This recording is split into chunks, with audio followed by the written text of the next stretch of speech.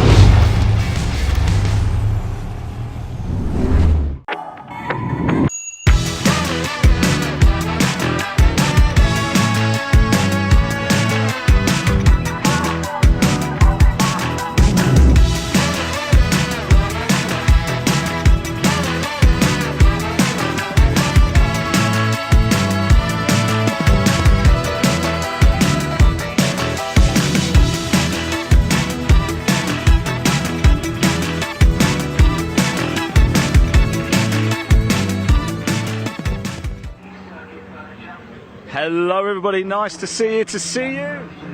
Nice, yes, hello everybody, welcome to the assembly area, race 3 of the season for the Hyundai Coupe Cup, very shortly about to get underway. We're going to go chat to some of the drivers. Eddie O'Kane getting himself ready. John Winter's here as well. We picked a good couple of people to come and chat to. John, just coming to say hello to you. How are you? Good to see you, by the way. All the better for seeing you. Stop it. Stop it, you. Stop No, it, you. all good. All good. Looking forward to this one. Good gritty cars, sun shining. Yeah, we got a couple that unfortunately didn't make it, but it's a lovely place to be on a day like this, isn't it? It really is. It normally rains at Oulton Park, but not today. No, all the good weather. Knew you were coming. Do you mind if I steal Eddie a second? Is that all right? Sorry, John. Sorry. Eddie, how are we doing? It's good to see you. Are you all right? Yeah, doing very well. What a glorious day for racing, yeah. It's absolute heaven, isn't it? I was just saying to John, it normally rains here, but not today. Look, tell us about your experience here. Well, it's my first time back since 2014 and the first time on the Hyundai at Oulton Park, and there's too many of these sim racer wonder kids at the front now. Where did they all come from? And they're just so online, so rabid. I just had to watch Max Papworth's pole lap from last year, and his gear changes and his lines were just superb, just completely different. So this is the new age. Does this mean you're going to invest in a bit of a sim rig? I think I may borrow just to go and borrow one for a day or whatever, you know. But it's great fun, it's great racing, it's a great series. Do you remember the old Amiga, the Amiga 500s? I don't think that would quite cut it nowadays. No, not at all, not at all. Yeah, with the old dial-up sound when you were connecting. Yeah, I remember that. Eddie, look, but thanks for talking to us, mate. Best of luck, great to see you as well. Let's move around, shall we? I wanted to go speak to Harvey Kersley over here. You're not missing any track action at the minute. Britcar just finishing off their qualifier. Come on, Harvey. Come on, my friends. Yeah. Yeah, that's it. Breathe in, everybody. Breathe in. How are we feeling? All right? Yeah, all right. Go some skids, really, isn't it? It's going to be a lot of fun. I've got a question for you. There's a bit of a theme today. We're asking everybody this, you watching wherever you are as well. Same question. I'm going to give you your dream car garage here. You have 3 cars, any 3 cars, no budget whatsoever, but these 3 cars, you can only drive them for the rest of your life. What are you going for? Coupe. Hyundai Coupe. Yeah. One of them. They're really good. Well said. Coupe. 2 more. Really put you on the spot. I quite like a Mark IV Golf. I quite like them. Okay. R32, I think they are. Yeah. The V6 one, they're quite nice. You've got no budget here, by the way. So far we've got Hyundai Coupe and a VW Golf. Don't know. You could have a Ferrari, or Aston Martin, Boring. Bugatti, Boring. anything. Don't know. Something I can drive about, really. I'm going to choose for you. Citroen Saxo. Yeah. Yeah. I quite like a BMW, actually. Yeah, okay. Listen, tell us about your time in the Coupe Cup. You enjoying it? Been really good. Enjoyed it. Paddock's amazing. Yeah. Like, can't get anything like it. Everyone's really good mates there. Talk to everyone, have a laugh in the pool. Yeah. But yeah, it's good. Everyone enjoys it and can't really get much better. It is, and perfect weather today as well for it. Have a good to see you, my friend. Good Thanks to for see talking to us. Really appreciate it. Yeah, let's go have a quick chat, shall we? Let's try and squeeze through and say hello to Paul in here. Paul, I'm just coming in, if that's all right, for a quick chat. How are you anyway? You all right? Are you ready for this? Yes, looking forward to it. Are you happy with how qualifying went? Yeah, mid-pack's always good. It's really close in the mid. So yeah, should be good fun. Oulton Park, let's talk about it. Literally anything can happen here, right? Yeah, it's a tough track, quite ballsy. Yeah. So I think the young people got more benefits than us oldies, but yeah, no, it's good fun. Do you know, I was talking to Eddie O'Kane up there, and he was talking about a lot of, we're seeing a trend of sim races. Have you done any sim racing at all? I tried it once and it was horrible. Was it? Absolutely awful. Yeah. You get no feel. I use computers all day, but sim racing's just not like the real thing for me. Yeah, not for me. Top But yeah, man. certainly in last year, Nathan Williams was a sim racer his first season. Blitzed everyone here. And I think Nathan this year up the front's done some sim stuff. So. Yeah, it's a great way to start and for youngsters to get involved in it. So it's good. Excellent. I'll let you crack on anyway. Thanks for talking to us. Really do appreciate it. There we go. We're in the mid-pack in a minute. Let's make our way further down. Mark Eels, P2 in the 666 number of the beast. We're going to hear from him a little bit later, so we'll just let him go very shortly. But let's go have a quick chat with Nathan, who is on pole and was a race winner at Donington Park as well. Let's see how he's feeling ahead of this one. Nathan, we're looking to continue our fine form from Donington Park, right? Yeah, it should be good. From here, Oulton Park, what do you make of the circuit? Is it somewhere that you've got a lot of experience with, or is it somewhere that you're not too au fait with? Yeah, never been here. Testing on Friday, blew the engine, so I didn't get any testing done, so this is my third session on the track. Not done you any harm, has it, on pole? No, luckily, but it should be good. Top man, I'll let you concentrate. Got a feeling we might be talking to him after the race as well. Hi Sheila, you all right? Let's go move on, shall we? Let's have a quick chat with Michael Evans. He's going to line up in P3. Cracking livery as well for Michael. Absolutely love this. Love the design of the car here, Michael. It's cracker. Is it your idea? No, it's John Winters who runs the series in Exit 13. I had the same design in my old car, which he put on there. When I built this one, he said it would look really good in the same colours, and he was right, so he did it all for me. He certainly was. And look, qualifying went well. You happy? Yeah, really happy with that. Second time out in this car. Had made a few changes after the last round. Seems to have worked. So yeah, it's very close to where I want it to be now. So yeah, really happy with the position. Where do you find the biggest challenge around Oulton Park? Well, for me, it's not one I'm too familiar with. I only raced it like 3 or 4 times, so it's just sort of getting back up to speed. Corners wise, I struggle a bit with this first chicane, can't remember what it's called, but yeah, getting the right line through that, remember to just keep off the curbs because they throw you out a bit in these. Yeah, that's the bit I'm struggling with. I think there's still more time to find there. Excellent. It's going to be a good day today, I have a feeling, Michael. Enjoy it and congratulations, starting in P3. Let's go right to the back now, shall we? Terry Gallagher, he was smiling at us a little bit earlier. I wanted to speak to him, but John Winter was having a good chin wag with him, so I didn't want to interrupt John twice because I'd already stolen Eddie O'Kane from him. But let's go have a quick chat with Terry, see how he's feeling at the back here. Terry, how are we doing? You got the biggest smile in here. Are you enjoying yourself? I'm loving it, absolutely loving it. Yeah. Listen, you've got quite a journey, haven't you? Yes. Yeah. Took us about 3.5 hours to get here yesterday. So, yeah. But first time in the car, first time in the championship. So. Yeah. So, still early stages then, but you have had did you have a practice session? Yes. Yeah. I did the paid practice this morning. Yeah. And I've done this. Did the qualifying. Took about 6 seconds off between practice and now. So why Coupe Cup then? Because it's affordable. I've come off the ovals. Yeah. And this is like the next thing affordability wise. And I've met a few of the guys, and this is just such a good pit to be in, such a good bunch of guys. You know, John that runs the series, Alex that I bought the car from and running it under Kersley Motorsport. They're all brilliant. All absolutely. Well, all I can say, Terry, we're a lot better for having you with us as Thank well. you. So thank you so much. Enjoy it. Go on, you. have a great time, won't you?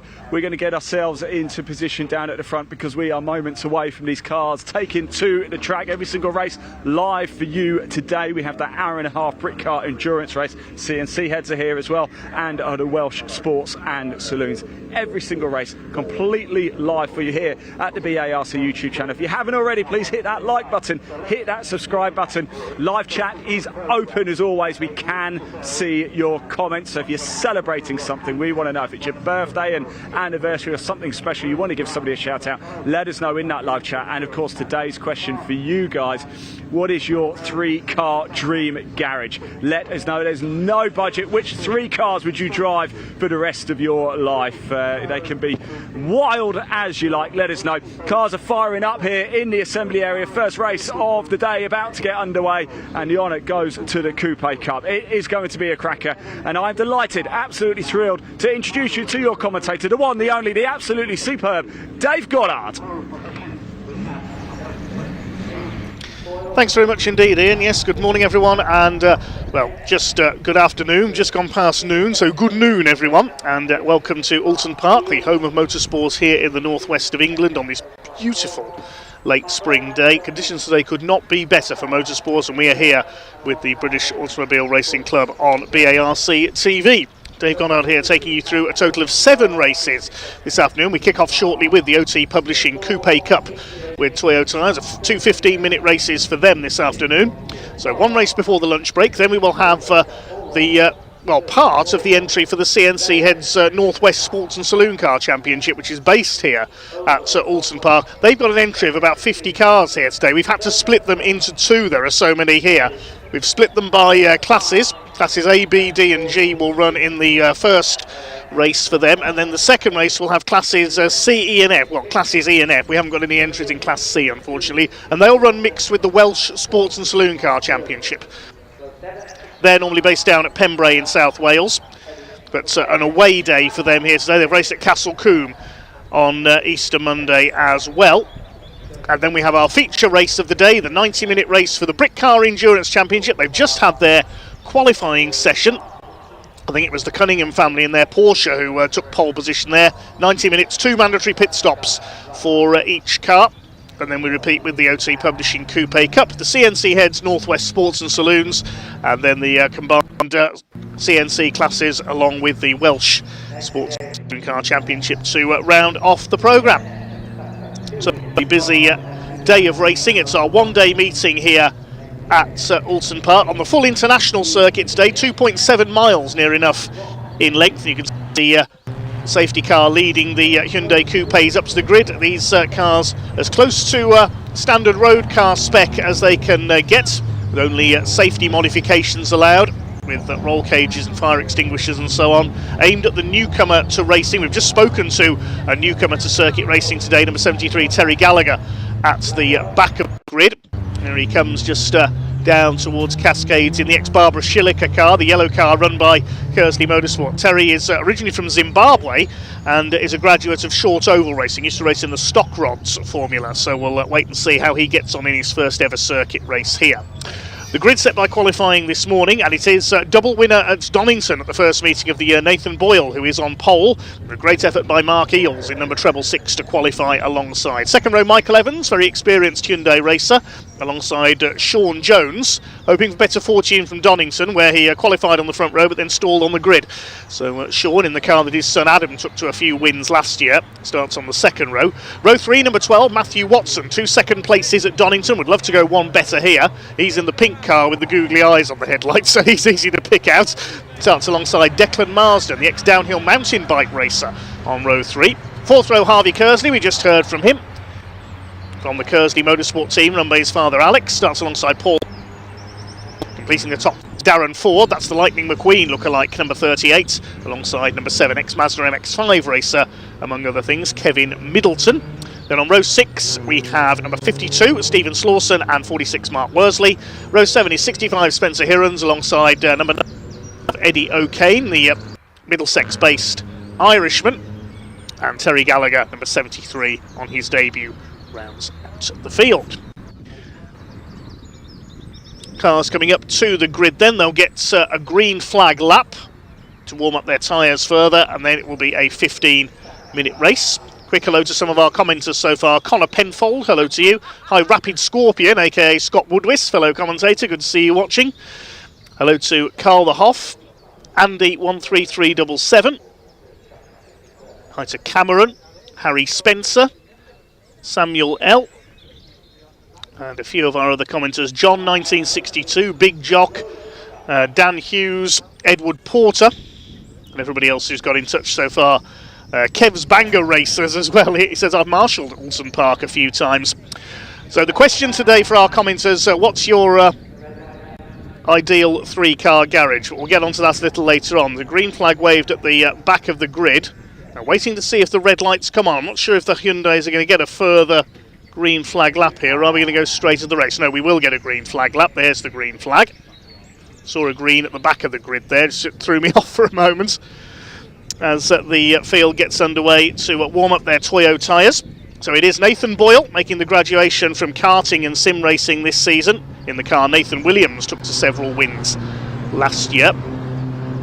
Leads this colourful field of Hyundais. There's the Lightning McQueen lookalike, Darren Ford, number 30. Surely he should be number 95 in that car. They had their opening races of the season at Donington in March. As we said earlier, this is a series, not a championship, so they don't score points in these races. It's all about learning your craft as a saloon car racer. The cars head out of Old Hall Corner, through the left flick at Denton's, then down into the left-hander at Cascade before heading along the side of the lake here at Oulton Park. So 3-car garages, we've had a couple of them come in already. Just looking back through my comment thread here on YouTube, trying to see them. JN05 says, my 3 cars will be a Volvo P1800 ES, Volvo XC70 D5, and either a BMW M5 Touring or Audi RS5 Estate. Good choices there. Big Jock says, BMW M3 for everyday run around, Porsche 911 for fun, Calibra 4x4 Turbo. Vauxhall Calibra 4x4 Turbo. I wonder how many of those are left. Hi to Leah, who says, my dream 3-car garage, Citroen AX GT, Fiat Coupe 20 valve and Mercedes G-Wagon. That's an interesting selection. I'll give you my selection after this race, I think, because we'll shortly be getting underway. Cars heading down to the far end of the course, and it's up and over the top of the hill, down towards the Hislop chicane, named after motorcycle legend Steve Hislop, and then into the right-hander at Knickerbrook afterwards. Nathan Boyle, the black and white car, leads the yellow car with the pink wheels. That's Mark Eels, former MG Metro racer. Great effort to qualify second. Harvey Kersley a bit further back in the red, white and blue of Kersley Motorsports. Series open to all generations of Hyundai Coupe, Gen 1, 2 and 3. John Winter founded this series a few years ago with a few of his colleagues from the old MR2 racing series. It really has taken off ever since. Up towards the double apex right-hander at Druids, where we saw Roger Stanford have a big shunt in his Lotus Cortina a couple of years ago on BARC TV with the pre-66 touring cars. They then head under the Warwick Bridge, named after Paul Warwick, who sadly lost his life here at Oulton Park in the early 90s. This is Lodge Corner. And then under the trees and into Deer Leap, they bounce up towards the start-finish line and another. So Boyle leads them round up to the grid. Inside him will be Mark Eels, the yellow and black car. Yellow and purple is Michael Evans. Sean Jones, the grey and blue car, number 43, will complete the second row. Matthew Watson in the pink, number 12. In black and green is Declan Marsden. Good qualifying effort by him. Harvey Kersley in red, white and blue alongside Paul Lorry, the red car with the white flashes on the sides. And then Darren Ford in the Lightning McQueen looking like Kevin Middleton in the yellow, number 7. Next on the grid. 15 cars out there then for a 15-minute race. Waiting for the marshal to display the green flag. There it is from the back of the lineup. 5-second board is held out from the starters rostrum. Waiting for those red lights to come on. It's time to go racing here at Oulton Park. The red lights are on. When they go out, we'll be underway. Here we go with our first race of the day. The OT Publishing Coupe Cup with Toyo Tires heads down towards Old Hall for the first time. Decent start by Mark Eales from the outside of the front row. Has he got the lead from Nathan Boyle? They're side by side. He's just got the nose in front. Decent start by Matthew Watson from the third row as well. A couple of cars run wide onto the grass at the back. Paul Lorry and Spencer Hirons, but they've gathered it up again down the avenue towards the left-hander at Cascades. They drop into Cascades. Just about making it round there. There's Gallagher at the back of the field. He's got away fairly well. It's out of Cascades along the lakeside. Who's going to be leading as they take the run up towards Island Bend for the first time? It is Mark Eales ahead of Boyle in second place. Jones is third, Watson fourth, and Stephen Slawson, the grey and white car's got away well. He's up into P5. Michael Evans has dropped back a bit in the 33 as they come up towards Shell Oil's hairpin for the first time. The 46 moving through there on the inside is Mark Worsley in the black and green car there, side by side with Paul Lorry, who's not having a happy first lap. Up towards Britain's chicane for the first time, formerly known as Fulston's. Got to go single file through there pretty much. They've all made it round this first lap okay so far. Michael Evans losing a few places off the grid, up over Hilltop, then down towards Hislop chicane. Overtaking opportunities under braking here. Nathan Boyle's going to have a look as they go into the right-hander, but Mark Eales holds him off. It's the first time he's led a Coupe Cup race. And through the right-handed corner of Knickerbrook on the way out of the chicane. Running over the brook there, then up Clay Hill towards Druids for the first time. Alex Kersley on the tail of Declan Marsden. That's the battle for P6 ahead there. Towards Druids corner. Through the trees at this very rural racetrack. It's a beautiful venue this is at Oulton Park. A lot of drivers say it reminds them of the Nürburgring in Germany. Eales leads the way, then Boyle might have a look here into Lodge if he can get down the inside. No, he's not close enough this time. Sean Jones in third place, father of Adam Jones, as we mentioned. He had a few wins in the series last year. They bounce up Deer Leap. No way to complete lap number one. Eales leads it, 0.3 of a second clear of Boyle in second place. Then Jones, Watson, Slawson going well in fifth ahead of Kersley, then Marsden. And Michael Evans down from third on the grid into 8th position. Ford and Worsley round out the top 10. 11 seconds covers the field. The completion of lap number one. Very evenly matched these Hyundais as Kersley up the inside there. He got ahead of Declan Marsden at Old Hall. He now takes the number 52 of Stephen Slawson as well. The NBE Builders sponsored car, but it is still Mark Eales, the former Metro Cup racer, who leads the way. Sean Jones having a look there on the inside as they come towards Island Bend, and he goes through up into second place. Trying to go around the outside there, Matthew Watson, side by side with Nathan Boyle into Shell hairpin. There's the eyes I mentioned on the front of Matthew Watson's car, and they move as the car corners as well if you look carefully. We always say motorsport should be fun, and that's certainly what the Coupe Cup drivers and teams treated as. You can't go side by side through there. Harvey Kersley getting around Matthew Watson there. Kersley's flying up the order in that number 88. He's loving this. The former junior Saloon car racer.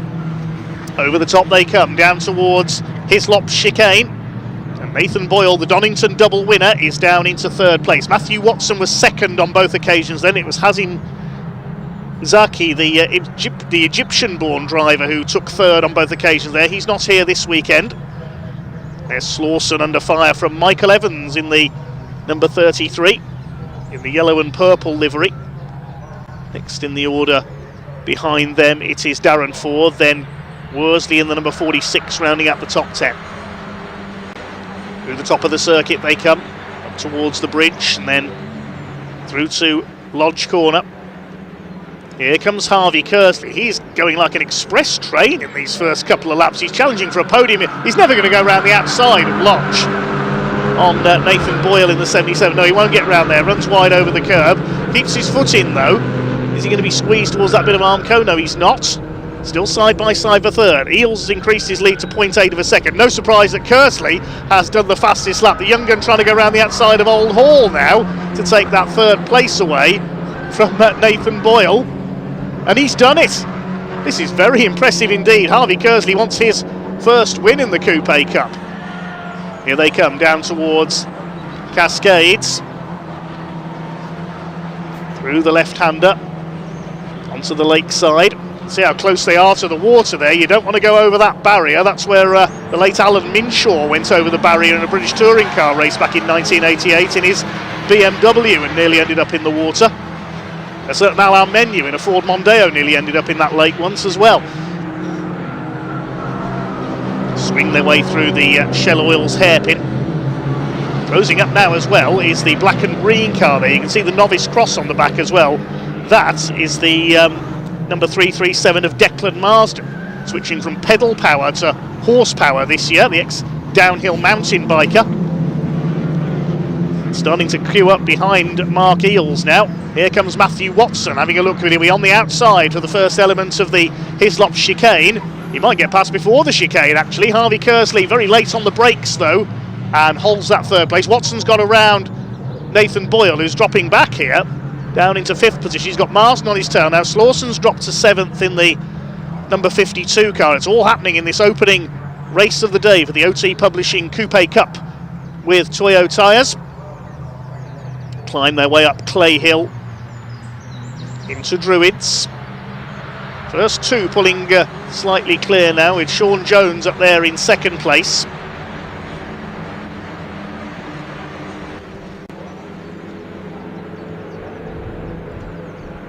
Up towards Lodge now. Kersley trying to close in. He's still got the fastest lap of the race, 2 minutes 10.938. Nathan Boyle having to go back and look at Kersley up to the inside now as they come towards the start-finish line. He's got his nose in front as they cross the line. He should get 2nd place here from Sean Jones, and he's done it.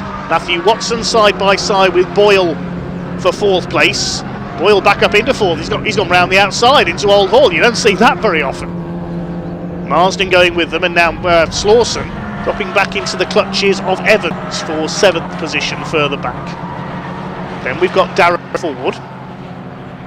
Behind him is the 46, that's Mark Worsley. Then Paul Lorry, who dropped back at the start in the 51. There's Terry Gallagher, enjoying his first circuit race. Only a couple of seconds behind Spencer Hirons there in the 65. Just keeping pace with the rest of the field. The ex-stock rod racer. Race on the short ovals down in the southwest of England. Smith Up Stadium near Taunton. St Day down in Cornwall, known as United Downs Raceway near Redruth as well. Terry has also been an official at Grimley Raceway in Worcestershire in the past before taking to the track himself. And his racing career back home in Zimbabwe many decades ago. Harvey Kersley now defending because Sean Jones wants to fight back. He has a look up the inside. Down to the hairpin. All this squabbling is letting Mark Eales get away here. Kersley defends. Boyle has a look. Doesn't want to go out onto the grass there. Clip those tyre stacks. You won't get much further. Ben Wilkinson learned that when he was fighting for the lead at Donington in the opening race of the season. Took him out of the race. Watson and Marsden trying to close up as well. Nathan Boyle all over the back of Sean Jones here for that 3rd position.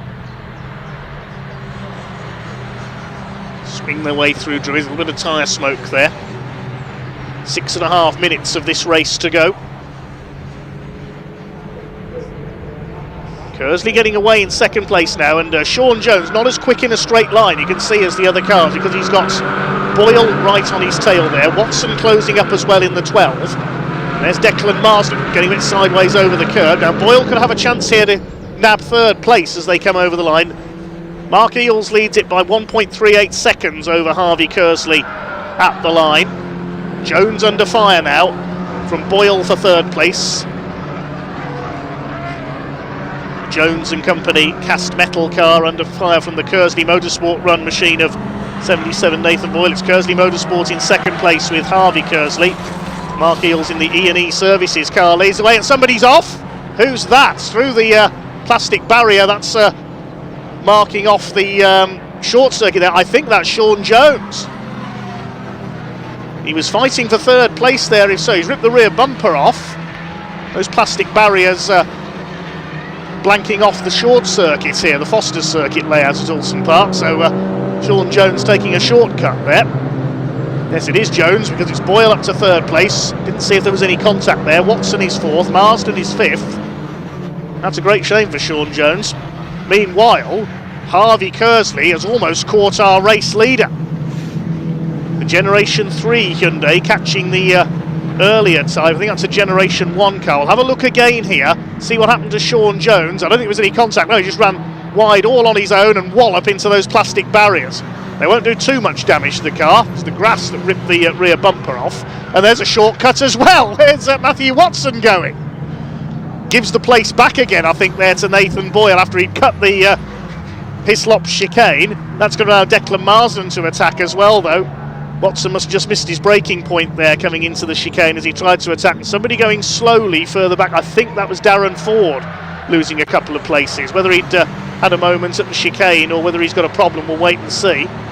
All happening here, especially for Sean Jones in what's left of the 43 car. Look at the state of that. If he continues that bumper hanging off, he'll get the black and orange flag, the black with orange disc, and be made to call into the pits. So he needs to come in this lap, get that bumper removed if he wants to carry on.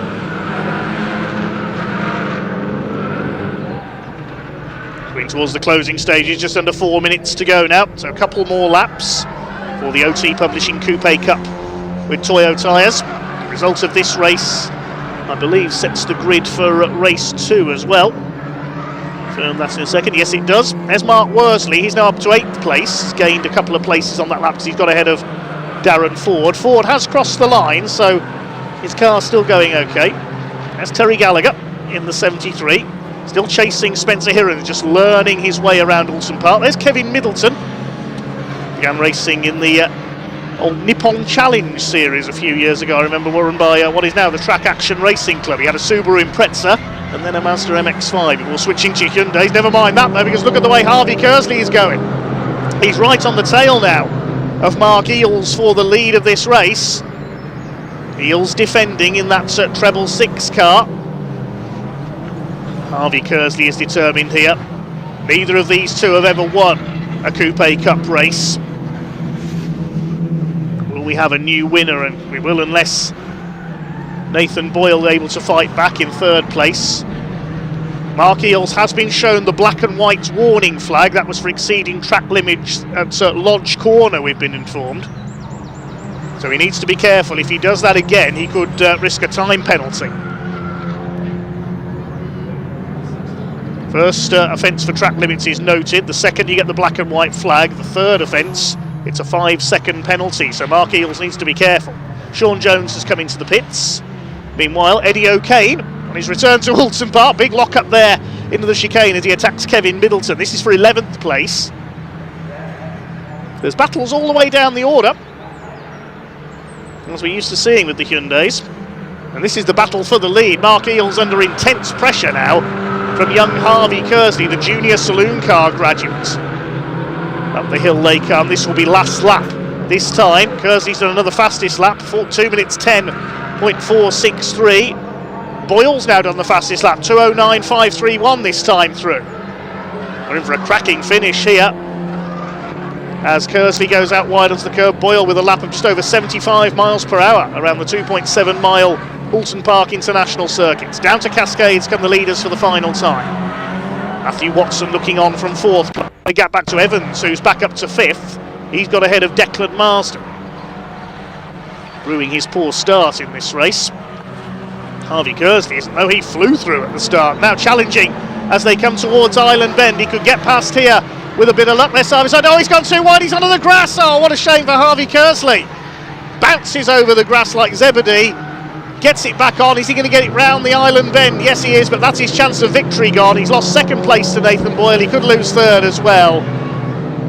That was just over-exuberance there from Harvey Kersley. He'll be turning the air blue inside that red, white and blue coupe. He's going to lose 3rd as well if he's not careful. Matthew Watson comes through. Excuse me, he says. I do love the eyes on the front of that car, I'm sorry. But poor Harvey Kersley is down to 4th place on the last lap. His attack for the lead went wrong there into Island Bend, just got out too wide. And now this is Nathan Boyle's golden opportunity for a last lap lunge on Mark Eales.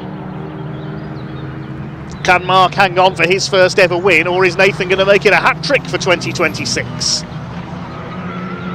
Won his first ever car race at Donington, followed that up with a win in his second ever car race. Clock about to count. Flag will be awaiting them. Can Mark Eales hang on? Is Nathan Boyle going to do a Matt Neal style lunge up the inside? Into the right-hander at Lodge. Eales moving to the inside slightly to cover. This is going to be close. I think Mark Eales has just about done enough, has he? Can Nathan Boyle get into the slipstream? Here they go up. D-Elite, the checkered flag is awaiting them. Here they come up towards the line. It's a first ever Coupe Cup win for Mark Eales in the treble six. Boyle second, and Watson just beats a frustrated Harvey Kersley home for third. Fifth is Michael Evans.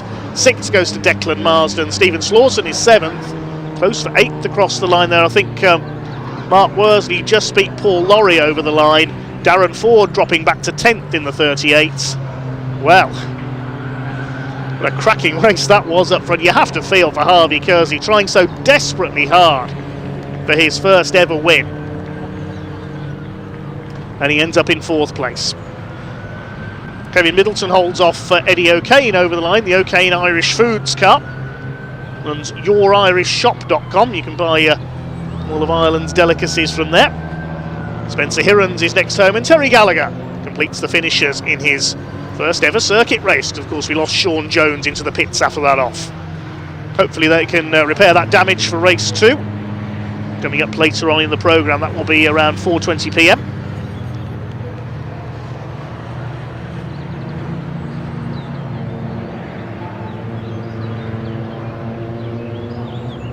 Let's have a look again. There's Harvey Kersley, just got too wide onto the grass coming through Island Bend. That's a rallycross his way back on. I thought he wasn't going to get the car stopped then to go into the Shell hairpin. Such a shame for the young gun. We'll have to try out all again in our second race later on. But well done indeed to all the OT Publishing Coupe Cup with Toyo Tires competitors. A great race for their drivers there, and a first ever win for Mark Eales. Just a couple of tenths of a second ahead of a determined Nathan Boyle and Matthew Watson. 3 podiums out of 3 this year. Harvey Kersley in 4th place, then Michael Evans fighting back to 5th after a slow start. Declan Marsden a good 6th place, that's his best finish so far. Then Stephen Slawson, Mark Worsley, Paul Laurie and Darren Ford completing the top 10. Kevin Middleton held off Eddie O'Kane for 11th, then Spencer Hirons 13th, debutant Terry Gallagher in 14th, and they were the only finishers because Sean Jones had to pull into the pits with some damage. Fastest lap went to Nathan Boyle, 2 minutes 9.53, 75 miles per hour. And shortly the cars will be in position down there in the assembly area to talk to Ian. Few of your 3-car garages coming in. We'll get to those in the lunch break if we can. My 3-car dream garage, I've been thinking about it during that race actually, I would go for a Lancia Delta Integrale. Grew up watching those in rallying. A Hyundai i30N. And if I needed to carry heavy loads, an Audi RS6 Avant Vorsprung.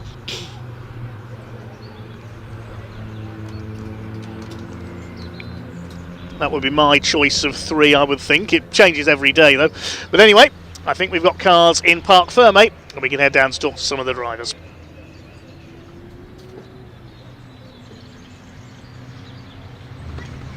Oh, yes, Mark Eales, the number of the beast.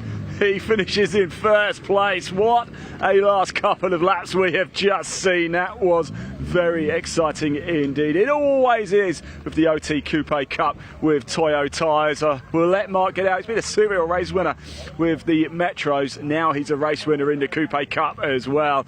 He came in pumping his fists as he drove here into Parc Ferme. What a great way to start the day here at Oulton Park. We'll let him get out of the car and then we'll have a quick chat with him. I'm sure it's exactly what he wants to do. As soon as he's come over to start finish straight to take the checkered flag, get out of the car, baking hot, and then now you've got to come talk to me. Mark, come on. How does that one feel, hey? Yeah, that was great. Still got it, never left it, did you? I've always sort of managed to get pretty good starts, but you know, that was a blinding start. Yeah. I don't know what happened. He dropped off a little bit, but well, Harvey, I think he might have gone off the track. Oh, a I little saw bit. Harvey go off. Yeah. We were having a bit of a He was right on me. I was sort of losing a little bit of speed at the end. You had to deal with Harvey, and then you had to deal with Nathan over there as well. Yeah, well, Nathan, he sort of went. Cheers. He sort of disappeared from behind me on like the second lap, I think. So I was sort of just get on with it, head down, try and just try and get the lap times in. But really enjoyed it. Obviously, I was sort of out on my own, but I could see him coming all the time. So it's top man, Mark. nerve-wracking. I'm so happy for you, mate. Well done, well done. I'll see you later. Yeah. Thank you. Right, let's just grab Nathan. Can I grab you for a second if we can? But that was eventful, wasn't it? Yeah, it was a brilliant race. Loved it. I'll tell you what, another lap. Who knows, right? Maybe, but it's what it is. 15 minutes. Kind stone. It was a good race though. What happened at the start? Because it looked like you dropped back a little bit. I'm still getting used to the race starts. So got a much better start. Well, everyone got a much better start than I did. But I hung on to second, and then coming down the middle of the circuit, tried to go into fourth gear, just wouldn't go in. Swarms of people came past, and then it was just a recovery drive from there. But it was brilliant. You're all smiling. You're having a good time, right? Yeah, Look, I'll let you go talk to family, have something to drink. Thank you so much as well. Where is Harvey? I saw him. There he is. Let's go grab him for a quick chat. Came home in 4th place in the end. Harvey, come here, mate. Come here. So close. And then it went a little bit wrong. Yeah, it's not tears, trust me. I don't know, I got up there really. I thought I was just doing a bit of driving, getting past everyone. That's a technical term, a bit of driving. Yeah. And I tried to go to the outside. I got on that dirt and it started understeering, so I braked back on the throttle and the fuel surge because I've got like no fuel trying to get all this weight off. And it just dropped the front on the grass and I was like, ugh. Oh well, I'm starting P4. I was going to say, you must be pretty encouraged by that though, right? The pace is there. Yeah, I mean, quali didn't go so well. We had like really thin brake pads, so we put some new ones in, and obviously it's quite worked, hasn't it? Yeah. I thought so. I thought we were for a grandstand finish. We almost were. Well done anyway, mate. Really chuffed for you. P4 in the end there. Let's go have a quick chat, shall we, as well, with Mr. Watson. This is becoming a regular occurrence now, isn't it? It is, isn't it? And we're the better for it. Quite an exciting race, that. Yeah, it was a very exciting race. The tyres turned to God knows what about the sort of the 4th lap, and it was just holding on for grim death really. This is the hottest it's been for God knows how long. But yeah, I just want to say as well, it's my daughter Willow. That's her birthday tomorrow. I don't want to say happy birthday to Willow, and I'm sorry I'm not at your birthday party, but I'm here getting trophies for you. Happy birthday, Willow, from everybody at the BARC. But it's done you proud. Thank you very much. Yeah, no, it's ideal. I'm glad I came now. So yeah. Well, you can take a little pot home for her now, can't you? I certainly can. Just fill it with. How old is she? 7. Make sure you fill it with sweets. I certainly will do. I certainly will. Well done, mate. Thank you it's really good to see it. Good luck a little bit later as well. Right, we're moving into the lunchtime, everybody, so don't worry, we're not missing any of the on-track action. Plenty coming up for you this afternoon. It does enable us to chat to some of the drivers a little bit more. I just want to jump in here with Terry again, if we can. Sorry, Terry, I'm coming to chat. We spoke, obviously, before the race. Now it's all over. How are you feeling? Absolutely brilliant. Buzzing. These guys are fantastic to race against. They're all right, aren't they? They're all right. Yeah, they are. Look, what was the most exciting bit of that race for you? Just being able to hang on to the tail of other drivers. The first lap or so was, I could have put my nose in, and I was tempted to, and then I thought, no, it's my first day in the car. Yeah. I've come here with a specific reason, so I'm well happy. Does that mean then in race 2 the nose is going to go? The nose might go in. Yeah. Yes. Yeah. Terry, congratulations. Really happy for you, buddy. Really are indeed. Let's just jump in here. Remember, nose is going to come in race 2. How was that for you? What, finished?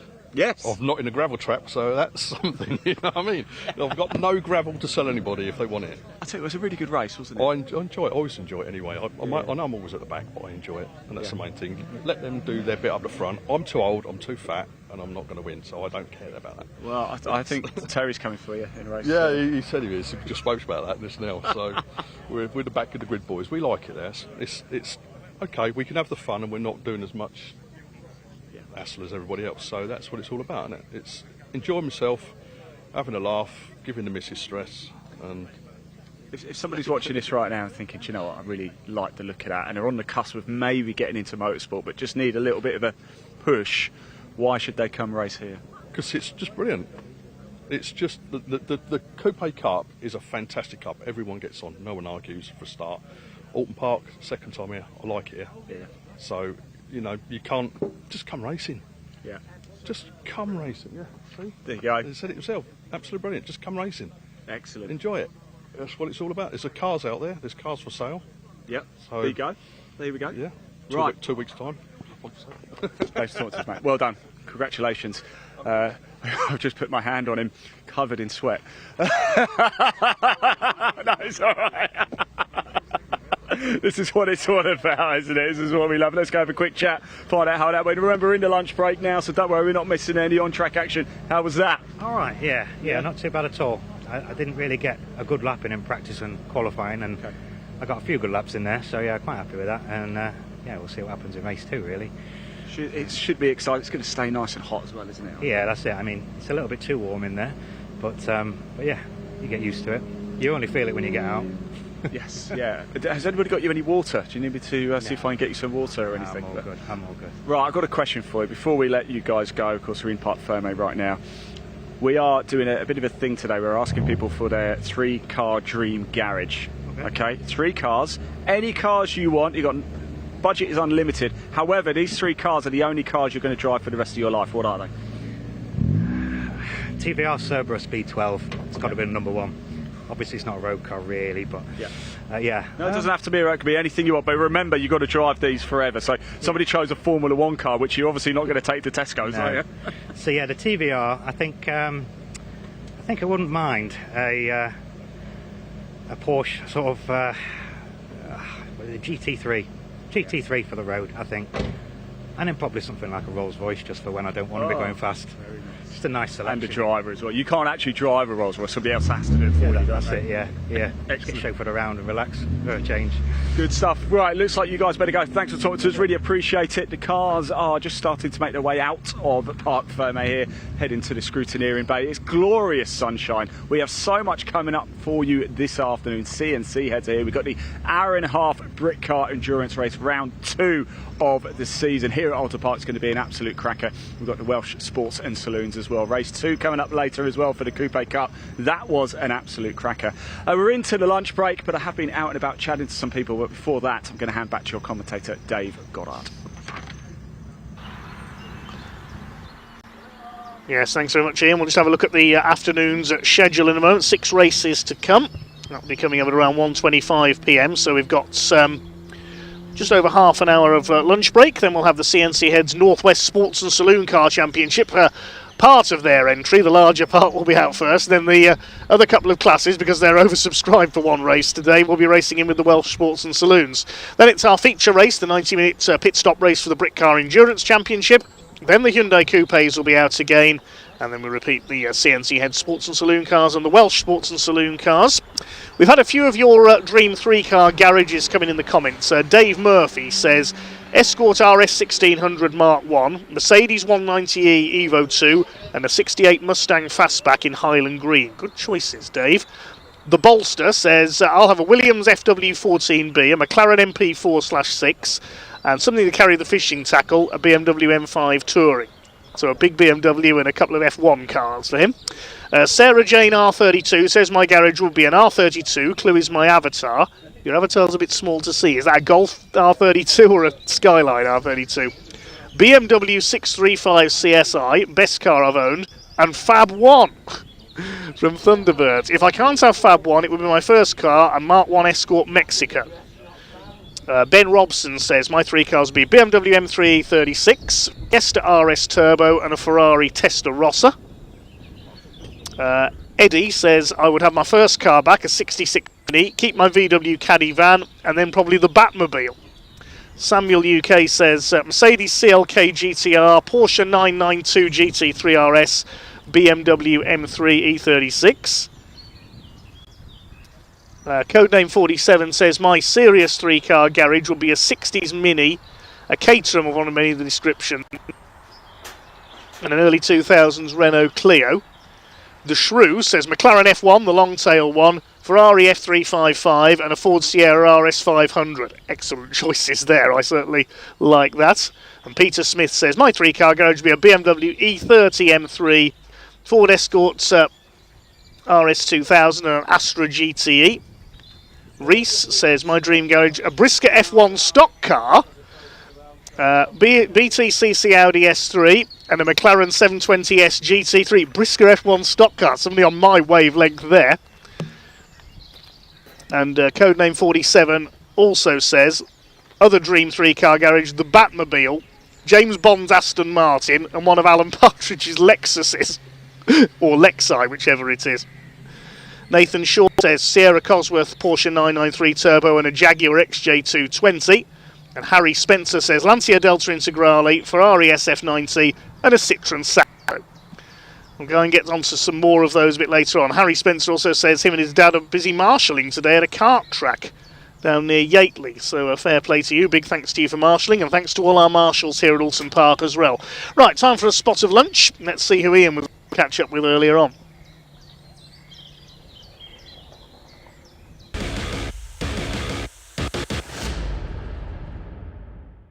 .666, the number of the beast, and somebody looking to have a devilishly good time here this weekend in the Coupe Cup is Mark Eales. Mark, so good to see you again. How are you, first of all? Yeah, I'm good. Yeah, good. Nice to be here. Nice to be here in the sun. You know, used to come here, it used to be raining a lot, so... I think, yeah, it's beautiful today, isn't it? Listen, I wanted to talk to you, Mark. I've known you for quite some time. I've had the great pleasure of knowing you for quite some time, but not in a coupe. You are, of course, a champion in the Metro Cup, but now you've come over to the dark side. 666, and you've kept the number. Why 666? 666. Well, my original number was 44, and when I moved over to this championship, it was taken. So it was sort of, you need to, pick a number, and there wasn't really anything. So there's no story about it. You're not no. I just, it's I like 666. You don't. Bit of Iron Maiden, bit of Peter Hickman on the TT bike. He raced. The number. You don't have you don't have anything dodgy going on in the basement. No. Right, so why from Metros to Coupe? I know you said you've done a couple of rounds last year in Coupe Cup, and it's got you the bug for this year? Yeah. I've known John, who runs the championship, for quite a while, just through work and things, and it's just very different to the Metros. Metros very different suspension and things, whereas this is a bit more conventional. It's sort of like a learning curve for me, really. It's nice to learn how to set the car up, and I do everything myself, so everything from sort of getting the car ready to maintaining it and things. So, were you pleased with how things went round 1 and 2? Yeah. Qualifying was a bit naff, and I had a few problems with the brakes, but I sort of worked my way through the field, and I think from where I started to where I finished, I was up to 4th at one point, just couldn't quite hold on to that. So I think you finished race 2 in 7th, so it's it's good, enjoyable. So. What's the target for the rest of the year then? Can you, because you're a proven race winner, Mark, and I know you won't want to keep finishing 7th, will you? No, I managed to get a 3rd last year in this car at Brands in the last round, so just to try and get at least a podium would be very, very nice, but it's pretty competitive. What are these like to run? Because if we just bring the camera down as well to the car, what's happened here, Mark? This Rubbin is racing, is that it? Yes, it's like I say, it's very competitive. There's a little bit, it's non-contact, obviously, so that's just pure by accident, but it's just super competitive, so, things happen, but is it easy to get parts for these cars? Can you still find them quite easily? Yes, this is a very early one, so panels and things are getting a bit more hard to get, but they're still out there, so, and relatively cheap in racing terms. They're very cheap to run and things. So and it doesn't matter if you give it a little dink, does it? Yeah, I'll clean that. You don't feel. Have you? Oh, good job. It was due a paint job, and then we went out first round, and that happened, and I thought, I'll just hold off on the paint, just maybe till next year. That's about as good as I could do as well when it comes to art. Yeah, that's it. It's just a bit of tyre rub. That's all. That's all that is. It's nothing major. So. Right, Mark. Before I let you go, and thanks for talking to us. Really great to see you again, by the way.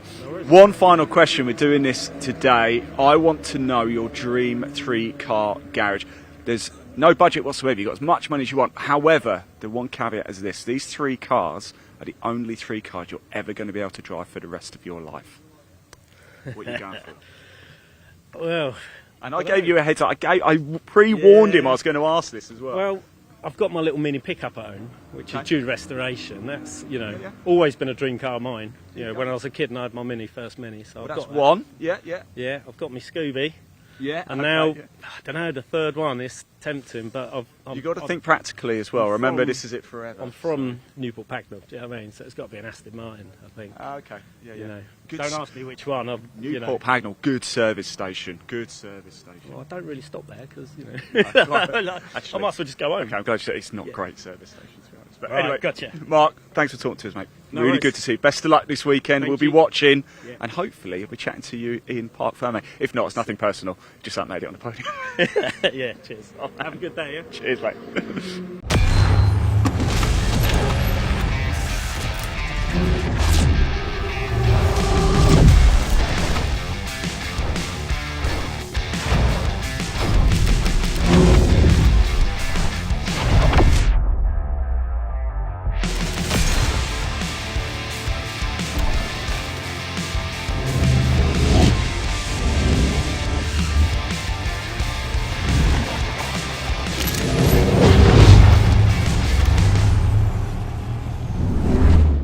Well, we're on our little walk around the paddock here at Oulton Park. I've caught up with Gary Warburton here. Gary, wow, first of all. We have to come and talk to you about this in the CNC heads today, of course. Tell us about it. We don't see many of these now, do we? No, there's not too many about. I've been rebuilding it over the past 12 months. Yeah. It's not a Mini, but it's got a lot of Mini parts on it. So it's got a VX220 Vauxhall engine in. Okay. Insane horsepower. We're trying to reduce the horsepower where everyone else is trying to get more horsepower because it's just undrivable. But we're getting there. So where did the idea? Let's we'll let the camera have a little walk around the car and look at it. But where did the idea for this come from? Space frames have been. They started off with Maguire space frames many years ago. When I was a lad, there was a guy called Peter Baldwin raced one, and there was a TV series about it.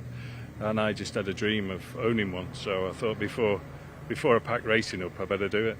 Does it ever stop? Do you ever stop tinkering around with it, playing with it? You just said you're trying to seek more and more and more. Constant fettling with it all the time. Yeah, you what, can't. What does this car mean to you then?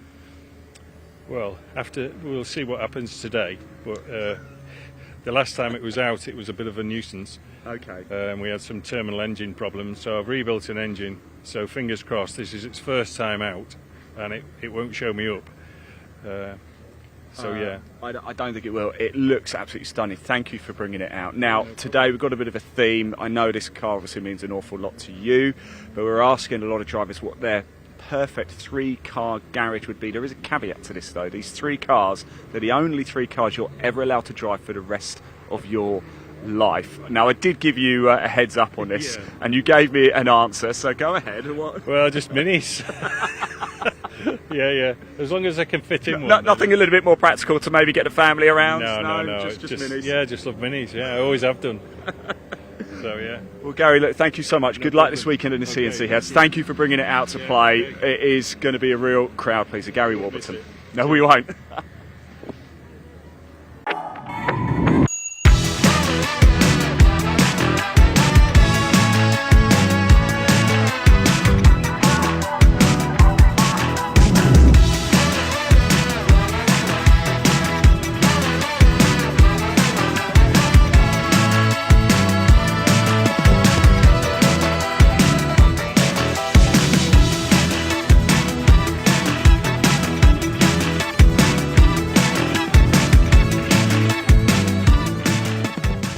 Well, everybody, look who I have bumped into. It's Mr. Paul O'Neill here as well. And look, he's got his legs out as well. It's so bright.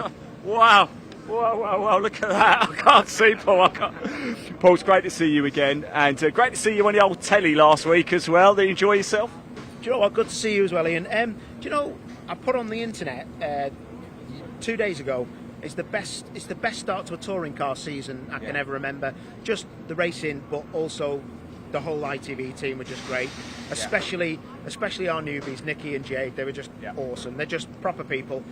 I really enjoyed it because sometimes I walk away and I'm just like, I'm so tired. It's like, it's a bit drab. Plato's back. He's a story, love him or hate him, and it's great. So British touring cars, been brilliant. we are going to touch on British touring cars. We're going to talk about, obviously, Project 297 very, very shortly. Thank you very much. But I want to touch on touring cars first because we're here at Oulton Park, and I know this place is very special to you. I'm going to take you all the way back to 2002. What happened here, Paul? There was nearly a flood. That's what happened. I was very fortunate to win my first ever race in anything in a British touring car race in the end. I raced for 2 years in club racing, and got to touring cars in my second ever round, and my two teammates went off battling with each other, James Thompson and Van Muller. Couldn't quite believe what was happening, come across the line, won the race, and I really can't remember too much from that. You know when you go to football or something, which is you get so excited you're screaming. I nearly passed out coming across the line, and that's when I was 22. So I was pretty fit. You don't really remember, because I watched it. If you haven't seen it, by the way, go to Paul's social media because the video is up there. You look exactly the same. You still do. Well, shut up, mate. Gee, hey, it was actually about 200 yards that way that I come into the collecting area, and broke down in tears because it was such a massive thing for me, and I do remember a lot of it, and that's what I'll take to the grave, was just the queue of people down the pit wall, just every team just trying to say well done, and I've still got friends. Was that a bit of a life-changing moment? It's the only life-changing moment. Yeah. Like, that sounds disrespectful to a lot of things that my family have done, but for me personally, it was the most amazing day in the world, mate. You're so privileged to work in motorsport like we do, but to do something that, when you looked at it from behind the fence 2 years previous, and then you win at your home circuit and everyone's chanting, and it's just great, mate. Brilliant. Right, talking of special moments, it's round 2, of course, of the Britcar Endurance, and look at this beautiful sunshine, hence the reason why I've got my arms out, you've got your legs out. Oh, what a treat for everybody. I think the viewer number, I'm just getting it in my ear, the viewer numbers have just dropped off. But look, Project 297 Racing, I know it's not just Britcar, you're involved in a lot of other series as well. Second round now, Donington Park, of course, it went very well for you, didn't it? Yeah, I literally, just before the car went out, then I had a bit of a pep talk with the team just to thank them firstly for being here and making it what it is. Me and Alex, my business partner, are just very grateful that we have so many good people working on the car, and two fine drivers. It just come about as a pipe dream. Me and Alex on a charity bike ride, we were chatting, could we do it? I didn't want to do it. I saw that picture of you on a bike as well on social media, and don't have to check that one out. No, that's not a crowd pleaser, that one. But this race team is something I didn't ever want to do. Now I'm doing it, and the first round at Donington was super special, super special for us to win. Was amazing. But I've got to say, the team are great. We do what we think is right. We stick to the basics. Had a pep talk this morning, and I said, don't expect every round to be like Donington. Comes with whatever happens today happens, but we just aim to be in the top 3, and we don't discount anybody. And I've been around a long time, so I know what can happen. So this Project 297 Racing, this is long term? I hope so, yeah. You never know what's going to happen in the future, but this for me is something that I've thought about personally, because I never know where touring cars is going to go. I don't know if I will be replaced next year. I never assume that somebody better won't come along and take my seat. That's how motorsport and business works. So I'll always want to do touring cars, but this is something that I've always, thought maybe I can do, and it's good, mate. We love it. If I'm honest, Paul, I wouldn't worry about the ITV thing. If BARC is still hiring me, I think you're all right. We'll stick together, boss. Paul, thank you so much for your time. Look, you're a busy man. It's a one-day event here, round 2, Britcar Endurance, about to get underway. Paul O'Neill, thank you so much, mate. And can you please cover those legs up? I can't see anything.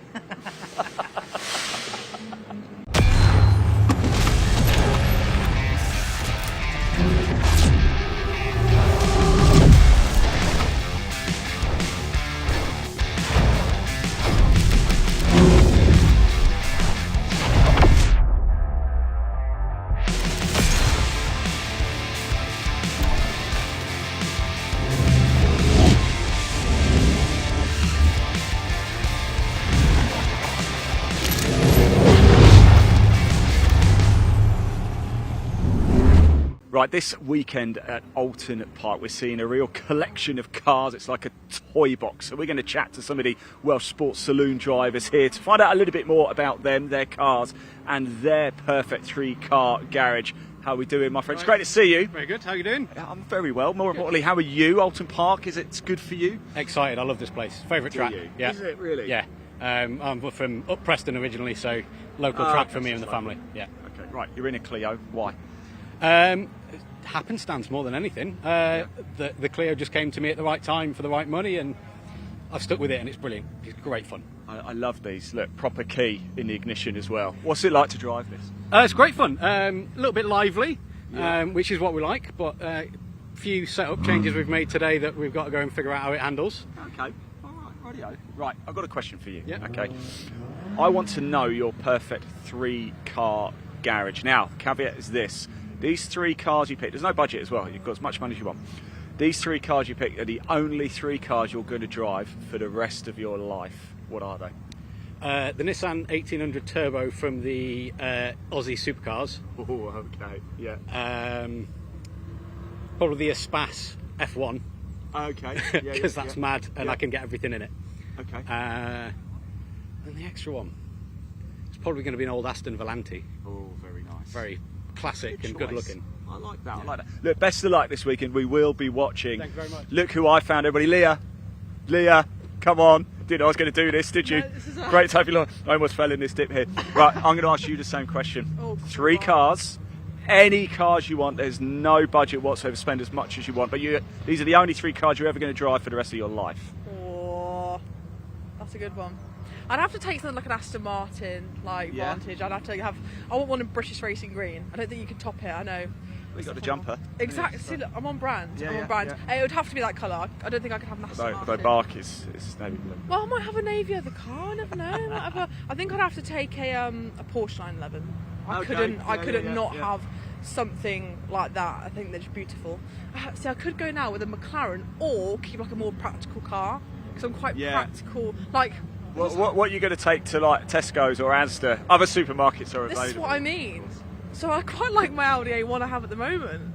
It's just sturdy. But then if I have children one day, that's not like it's not going to fit people in it, is it? Yeah. So maybe I'd have to take an Audi like Q5 or something like that. One of those.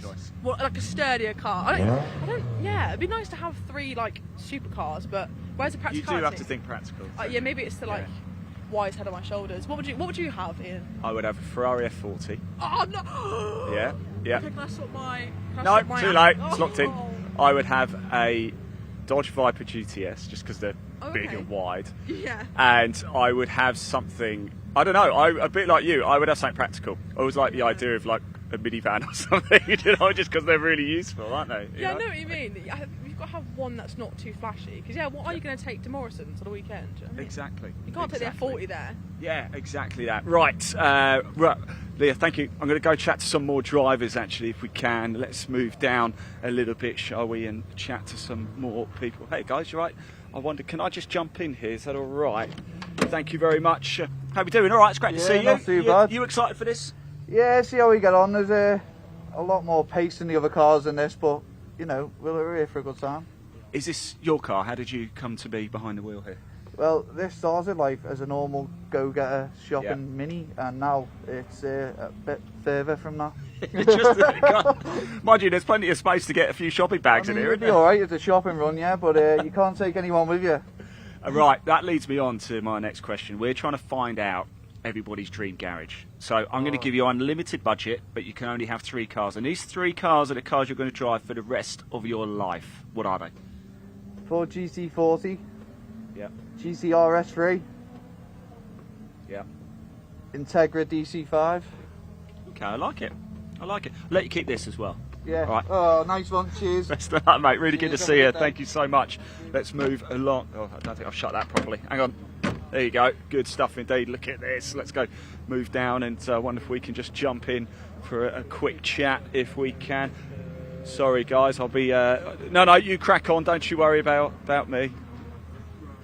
We'll move on because they're a little bit busy. Let's go down. Love an MR2. Who doesn't love an MR2, eh? Everybody. Everybody loves a Nemoto. Exactly. Is this yours? How did you come to be behind the wheel of this? I bought it. So- I built it. You bought it and built it. Is it a bit of a love story for you, this car? It's just a project. Just something to do. Just a bit of fun. Bit of fun. And Oulton Park, bit of a fun track. Love it. Absolutely fantastic. Okay, right. You obviously know what you're doing, right? Underneath the bonnet. Well, we're going to find out actually that's today, right, aren't we? yeah, Yeah. that's So better. I don't want to give a bit of a curse here. I'm going to ask you a question now. Okay. You've got three cars for your dream garage. Money's no object, but these three cars are the only cars you can drive for the rest of your life. What are they? Dodge Viper. Oh, I just said that. Probably a McLaren F1. Okay. Yeah. And a Mini. A Mini or something like that. Yeah. Which one of those are you going to take down to Tesco's or Sainsbury's? All of them.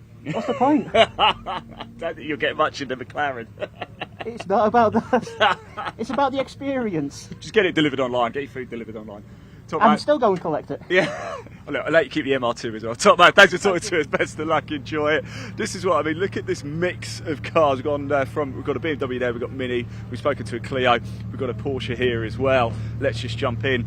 Thanks for coming out and playing today. Perfect conditions, isn't it, here at Oulton Park? Do you like this circuit? I love this circuit. I've unfortunately never raced here before, so this will be a first for me. Driven it a few times, but never raced it. And what an amazing day to do it. It's always nicer when the sun's shining, right? It certainly is. Tell me about this car. I've been driving it we built it as a lockdown project. Normally racing the Porsche Carmel Trophy against a load of other Boxsters and Caymans and things. And I'm from Wales, so I often try and do as many rounds with the Welsh Racing Drivers Association as I can. So yeah, nice to have a bit of variety, and doing the mixed class racing is always good fun as well, because you never know what you're going to be racing against. So looking forward to it. It's a real toy box of cars, isn't it? And speaking of toy box of cars, I've got a question for you. Yeah. I'm going to give you unlimited budget, but you can only have three cars, and these are the three cars that you're going to drive for the rest of your life. What are they? That's too tough. I mean, I'd have to have a GT3 RS for sure. Can it be a track car? Because Anything you like. But you better remember, this is it for the rest of your life. I'd have to invest in some sort of Formula 1 car, like, you know, early 2000s Formula 1 car, nice V10 or something like that. Yeah. And I don't know, something just for the badge, like a Ferrari or something. Yeah. Well, if you're going to have an F1 car, we might have to buy you a track as well. Yeah, but if you can afford a Formula 1 car, you can afford to rent a track for a couple of days. Yeah, right? but you won't be taking that to Tesco's, will you? No, I don't think that'll be eligible for a lot of these championships anyway. Look, Tom, man, thanks for coming out to play. Enjoy it, won't you? What are we doing here? What are we doing? Good luck. Thanks for talking to us. Right, look at these cars coming in. What a mix. Let's just move around a little bit. Great to have them along today. They have already raced this season at Castle Combe, but let's just, where are you? There you are. Let's just go down, have a little look. Don't worry, we're in the lunch break here at Oulton Park, so you're not actually missing anything right now. But look at what we have here. I wonder if I can just go around and have a quick chat. Absolutely beautiful, really. Hello. Hello, mate. How you doing? You're all right. It's good to see you. How you doing? Yeah, a bit of a crowd pleaser you in this, aren't you? What? I don't know, am I? Yeah, well, you are for me anyway. Tell us about the car. 1998, did national hot rods for quite a few years, and then the kids did mini stock, so I gave up, and then we got the car back on song, and we went into the Intermarquise that was then, and I won that in 05. Gave up again for the kids. Daughter started racing that mini on short circuit. And then she wanted to go long circuit. And then they said, get this back on track, Dad. And then he came out in his Peugeot, and we're just hemorrhaging money. But I like it because it's got 1,000cc. And we started 21st at Brands with the Intermarquise, and I come 4th. No, nice. Yeah. Nice. Cheesed off quite a few people. No, I think, well, we enjoy it anyway. I certainly do. The Mini's great fun. It's been out for years. Yeah. I just keep turning up, but it's a long way to come. 6.5 hours. Before I let you go, just before I do let you go, one final question for you. 3 cars, okay, for the rest of your life. Unlimited money. What 3 cars are you having? Got to be Ferrari, even if I don't drive it. Which one? And just a Ferrari. Testarossa. Yeah. Oh, Park it up, leave it go. Yeah. Then a Bentley Continental GT. Yeah. And then a Renault 106 GTI. parked in the 106 They're fantastic cars. Oh man, I love it. Look, thanks, mate. I appreciate it. All have a good Lovely day. to see you indeed. Right, so these cars are about to head out for a qualifying session. We're going to find out how they get on a little bit later. We'll be back in assembly with the Welsh Sports Saloon cars. We've got CNC heads here as well, of course, Britcar, as we know too, and the Coupe Cup all coming up. Remember, the live chat is open on the BARC YouTube channel. I want to know what your 3 dream cars are. Pop them in the live chat. We can see them. Dave Goddard can see them. I can see them. We'll start giving you guys some shout outs. So let us know in that live chat. We've seen such a mix of cars. Not too far away from getting back underway here at Oulton Park.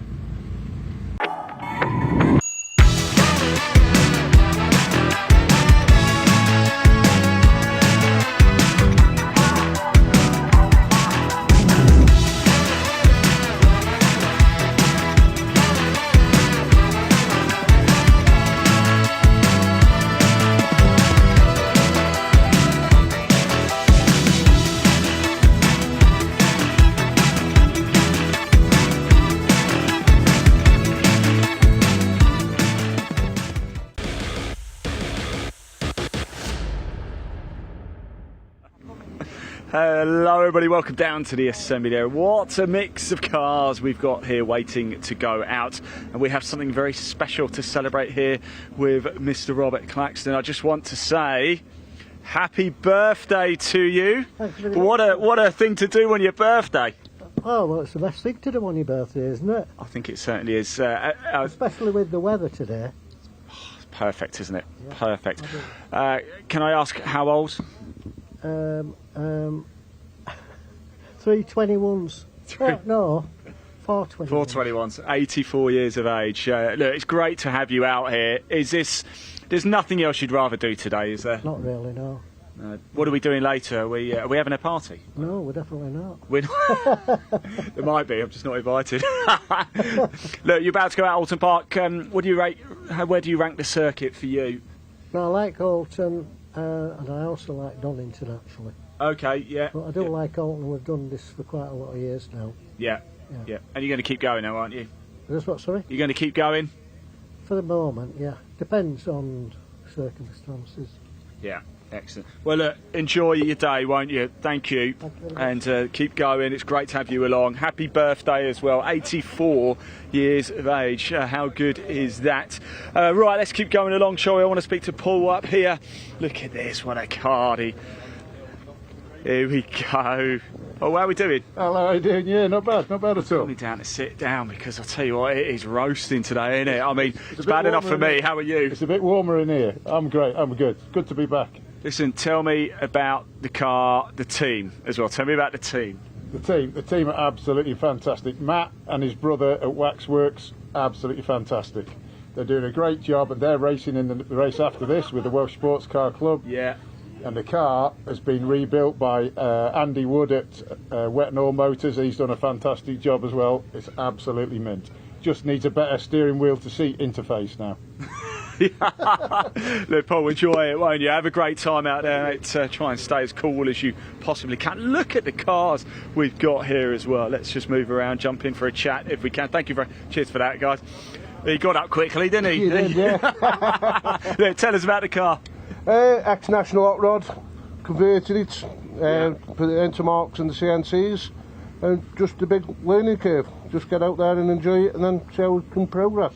Oulton Park is some place to come and bring it out to play, isn't it? Yeah, it's lovely. Really nice people, nice track, really good, really enjoy it. You enjoy racing with the CNC heads? Yes, yeah, they're good. They're good following, good people. Like I say, can't put a bad word against them. Excellent. Look, best of luck out there. Thanks for talking to us. Thanks for coming out to play. We really do appreciate it. I want to go a little bit further towards the front as well. So yes, the lunch break almost over here. It's now wall-to-wall racing for the rest of the day. I wanted to move down here because I wanted to go see if I could find Mark Primmett down here. His cousin, of course, is Stephen Primmett. Where is Stephen? I thought he was around somewhere. I'm not so sure he is, but let's go. Oh, there's Stephen Primmett. Let's go have a quick chat, shall we? It's Mark Primmett behind the wheel of the car. Mark, how are we doing? You alright? Yeah, not too bad. It's quite loud actually, isn't it? I'll probably pick the worst person to come talk to for noise. I know Stephen, I know your cousin very well. He's some racer. Does he? Do you two share tips of each other? No, you don't pay no attention to me. Excellent. I'll be honest, I can't really hear anything. I'll let you crack on, Mark. Don't worry, thank you so much. Stephen, told you I was coming to have a quick chat with you. How are you anyway? Good, very, very well, thank you. How's Mark feel? I couldn't really hear anything he was saying, it was so loud in there. He's got a little bit of nerves for the first time in his life. Has he? I've never seen him before have any apprehension, but he's got a little bit. What about you? Are we going to see you out with classic touring cars again at all? Yeah, oh definitely, but maybe not in the pre-83s. Yeah. Look forward to it though, mate. Excellent, it's good to see you. Enjoy, won't you? Good stuff indeed. Yeah, Stephen Primmett there. Used to speak to him an awful lot in the classic touring cars. Let's move up a little bit further, shall we? Just chat to some more drivers before we get back out on track. Lunch break cut a little bit short today. We did have a couple of red flags earlier. How are we doing? All right? Yes, all right. Sorry, you're going to have to go. Yeah, go. Here you go, the gate is open here. Sorry, everybody, we're not going to be able to chat to any other drivers because we are about to get underway. It's CNC Head Sports Saloon Car Championship. The first group of classes about to head out on track. We are going racing now for the rest of the afternoon here. This is going to be a cracker. Let's hand over to commentator Dave Goddard to take you through the action. Enjoy. Thanks very much, Ian. Yes, good afternoon and welcome back after the lunch break here at Oulton Park on the international circuit today. About to resume racing with a 20-minute race for the CNC Heads Northwest Sports and Saloon Car Championship.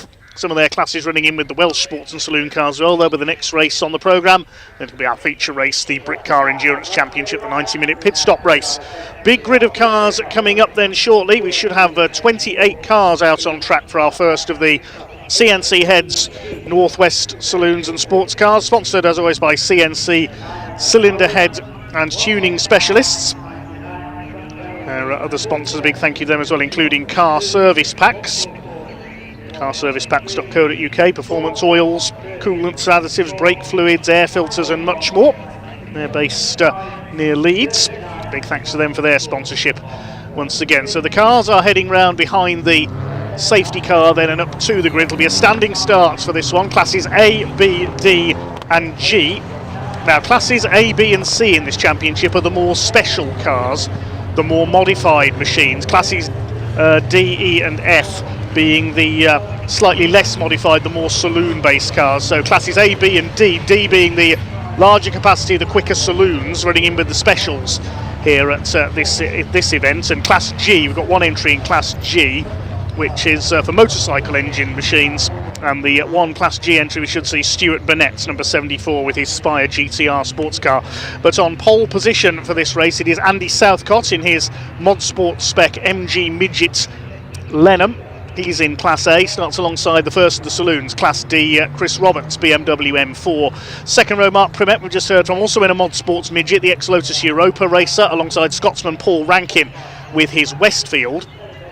Then on row 3 we have George Foxlow in his father Tim's Ford Escort RSR, the space frame Mark 1 Escort lookalike, alongside Roddy Patterson's Caterham. He got a 3-place grid penalty, I believe, for a yellow flag infringement in qualifying, the Scottish Caterham racer. Row 4, Paul Masters with his Westfield and Gavin Dunn's BMW M3. I'm not sure if Paul Masters was there in the assembly area actually. I think he had some contact in qualifying, so may not be on the grid for this one. Completing the top 10, Andy Thomas with his Ginetta GTA, and last year's Class B champion Bod Buckley with his Caterham 7. Row 6 of the grid, former overall champion Jamie Cryer with his Ginetta G20 alongside Anton Landon with his Fisher Fury kit car. Row 7 is Richard Wright with his Ginetta G55 alongside Andrew Armiger in one of a couple of space frame Tigras on the grid. We just heard from John Price in the other one. Row 8 is Marshall Groves, double winner last time out on BARC TV at Cadwell Park with the Track Action Race Club in his Vauxhall Vectra alongside Gary Wardle with his Audi A3 touring car. Row 9, Welshman Derry Davies with his Darien T90, the Welsh built car. Man from Aberystwyth, a butcher by trade, lines up alongside Conor Modrow with his Westfield Aero. Completing the top 20, Stephen Parker's BMW and Jason Hennifer in his Ford Fiesta ST180. Row 11 of the grid will be John Price. We heard from him, 267 with the Tigra space frame, alongside 64 Paul Goodlad in the VW Scirocco. Just heard from him. Races under the name limb torn off racing. And that's because Paul only has one leg. He has a false right leg, but it certainly doesn't slow him down. Row 12, Paul Wright with his Subaru Impreza and Simon Gravely's VW Golf. Row 13, Nick Haynes with a TVR Chimera and birthday boy Bob Claxton in his Golf. Completing the grid, we should have Gary Warburton in that Space Frame Mini. We heard from him during the lunch break. I'm not sure that car's there, though, unfortunately. May have had problems in qualifying. It is fast but fragile. That's Vauxhall VX220 powered turbocharged Mini Space Frame. And Stuart Burnett's Spire GTR, but I didn't see that there at the back of the grid either, so I'll have to check a couple of those.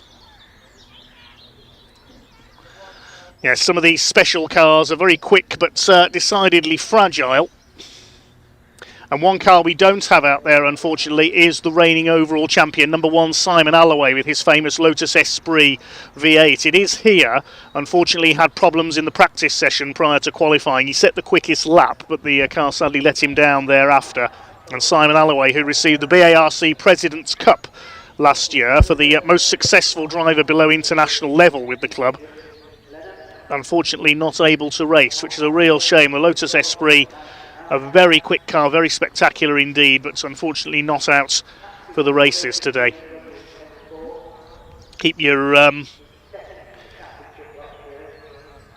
fantasy garages coming in. We're looking for your 3 dream cars here today in our comment thread. We've had a few of them come in. A couple we missed earlier. Lando for Life says, my 3 cars would be a Mini Cooper, BMW 1 Series and a Daimler Freightliner. Someone's a Ryan Smith fan. You can catch Ryan in his Daimler Freightliner at Convoy Thruxton next month at the British Truck Racing Championship. And Liam Robinson says a Lamborghini STO, BMW 5 Comp Series and Ferrari F40.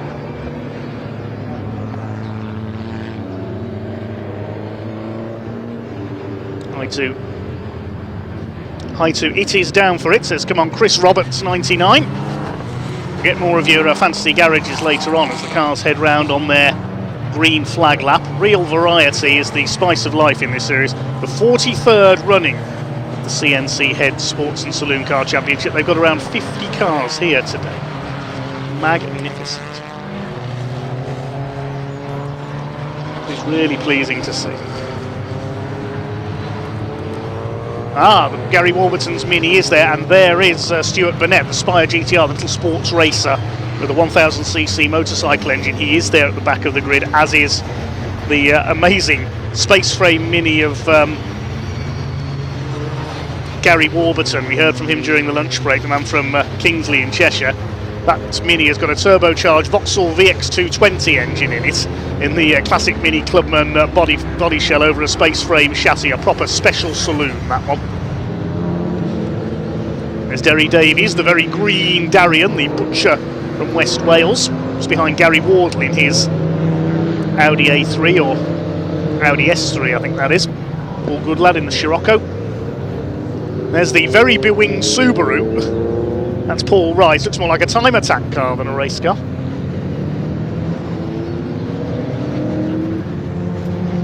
Stuart Burnett from Lancashire in his Spire GTR. So named because it's built in Chesterfield, home of the Crooked Spire. But on pole position, it is Andrew Southcott. We've seen him in mod sports and special saloon events in his MG Midget Lenham over the years. Similar car being raced by Mark Primet today. And that's proof. This is proof that you don't have to be from the Northwest to race in the CNC Heads Northwest Sports and Saloon. Andrew Southcott's from Southampton. We've got drivers from across the UK, as we mentioned, a couple from Wales, from Lancashire. Gavin Dunn in his BMWs from Maidenhead down in the south.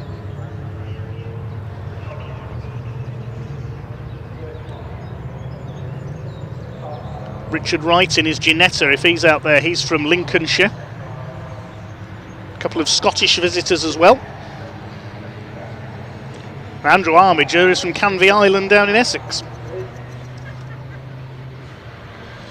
So the navy blue MG Mod Sports Midgets at Lenham of Andy Southcott on pole, alongside 99 Chris Roberts with his BMW M4. 47 is Primet. And then the first of our Scottish visitors, the bewinged number 62 car of Paul Rankin, the Westfield. Great to see George Foxlow out there as well. His father Tim raced this car very successfully, the Space Frame Mark 1 Escort RSR, the Sonny Howard prepared machine.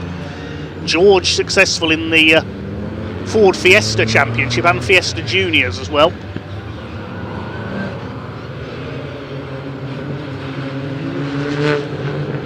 Real spectacular grid for 20 minutes of racing. I've got no idea what's going to happen here. Red car there is the Ginetta of Jamie Cry. Oh, Gavin Dunn pulling into the pits, the BMW with a last minute issue. Hopefully he can start from the pit lane at the back. The BMW there, Stephen Parker, a former class champion, the number 77. Anton Lander with the number 164 car there, the Fisher Fury kit car, the black and sort of cyan coloured machine. This big grid pulled into line. The delayed start board has gone up from the rostrum there. So has somebody had a problem on the green flag lap, I wonder? We have a delayed start. Not too sure why. One of our marshals just talking to the pole sitter.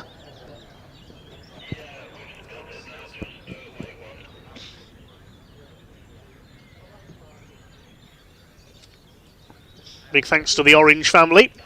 Some of them enjoying the sun there. We could not go racing without our volunteer marshals here at Oulton Park, or indeed anywhere in the UK.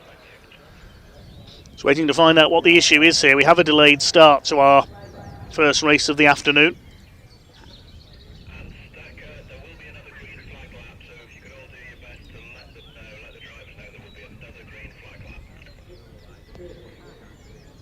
Ah, there's the problem. Marshall Groves has come to a stop in the Vauxhall Vectra. That, I think, is on the run down towards Cascade, so his car's having to be recovered. There is Marshall Groves standing in front of it. A double winner with the Track Action Racing Club recently at Cadwell Park, but he's not going to be able to start this race, sadly, in the old Vectra Challenge car. Vauxhall Vectra Challenge supported the British touring cars back in the 90s, the likes of Mark Blair, David Pinkney, Mark Ticehurst, and a few other notable names supported British touring cars in those machines. This is one of the few that is left from that era.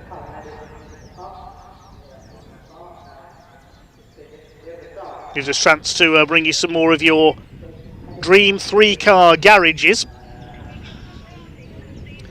Man from Beer says Bugatti Chiron, Ariel Nomad and Audi RS6 would be my dream garage. If you could own 3 cars, this is what we're doing today. If you could own 3 cars for the rest of your life, only 3 cars, what would they be?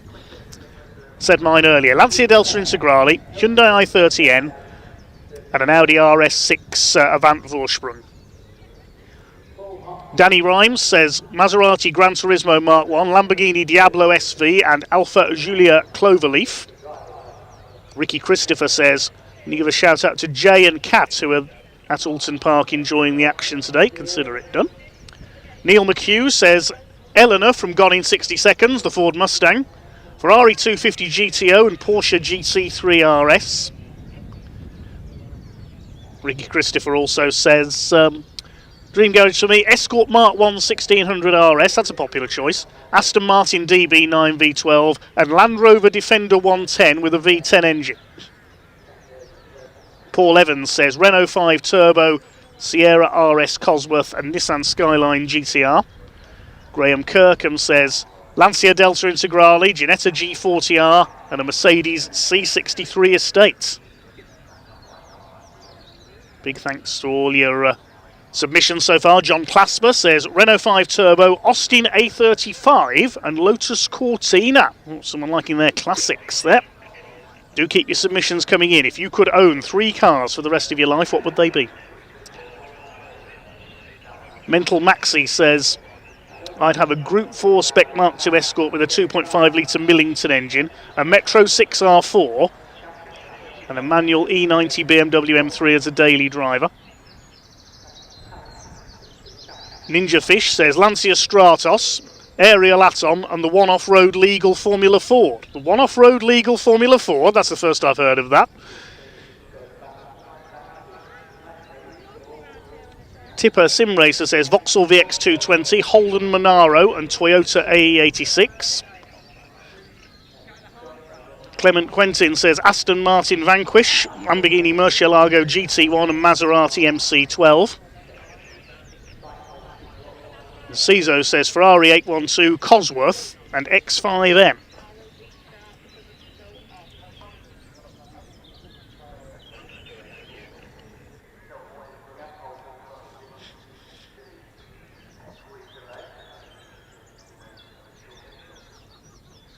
The cars just awaiting. We've got a couple of cars in pit lane. George Foxlow is one of them. The Mark 1 Escort. His father Tim raced for many years in a Capri in the National Super Rods Formula and made a comeback in the Classic Hot Rods in more recent years with an Escort before switching to circuits. Behind him, Gavin Dunn, who's been what I call a freelance club racer for many years. He enters his BMW, races it anywhere it's eligible, really. Find him somewhere every weekend.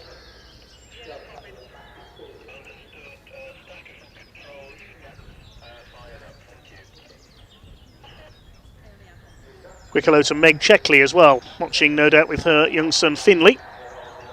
His favourite racing car is Lightning McQueen, so he'll be wanting to watch the Hyundai Coupes later on. There's a look-alike in there.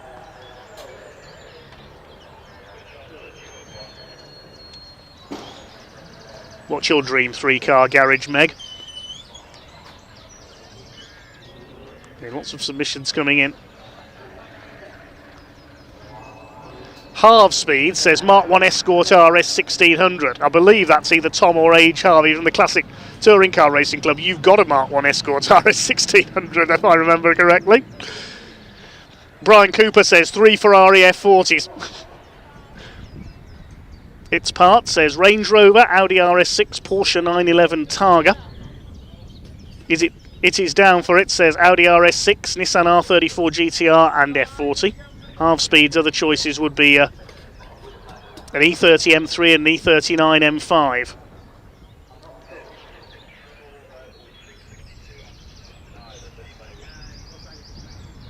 Marshall's busy with somebody on the grid here. Is somebody getting pushed from the grid? Yes, that's one of the Caterhams. It's Roddy Patterson, I think, number 51, being removed from the grid, unfortunately.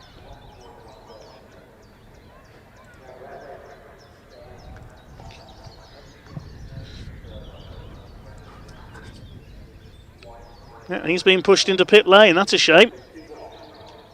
Hopefully he can restart along with George Foxlow and Gavin Dunn.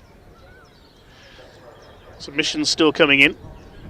Love this from Dan Bartlett, one of our regular viewers. Says, my dream car will be a Fiat 126 because it's as small as I am. Stick a Superbike engine in one of them and you can have a lot of fun. Dave McGarry says 2.8 litre Capri, Lotus Carlton, and my already bought E92 M3. Nice one, Dave. Tom Rose says Aston Martin DBX, McLaren Mercedes SLR 722 Roadster, and a V8 Rover P5. Oh, you're speaking my language there. I'll keep quiet about where I've seen a lot of those being banger raced. I think Ian's got an update in the meanwhile from down in pit lane.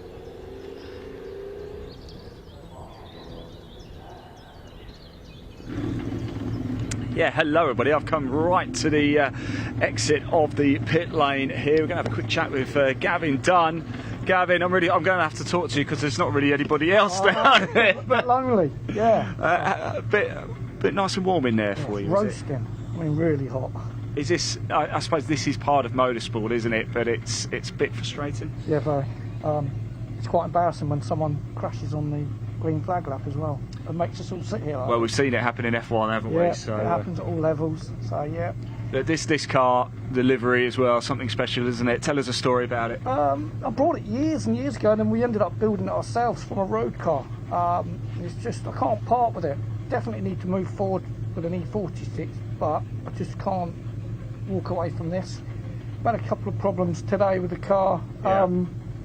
Qualified 8, keeps popping out of gear, so I thought I'll start from pit lane, do the sensible thing, do a few laps, see if it works.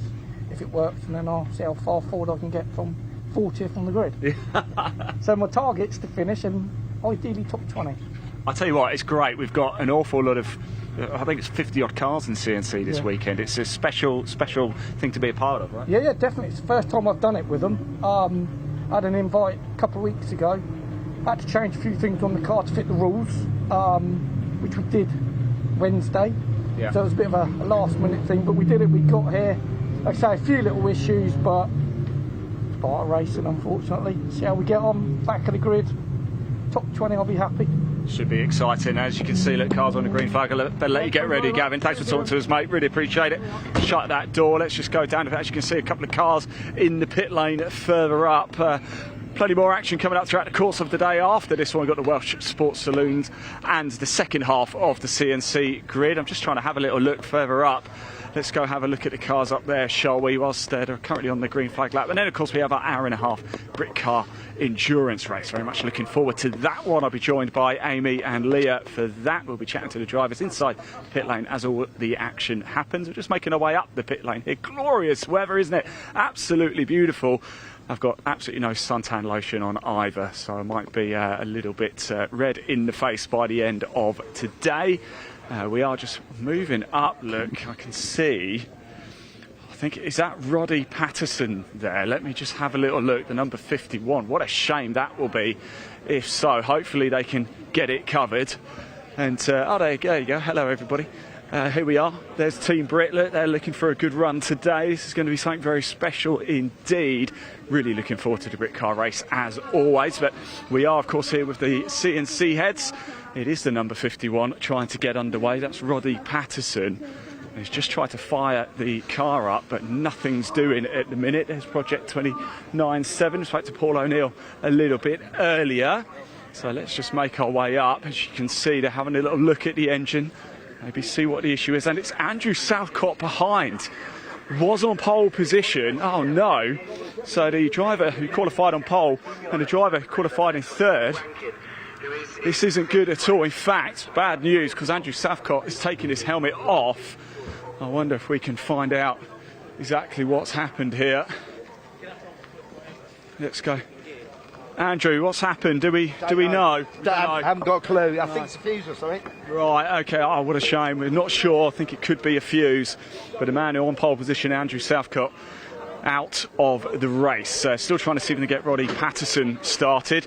In fact, there you go. Look, they're trying to push. They're trying to get the number 51 going down in the pit lane. And it has. It's fired up. So it looks like Roddy Patterson is going to be able to start this race. No doubt he'll just trundle down to the end of the pit lane, start behind Gavin Dunn. Right, I better hand back to your commentator, Dave Goddard, because we are not too far away from finally getting this race going. Dave, over to you. Yes, thanks Ian, well timed there. The car's just coming round on their additional green flag lap after that delay. Sadly, without two of the top six on the grid. Roddy Patterson we just saw get pushed started in the pit lane. We've also lost our pole sitter Andy Southcott. We said earlier that these specials in this series, the mod sports and special saloon cars and so on, they're quick, but they are fragile. And sadly problems, like electrical problems for Andy Southcott in the midgets. So Chris Roberts will start there alone from the front row in the BMW. If Southcott does get it going, be interesting to see some of these cars coming through from a pit lane start. Second row of the grid, the grey midget of Mark Primet, alongside Paul Rankin in the black and white Westfield. Then on row 3, with no George Foxlow or Roddy Patterson, so there's a gap there. Paul Masters I don't think is there either. Andy Thomas, number 501, is there with the white Ginetta. The green Caterham is Bod Buckby. Gavin Dunn's not there either, so a few gaps at the front of the grid. Last couple of cars coming into line. There's Gary Warburton's Space Frame Mini alongside the TVR Chimera, the red car of Nick Haynes. Okay, the green flag is being waved at the back. I can hear Mike Cookson on the circuit PA. The red lights come on. The CNC Heads Northwest Sports and Saloon Car Championship is go. Lightning start by Derry Davies from the further back in the pack, the green Darien. But it is Mark Primet who goes into the lead in the Mod Sports Midgets. Cars waiting in the pit lane, we can see there as they charge their own one. The Ginettas up on the outside there.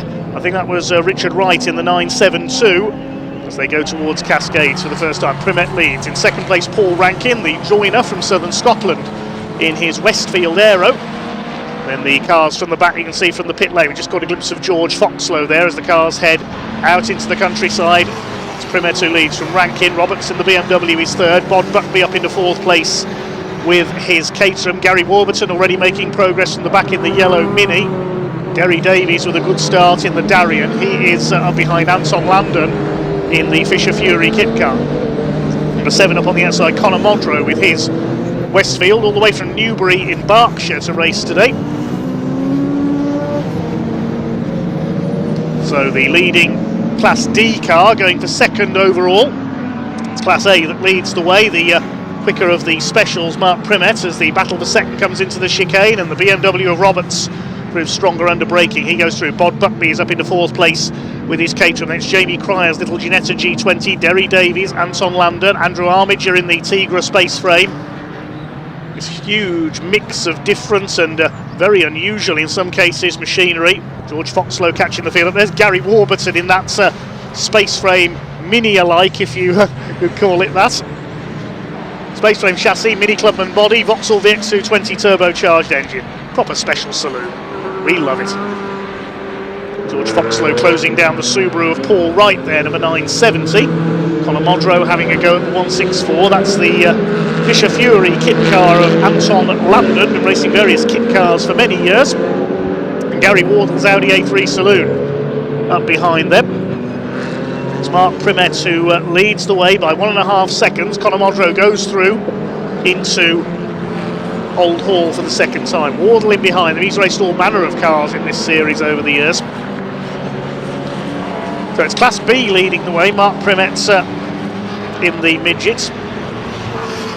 Class D in second is Roberts. Class A is led by Paul Rankin for the larger capacity specials. Classes organised by engine size. Classes A, B and C for specials, and D, E and F for more modified saloons. You can use anything you like in this championship as long as it's a closed wheel car, i.e. no single seaters. Derry Davies not running with the Welsh Sports and Saloons these days, choosing to run with CNC Heads Northwest Sports and Saloons in his Welsh-built Darien T90. Back in the 90s, a Darien, believe it or not, won the British GT Championship outright in Class 3. It was run by Swansea University, if memory serves me right. There was a feature about it recently in Motorsport News. Andrew Armiger behind him, then it's Conor Modrow in the Westfield, number 7. Then Gary Wardle's Audi. Still Mark Primet who leads the way. Cousin of Stephen Primet, a double-figure title winner in the Classic Touring Car Racing Club. We spoke to him earlier on. Roberts in second place in the number 99. Last year, as you mentioned, the overall champion was Simon Alloway in the Lotus Esprit V8, so that sadly broke down in practice. Bod Buckby was Class B champion. It was Carl Bennett who won Class D in his BMW. He's not out this weekend. Class E was run by Paul Rotherow in his Citroën Zara, West Midlander. He's not here this weekend. And Class F won by Rob Wakeley. We'll see him out later on in his Honda Civic. He's in the next race. Bod Buckby battling his way past Paul Rankin. This is the battle for third place. Jamie Cryer fifth ahead of Derry Davies. Then Armiger, Modrow, Wardle. Then a gap back to Anton Landon. George Foxlow gained 4 places on that last lap. He's up to about 13th place. Rankin from south of Scotland, West Lothian, works as a joiner, looking to join the lead battle here. Derry Davies runs wide, battling with Jamie Cryer in the little Ginetta G20, twice overall champion in that car. 96 Bod Buckby, the Kermit Racing Caterham 7, racing in Wilmslow in Cheshire, now ahead of Paul Rankin. We're going to spin it, that's the leader! Mark Primet has spun it at the chicane. Or has he spun, or has he pulled up? I'm not sure. There's another car stopped there. That's Stuart Burnett in the Spire GTR. Now he's stopped on the track under the Warwick Bridge, and that could bring about a safety car. He's right on the track there. The yellow flag's being signalled as here comes our new leader. That's number 99, Chris Roberts, in the BMW. He's probably wondering where everybody else has got to, because we've lost Mark Primet at the chicane. So Bod Buckby is now second, Paul Rankin third, It's Davies in the green, Darien in 4th. Now what happened to Mark Primet? He was under fire from Roberts down into the chicane. Yeah, just lost it under braking. The back end stepped away from him and round he went. So Chris Roberts said, thank you very much, I'll take the lead. Stuart Burnett trying to keep going in the Spire sports car built in Derbyshire. Look out, Roddy Patterson. White flag there showing there's a slow moving car on the circuit. Now Roddy Patterson, was there a yellow flag up there? Roddy Patterson's already been penalised for a yellow flag infringement in qualifying. He doesn't want another one. There goes Gavin Dunn through in the BMW. Warburton goes by. There's the Subaru of Paul Wright. Looks like he's slowing up, I think. Bit of smoke out of the back of the Subaru. And of course it's uphill to the pit lane entrance here at Oulton, so Stuart Burnett struggling back to the pits. As the race continues on, Gary Wardle has got ahead of Jamie Cryer, and Mark Primet has got going again. He's running in 9th place now, so we didn't lose too much time with that spin. He's trying to fight his way back up the order. He gets past Jamie Cryer's Ginetta. His next target is the Audi A3 of Gary Wardle, who's raced BMW Minis and Porsches, among other things, in this championship in the past. It is still the 99 of Chris Roberts from Chester, who leads overall in his BMW M4. He leads now by 11.5 seconds over Bod Buckby's Caterham, who leads Class B. Roberts in Class D. Class A is still led by Paul Rankin's Westfield. There is the 2nd and 3rd place fight. Derry Davies still up there in 4th. Andrew Armiger's Tigra going well in 5th. Jamie Cryer's dropped back a few spots, so Primet's now ahead of Wardle. He's up into P6 now. Shows how quick that little Mod Sports midget is. I think that's one of the Southcott family stable of cars, because we used to have Chris and Andy Southcott race together in those machines in various special Saloon and Mod Sports revival series, as well as the CNC Head series. This is a championship officially, not a series like the Hyundais. They do race for points. Bod Buckby's getting away in P2. Lead gap is up to 12.5 seconds now, so Roberts pulled out another second on that last lap. England, Scotland and Wales battling it out at the front of the field here. Primet makes up another place. He's past Conor Modrow now in the Westfield. There's Jamie Cryer. He's dropped back in his Ginetta G20. Next targets for the former race leader in the grey car is Andrew Armiger. Ducks to the inside up towards Britain's chicane. Is he going to get the move done? Not quite. Sort of sliding about there, the Tigra. Look at that. Fishtailing his way into the chicane, Andrew Armiger. Just how George Polly would have driven a hot rod. Over the top they come, down towards Hislop chicane. Named in honour of the legendary motorcyclist Steve Hislop. Armiger goes wide onto the grass, and Primet says thank you very much. Makes up another place. Now, can he catch the leaders? Well, there is our leader. Chris Roberts, 12.5 seconds clear. We're not even halfway in this race yet.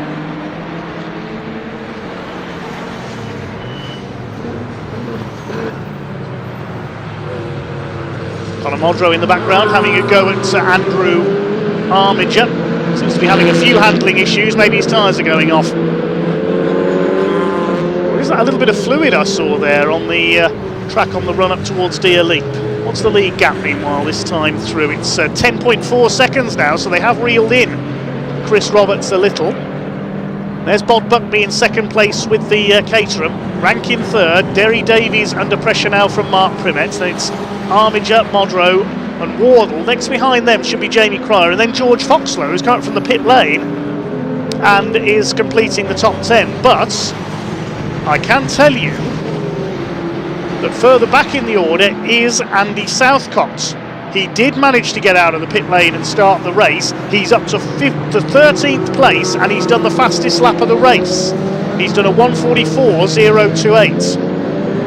That's 3 seconds quicker than the best lap by our race leader, and 7 seconds quicker than Roberts' last lap, which was 1:51.6. Watch for Andy Southcott coming through into the top 10 at the very least in this race, and watch for Mark Primet having a go at Derry Davies in the Darien, trying to go around the outside of him on the entry to Hislop chicane. Swing their way through. Modrow having another go at Armiger behind, and not left a lot of room there as they exited the chicane. Mark Primet all over Derry Davies like a cheap suit here as they head up Clay Hill and into the right-hander at Druids. It's tricky double apex right-hander, similar to Coppice Corner at Donington, but with better sidelines. There's George Foxlow making his way up the top 10 now, the young gun in the Escort. Primet to the inside, he's surely going to get past Derry Davies here, and he does so. And that's P4. Can he catch our leader? The lead gap is down again, 7.9 seconds now. Roberts' last lap was a 1:52.4. Bod Buckby did a 1:49.9. And there, behind George Foxlow, is the cavalry charge from the back, Andy Southcott, in the second of the Mod Sports Midgets, and he is flying. He's lapping in the 1:44s. He's about 3 seconds a lap quicker than everybody else at the moment, at least. In fact, more than that, he's more than 4 seconds a lap quicker than everyone else last time through. Here comes the cavalry charge from the back in the shape of Southampton's Andy Southcott and the MG Midget Lenham, sponsored by White and Brooks Estate Agents. He's past Gary Wardle now in the Audi A3. How far up the order can these two little Mod Sports Midgets get? He's past Armiger as if he's standing still. Where did you come from, says Andrew Armiger. I thought you didn't start this race. What a great recovery. And he can see the other Mod Sports Midget ahead of him. Look, they're lapping birthday boy Bob Claxton in his Golf. Roddy Patterson's back out as well. The Scotsman catching Jamie Cryer, so he's up to 12th. Southcott's in the top 10, well into the top 10 now. It was like a pursuit race, isn't it, in cycling?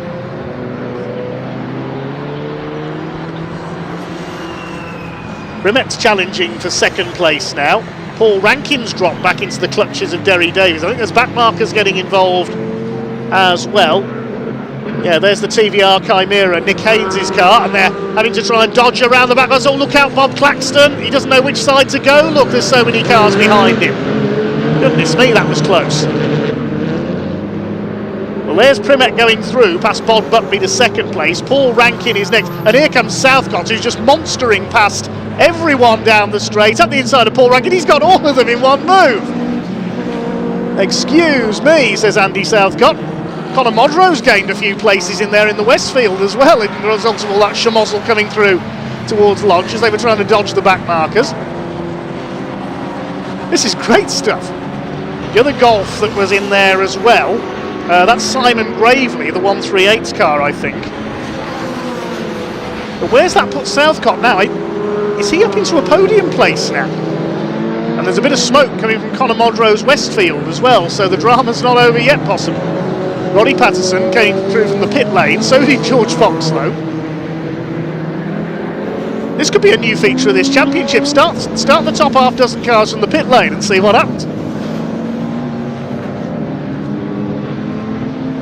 So Primet now up to second. What's the lead for Roberts? Well, there's your fastest lap for Southcott, 1:44.028. That's 93 miles an hour around Oulton Park, and he's catching Bod Buckby now, so he is going to be into a podium place shortly.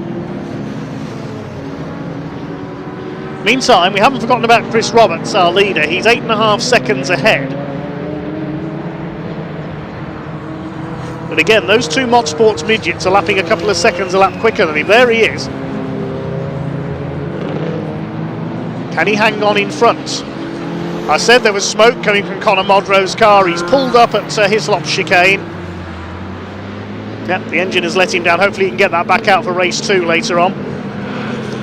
Here's the battle between Rankin, Armiger, Foxlow, Wardle and Cryer. Does that mean Derry Davies has disappeared, or has he already gone through? No, he's already gone through ahead of them. Hard to keep up with this because they keep yo-yoing up and down the places. Paul Rankin's dropping back in that number 62 Westfield. Roberts leads by just over 7 seconds. Primet second. Southcott's up to third. He's just sort of 1:43.1. What a recovery by Andy Southcott. 94 miles an hour average around Oulton Park's 2.7 mile layout. How far behind Primet is he? Well, he may have already got ahead of Primet out of our view and up to second. In which case, is he catching? There's yellow flags at the chicane, and yes, he is catching the lead, Alan. 4 minutes to go. Andy Southcott's going to win this race. Just how quick and how powerful is that Mod Sports midget? I believe it's got a Vauxhall red top engine in it, but I'm not 100% certain of that. But he is going like an absolute express train. He's come through the entire field from the pit lane, and now Chris Roberts is going to have to watch his mirrors. He thought he was safe up front and home and dry for a possible overall victory. Where did you come from, he says to Andy Southcott. I'm going to take the lead from you, says Southcott as they come up onto the pit straight. He dodges one way, then the other. Here he comes, they think it's all over. It is now. Last to first. What a drive by Andy Southcott. That's what you call a burn from the stern in American racing. And there's still 3 minutes of this race to go. So we'll get a couple more laps out of this. Well, Chris Roberts, at least looking to win his class, and further back in the order, that's Paul Rankin slowing down. I thought he was having trouble. Not a good race for Westfields. He's pulled over at Knickerbrook.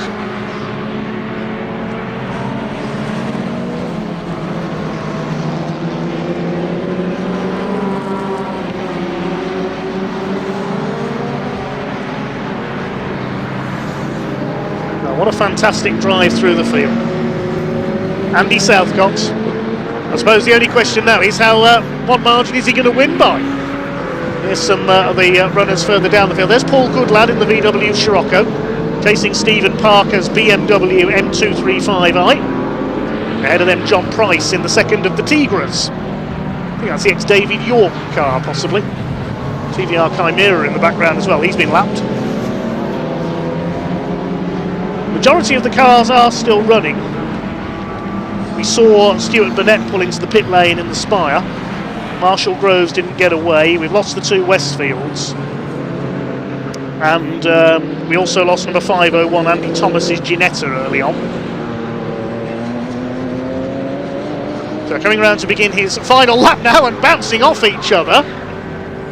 The Mini of Gary Warburton and the Subaru of Paul Wright, and I think that unfortunately has hobbled Gary Warburton's Mini. Or was he just moving out of the way for the leader there? I hope so. I hope he hasn't damaged the car there. That's Mark Primet off again. Well, he is new to this car. He's spun at Lodge this time. He used to race a Lotus Europa, and he's finding the Mod Sports midget a bit more of a handful there. So that's put him down the order to about 6th place. Looking at my timing screen, yes, he's down to 6th. Southcott leads Roberts by 6.4 seconds now. That's how much he's pulled out on one lap. There's Paul Wright's bewinged Subaru. Lets the leader through. He's in 18th place.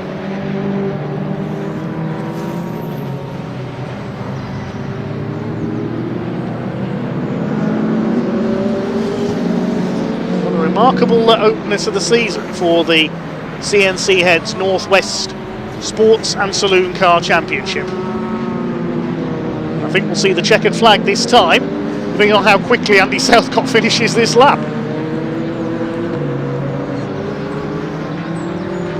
I wonder if any of our commenters will be putting this car into their dream garage now. Certainly proved its worth, hasn't it? Clock is counting down to 0, so it will be checkered flag this time. For the driver who qualified on pole position, had to pull into the pits at the end of the green flag lap with what looked like an electrical issue, started from the pit lane, and then simply screamed past everybody to come through and take the win. Here he comes up to the checkered flag. Andy Southcott completes a last to first victory. He's pleased with that one.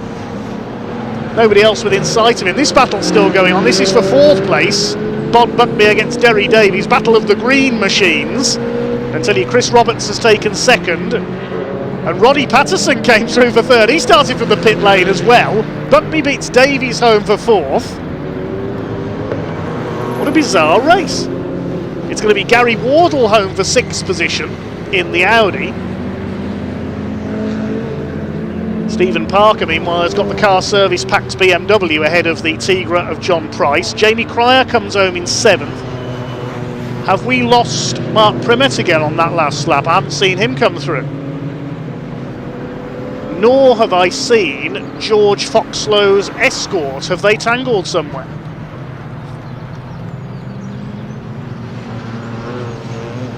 Foxlow has come in. He was 7th. His transponder's playing up. That's why he hadn't initially looked to have crossed the line.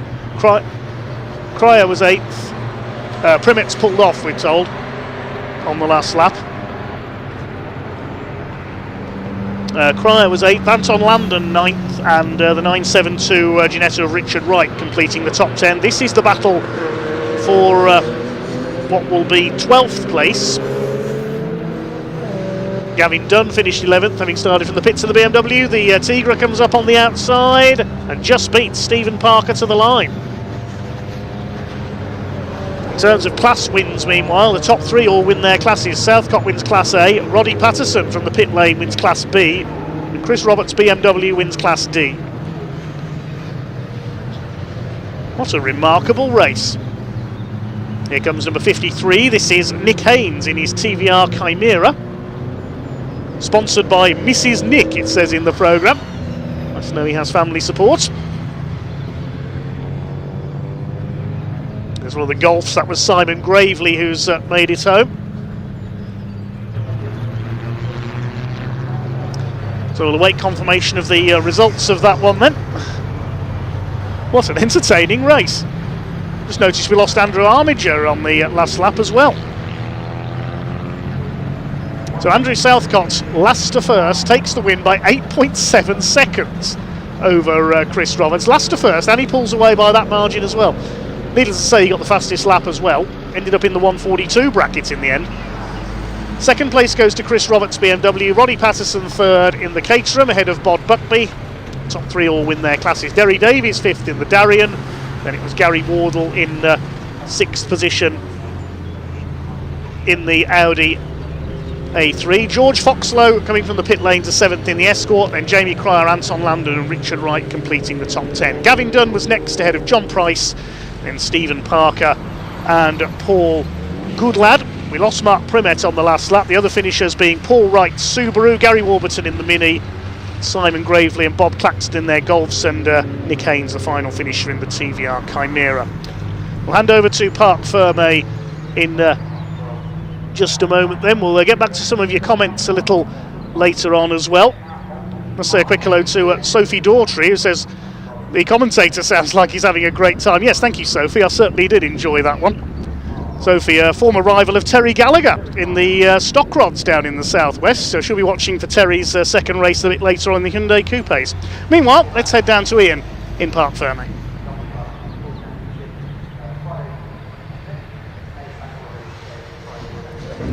Wow, Andy. Well, you just said to me there, just about everything that could have gone wrong has, but it's come right at the end there. Yeah, I'm really pleased about that actually. I wasn't sure where I was, so I got up to the M4 or whatever. But it's stuck in the last couple of laps, it was stuck in 3rd gear. Was it? Okay. So, but thanks to Stewie there and his team, he's just taken over from Give us a wave, guys. He's giving you some credit. Give us a wave. Yeah, he's just taken over because Mike's building his car now in Northern Ireland. He wants to get out this year. So he handed me over to Stewie there. So, yeah, it was good.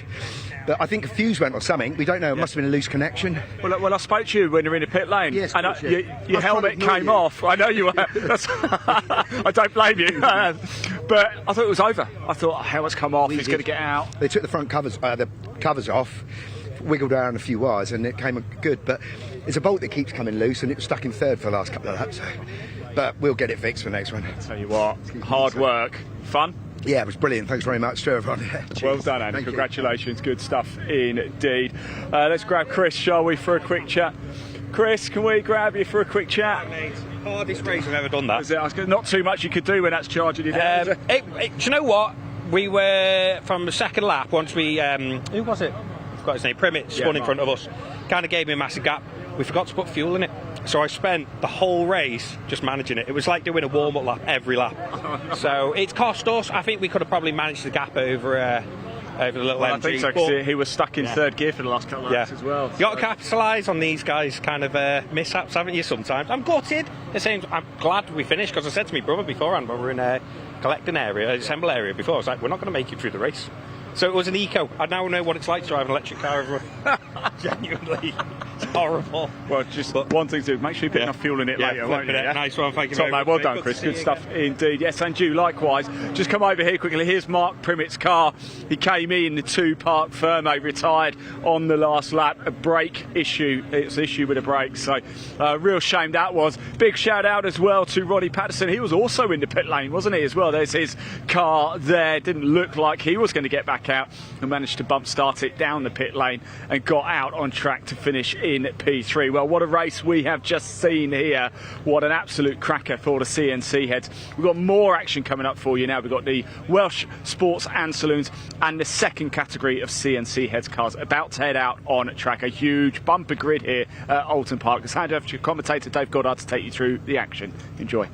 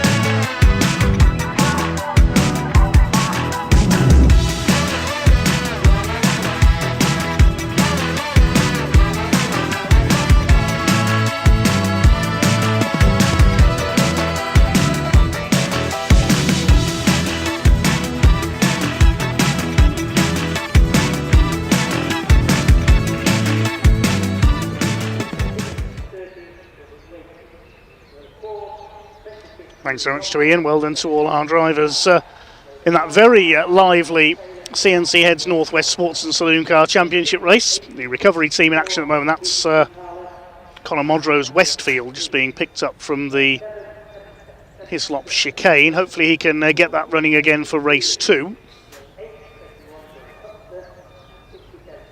And this is at, that's what's happened to the number 501. That's Andy Thomas's Ginetta. So he's gone off and clipped the tyre. I think that's at the Shell Oil's hairpin. He slid off. A little bit of damage to the front, but it looks like no major damage to the Ginetta GTA. We've seen a few Ginettas out in the Britcar race coming up in a couple of races' time. So a bit of recovery work to do then.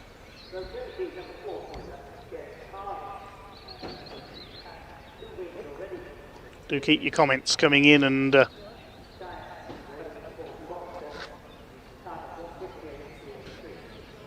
give us your dream 3-car garage. Damo Frio has done that. Rover SD1 Vitesse, Toyota GR86 and Volvo 850R Estate. Nice choices there.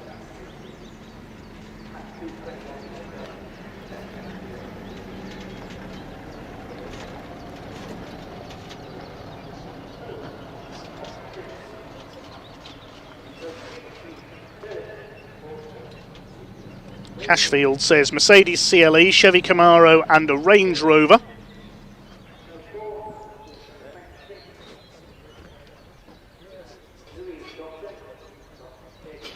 Dirt Devil RC Motorsport says my dream carriage would be massive, but I'll start with Hennessy Velociraptor, 1971 Ford Falcon GT and 1979 Ford Bronco.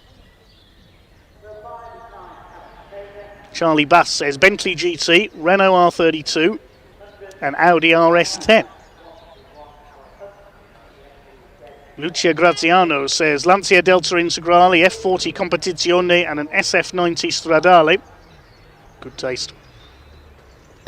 Paul and Liz said Dream Cars, Lotus Carlton, Ferrari 250 LM and Vauxhall Firenze HPF Droop Snoot. Lovely shades of Jerry Marshall.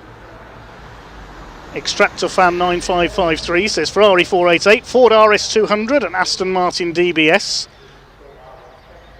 Ford RS200, yeah, everyone loves a Group B rally car.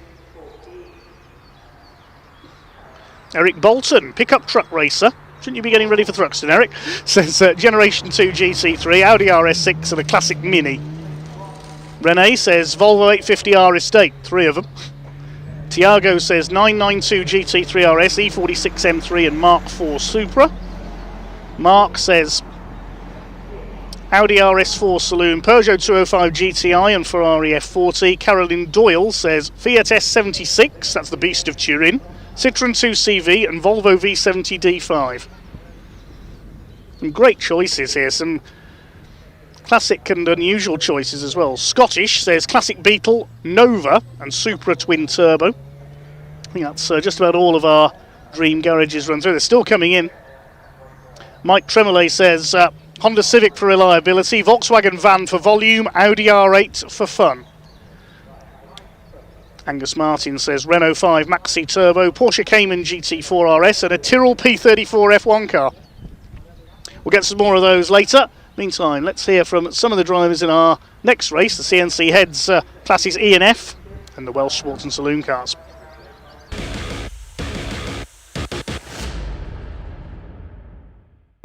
Right, everybody, here we are back in the assembly area. The sun is getting hotter and hotter and hotter, and the on-track action is about to light up as well. The Welsh Sports Saloons and CNC Heads also about to go back out on track. Am I right in thinking you're a local lad? Absolutely. Near Nantwich. So 6 miles. 6 miles. Okay, so you must have plenty of experience around here. Is that right? Is that fair to say, or it depends what quality of experience. We know Oulton Park well, and we know which way to go round. What do we expect? Look, you've done well here actually. So yeah, we've done very well today. I raced along with my son, with Matt. He's the engineer, and this thing is phenomenal today. So it's on its home circuit and it's great fun. Does that add a little bit of extra pressure, or have I just made this up out of thin air? No, it's more the father-son rivalry. Yeah. They always think they're quicker and the timer says they are, but we know they're not really. So you've got to show him who's boss here, haven't you? Right? Absolutely. You know, we can't let these upstarts get a bit too ahead of themselves. I've got a funny feeling the race might be quicker at 5:30. Look, enjoy it. Yeah, thanks so much. Thanks for making the long trip from Nantwich to here. Huge overhead. Yeah, this is such a great grid of cars as always, isn't it? Big thank you to Welsh Sports and Saloons and CNC Heads as well. For CNC Heads, it's the second categories of cars about to head out on track. So I think it's time for us to go racing. Let's hand over to commentator Dave Goddard to take you through the action. Enjoy.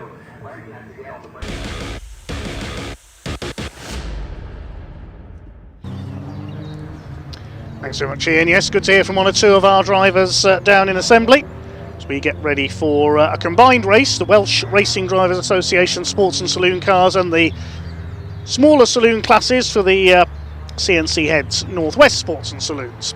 Pole position has gone to one of our Welsh Championship drivers, Kirk Armitage, in his BMW M2, and he'll start alongside Fabio Lafarelli in his VW Corrado. We heard from him earlier on. That's a motorcycle-engined space-frame hot rod Corrado. Used to run it in National Hot Rods. Something else that car is. Could be with a chance of an overall win here. On the second row of the grid, number 40, James Harvey. He's in a Porsche Boxster alongside Colin Dunn in the number 19 Renault Clio. Row 3 is the Hibbert family Honda Civic. That's driven by Richard Hibbert in this race. Matt Hibbert will take over for race 2. Alongside Rob Wakelin, the reigning Class F champion in his Honda Civic. The Stella Motors car. Row 4, Louis Dobson with his Honda Civic, son of Paul Dobson, who's a 4-time champion in the CNC Head Sports and Saloon, starts alongside Tom Fowler from the Welsh Championship in his Mazda RX-8. Fifth row of the grid, Cavan Taylor with his Renault Clio, running in Class E of the Northwest Sports and Saloons alongside the MG ZS Saloon. Quite a rare car these days, driven by Howard Hunt. Row 6, we have Peter Kukulas, who's been racing his Toyota MR2 Roadster here at Oulton Park for many years. Starts alongside Jonathan Lee's BMW Mini Cooper. Row 7 is Josh Dakers. He's in an MG-ZR alongside Kedrig Williams with his Volkswagen Scirocco. Row 8, Graham Huxter's Renault Clio and the Clio 182 of Brian Gilsenan. And row 9, Verity Banks. She's been racing for many years with the Welsh Championship.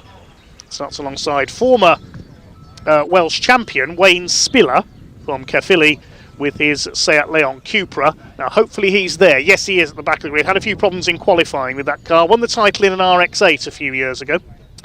Now you'll notice the pace car in position with Gareth Newton at the wheel, because this is a rolling start this time. The Welsh Sports and Saloon car regulations mandate rolling starts for all their races. Their season opened at Castle Combe on Easter Monday, but sadly quite a few of the Welsh Championship cars didn't get past qualifying. They had a few breakdowns and only half a dozen cars were able to race. It was Martin Davies in his Sierra Cosworth who I think lapped the field in both races on that occasion, but Martin not here this time. Kirk Armitage is here though with that very impressive looking light blue BMW M2. He's based up in North Yorkshire at Boroughbridge, just off the A1M. You don't have to be from Wales to race in the Welsh Sports and Saloon Car Championship. Tom Fowler, he's from Chippenham in Wiltshire. Verity Banks is from Oxfordshire. Colin Dunn from Cheltenham. Fabio Luffarelli out there. Now we were hoping to see Tyrone Luffarelli, his son, in his Space Frame Mini on this grid as well, but I don't think Tyrone has made it out, unfortunately. Must have had some problems in qualifying. Selection of Clios at the back. Kirk Armitage does a lot of racing at his local circuit of Croft. Fabio Luffarelli with the motorcycle engine Corrado hot rod alongside him.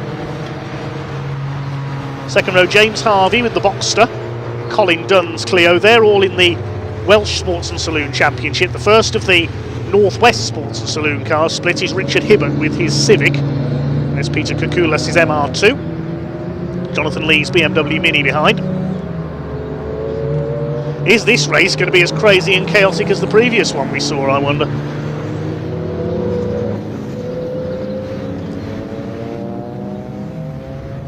Civics, that's Rob Wakelin, the white Civic Saloon there. He's a class champion last year, won Class F ahead of Jonathan Lee in the North West Sports and Saloons. Class E was won by Paul Rotherow in the Citroen Zara. He's not here today. Cavan Taylor was second behind him, Louis Dobson third, and Matt Hibbert fourth. So should be keenly contested here, Class E. Louis Dobson's father Paul, multiple champion with his Mazda RX-7. 17 Tom Fowler with the RX-8. His teammate, number 14 there, is Kedrig Williams. Hope I pronounced that correctly, incidentally, for any Welsh viewers, in the Rocket Dog Racing Volkswagen Scirocco. At the back of the field there is Wayne Spiller with his Cupra. Watch for him coming through if he's ironed out his gremlins from qualifying. So this will be a rolling start. They're starting to form up too, but oh no, they're not. Fabio Luffarelli stopped on Clay Hill. Oh, what a disappointment if he's not able to start. And he hasn't been able to get it back to the pits, so we won't see him do an Andy Southcott, unfortunately. So the Luffarelli family both in trouble. Tyrone didn't make it past qualifying in the Mini that his sister Melissa used to race. So there might be a delay to the start here while Marshall's remove that car, or maybe not. He's rolling it back down Clay Hill in reverse. Now, reverse racing normally happens in the Netherlands on the short tracks using DAF Variomatics. I'm not joking. That's the thing. He's got it out the way, though. Fair play, Fabio.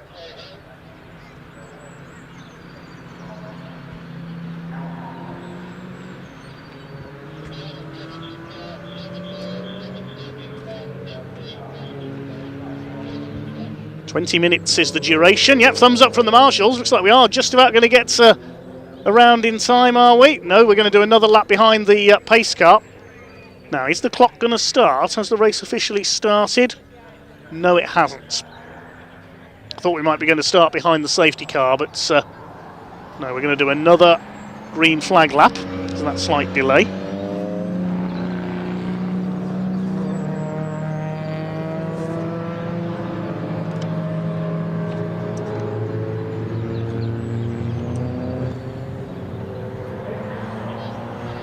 Gareth Newton at the wheel of the Hyundai pace car, the electrically powered machine.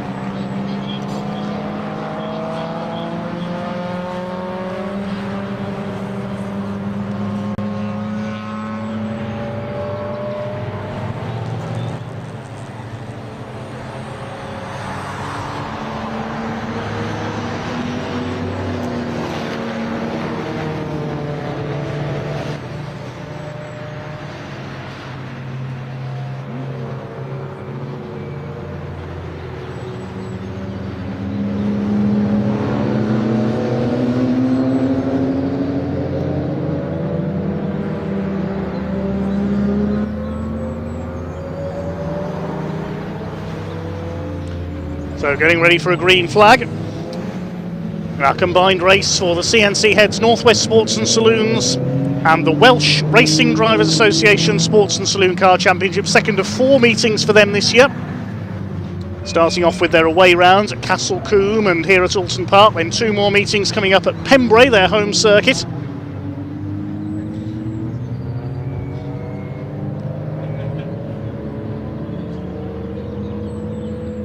Sadly, we've lost one of our front row men, Fabio Laforelli's Corrado, not making it round. So Kirk Armitage in the BMW M2 will lead them off.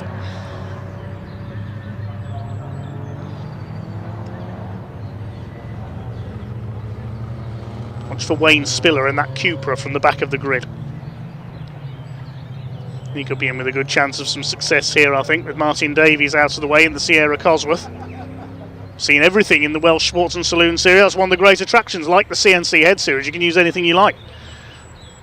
Seen Radicals, super touring cars. Alvin Powell's Ford Mondeo raced with it for many years.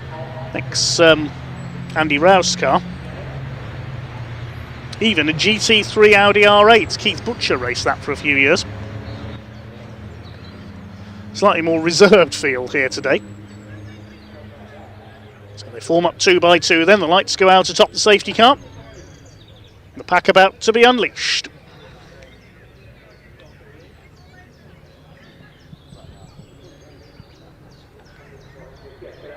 Kirk Armitage in the light blue BMW, the blue Porsche Boxster of James Harvey, the blue and green Clio of Colin Dunn. And the leading CNC Heads car is Richard Hibbert in the black and turquoise Honda Civic. Here we go then. Red lights are on, pace car into pit lane. Waiting for the red lights to go out. They hold formation for the moment. This mixed grid of saloons and sports cars gets underway. And Kirk Armitage will lead them away in the BMW M2. Decent start by Colin Dunn in the Clio, trying to get around the outside of James Harvey's Porsche Boxster. Good start as well by the number 17, Tom Fowler in the Team Trojan Mazda RX-8, chased by one of the Clios. I think that's Cavan Taylor, the white Clio. So they make their way down towards Cascades for the first time. Taylor has a look at the inside, so does Howard Hunt in the MG ZS Saloon. The green ZR further back is 777 Josh Dakers. Along the lakeside they go. Great sight they make in the sunshine. Wonderful conditions here at Oulton Park today. Already Wayne Spiller's made up a few places, quite a lot of places from the back of the field. He said he'd be one to watch, but he finds his way blocked there by Howard Hunt's MG ZS. He had to throttle back, he hit the grass there briefly. Louis Dobson's Civic behind him and Peter Kukulis in the MR2 Roadster as they head around this opening lap here at Oulton Park with Kirk Armitage in the BMW in the lead ahead of James Harvey's Porsche Boxster. This is the pack stringing out behind. There's Fowler in the RX-8, Cavan Taylor's Clio. Colin Dunn up to second in the Clio ahead of James Harvey. Rob Wakelin is next in his Civic Saloon. Howard Hunt has a look at Cavan Taylor. The MG ZS has a look down the inside there. Wayne Spiller up behind them though in that quicker Cupra, trying to get around Howard Hunt. Of course, the MG ZS, popular in British touring cars in the early 2000s, had a few wins in the hands of the likes of Warren Hughes and Anthony Reid. Colin Turkington started his British touring car career in one of those as well. Still one in existence. Jason Hughes still occasionally brings his out. There's Spiller now getting past the clear of Cavan Taylor. He's cleared Hunt as well. His next target's Tom Fowler as they come round to complete the opening lap. Kirk Armitage leads by 4.5 seconds at the end of lap 1 in the BMW M2 ahead of Colin Dunn's Clio. James Harvey's Boxster third, and already from the back of the field Wayne Spiller has gained 12 places and he's up to fourth of the Welsh Sports and Saloon cars. Top 3 are from the Welsh Championship. The first CNC Heads car is Rob Wakelin, who's got ahead of Richard Hibbert in the Battle of the Civics.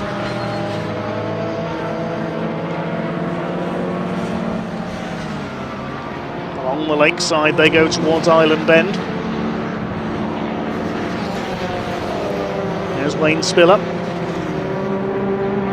Howard Hunt staying ahead of Cavan Taylor, and in behind them Louis Dobson.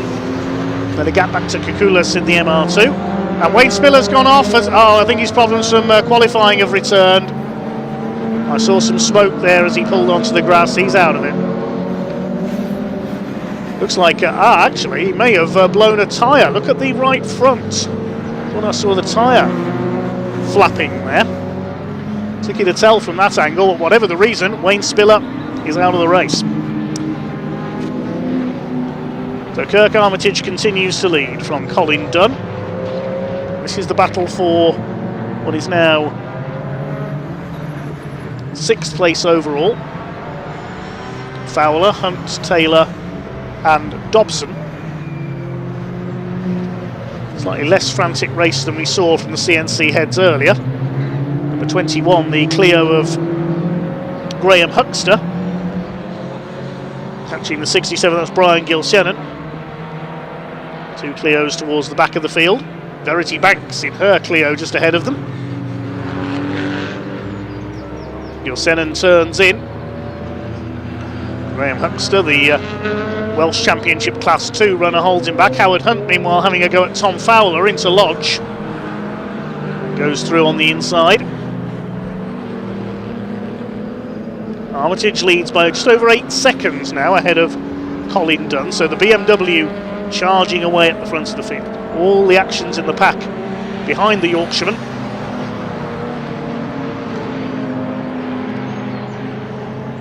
Cavan Taylor having a go at Tom Fowler.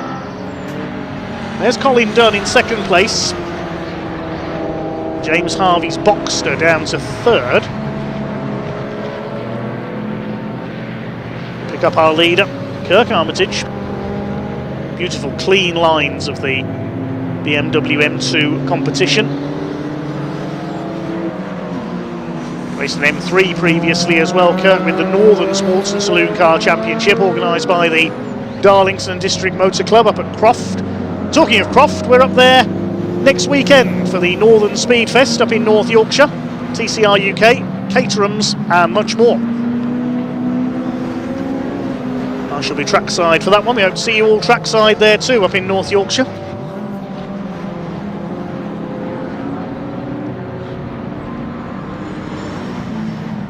Howard Hunt in the MGZS Saloon, staying ahead of Cavan Taylor, pulling away a little bit now. Louis Dobson has got ahead of Tom Fowler's rotary-engined Mazda RX-8, run by Rocket Dog Racing.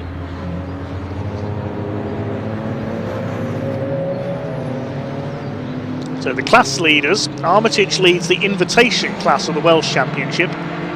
Same class as Colin Dunn, so they won't score points because they're in the invitation class. Class 2 of that championship is being led by James Harvey. Class 1 is Verity Banks. The only runner in Class 3 was Wayne Spiller, and he's out of it. And the only runners in Class 5 were the LaForellis, and they're not there. That is the Scirocco of Carradine Williams from Bridgend. And this is the battle in the CNC Heads split in this race. Rob Wakelin on the outside in the white Civic. And the number 2 of Richard Hibbert in the EP3 hatchback. Local man from Nantwich. Rob Wakelin from High Peak in Derbyshire. They are in different subclasses, I think, those two. Yes, one's in Class F, Rob Wakelin, one's in Class E.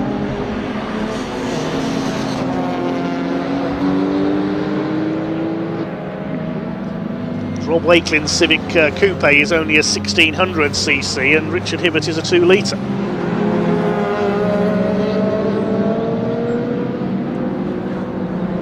Having a good close fight, these two. Wakelin just has it at the moment. This is for 4th place overall, behind the 3 Welsh cars. They're just over 8 seconds down on James Harvey in 3rd place in the Porsche. Josh Dacres in the ZR, number 777, I can tell he was pulled into the pits.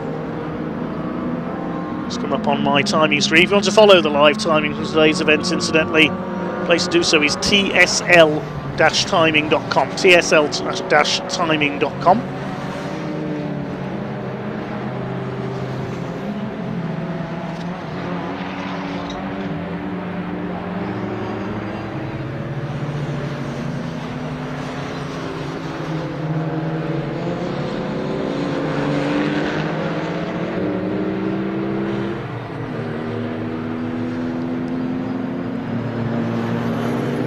Honda Civic battle rages on. Here comes Richard Hibbert having a look up the inside into Lodge Corner. Hopefully Rob Wakelin will see him. Yes, the Stella Motors car gives him room.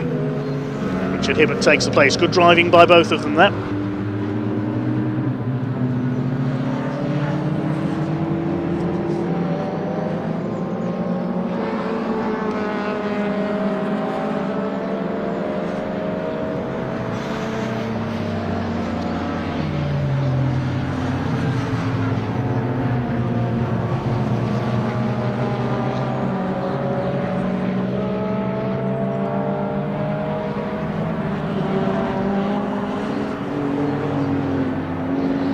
Over 11 minutes of this race to go.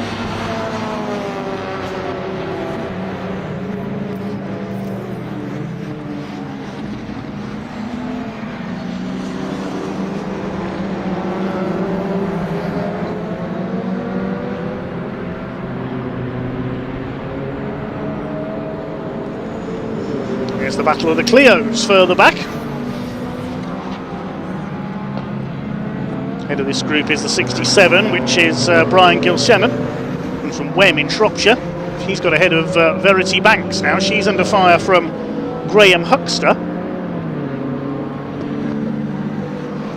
in the maroon coloured car. Going to move to the inside here and look behind them. Kirk Armitage is already coming up to lap them. We're not even halfway through this race yet.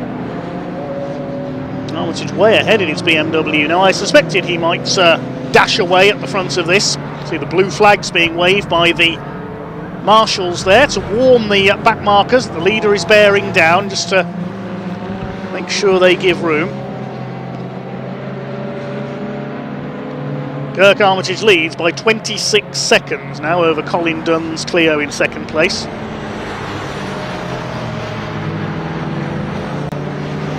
"15 cars still running. Of course, we lost Fabiola Forelli on the green flag lap.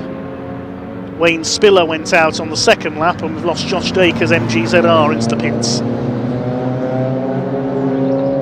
Verity Banks, something of a veteran of the Welsh Championship now with her Clio. Used to run an MGZR.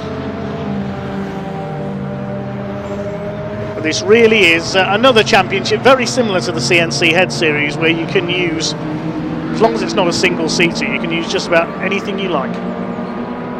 I remember Terry Brown, who used to run a Darien, the Welsh-built car, went on to run a Radical sports racer back in the early 2000s.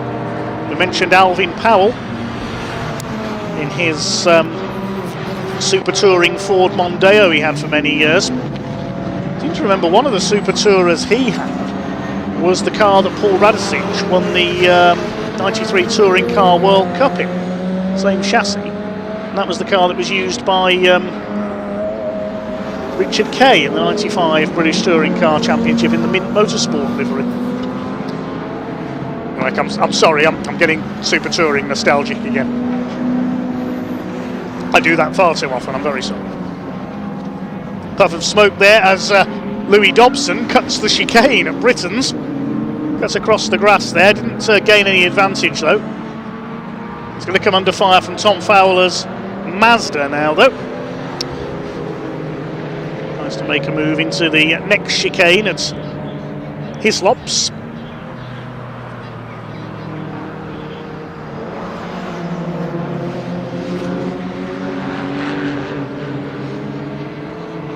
Still 8 minutes of this race to go.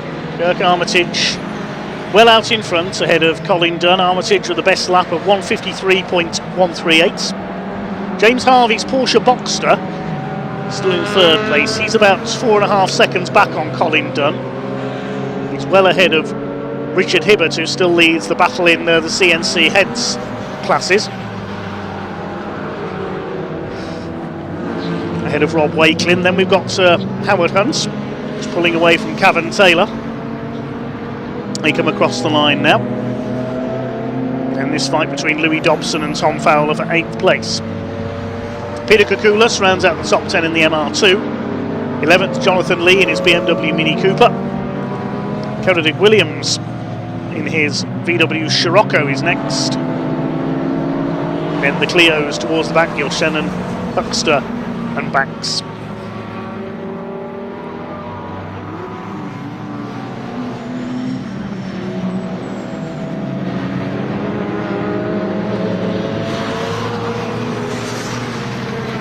The main battle on track at the moment. Hibbert has now pulled 4 seconds clear of Rob Wakelin.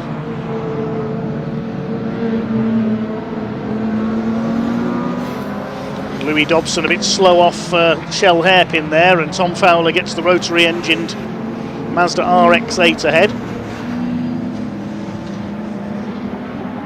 That might be the same car that Wayne Spiller won the championship in a couple of years ago, but I could be wrong.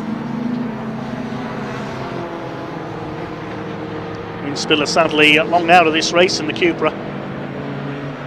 Hopefully he'll be back out for the second race later on. Have to start from the back again because the second fastest time for each driver in qualifying sets the grid for race 2. Spiller with problems in qualifying didn't get a flying lap in. Louis Dobson seems to be struggling here as well, problems with his Civic.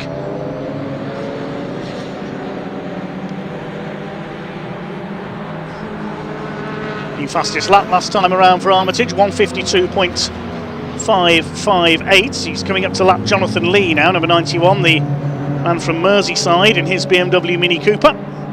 86.5 miles an hour around the Oulton Park circuit for the Yorkshireman.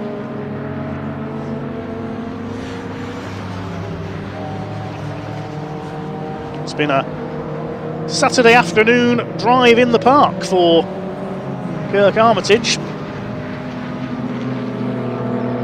Now nearly 45 seconds clear of James Harvey, because Colin Dunn, I can tell you the Clio has pulled into the pits, so problems for Colin Dunn. So this man, James Harvey, is now in second place. Leading his subclass as well, the bewinged Boxster, another Rocket Dog Racing prepared car. Backed by Sky Academy.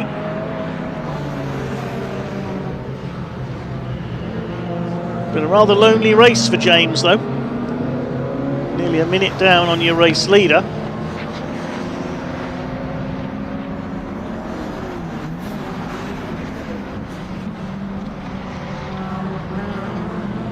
With 10 cars here this weekend, it is hoped that numbers will continue to pick up for the Welsh Racing Drivers Association. As we said, they only had 6 cars able to race at the opening round at Castle Combe on Easter Monday, sadly, after a couple of cars hit problems in qualifying.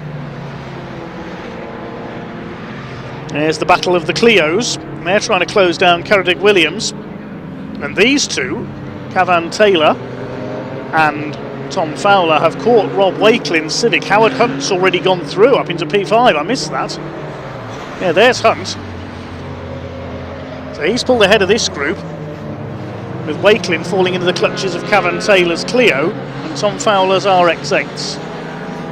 Wakelin, who was having that close battle with Richard Hibbert, who's now third overall. So looking at Wakelin's lap times, yeah, they have dropped off by a few seconds, so I think Rob Wakelin may have a problem here. 3.5 minutes to go. He's still leading Class F. Not under threat from Louis Dobson, so he should be able to keep going.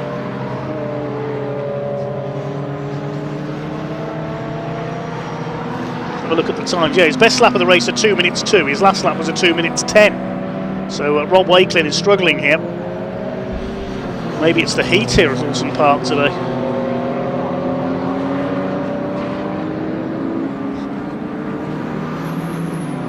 Well, there's Richard Hibbert. He's heading for a class win in Class E of the CNC Head Sports and Saloons. He's nearly 10 seconds clear of his nearest rival, Howard Hunt. He's in 3rd and 4th now.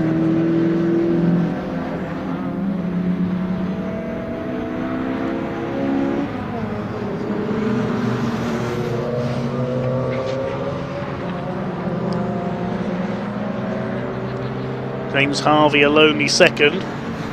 Another fastest lap for Kirk Armitage. He may be nearly a minute in the lead, but he's not holding back. 9 laps completed.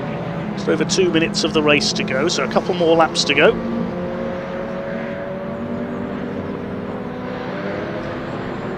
Williams in the Scirocco being lapped.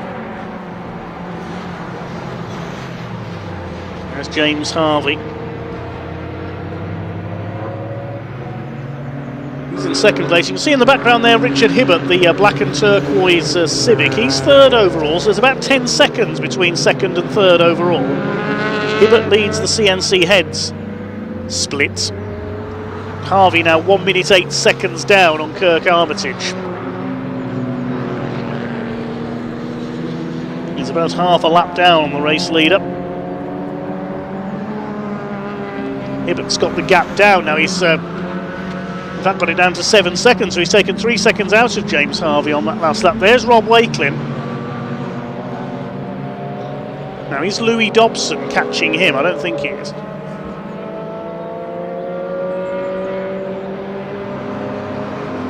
Wakelin comes through.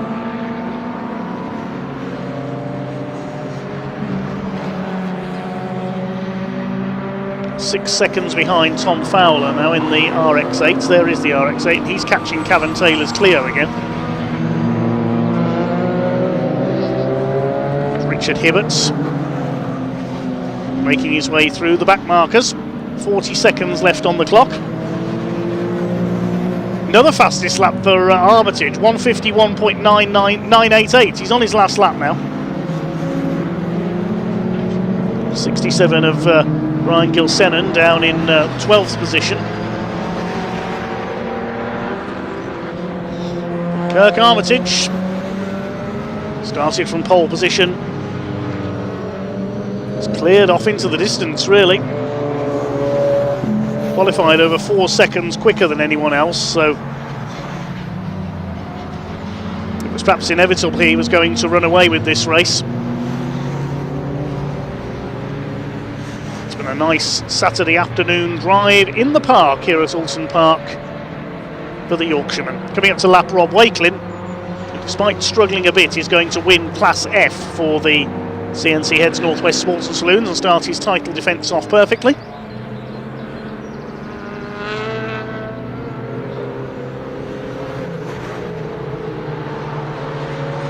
Lapping in the 207s now.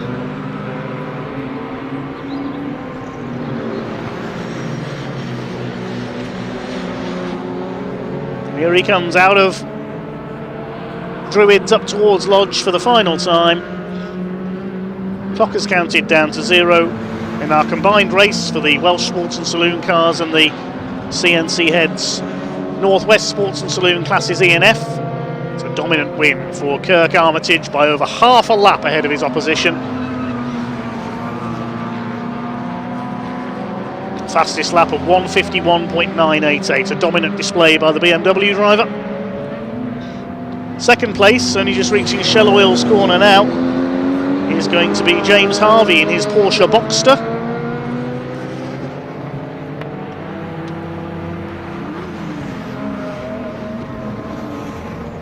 Placed this in a few events across the UK in the past,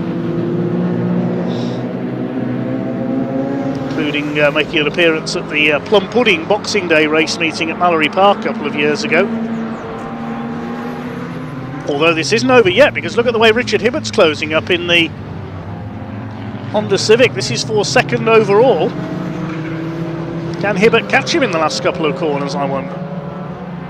Howard Hunt in 4th place in the MGZS.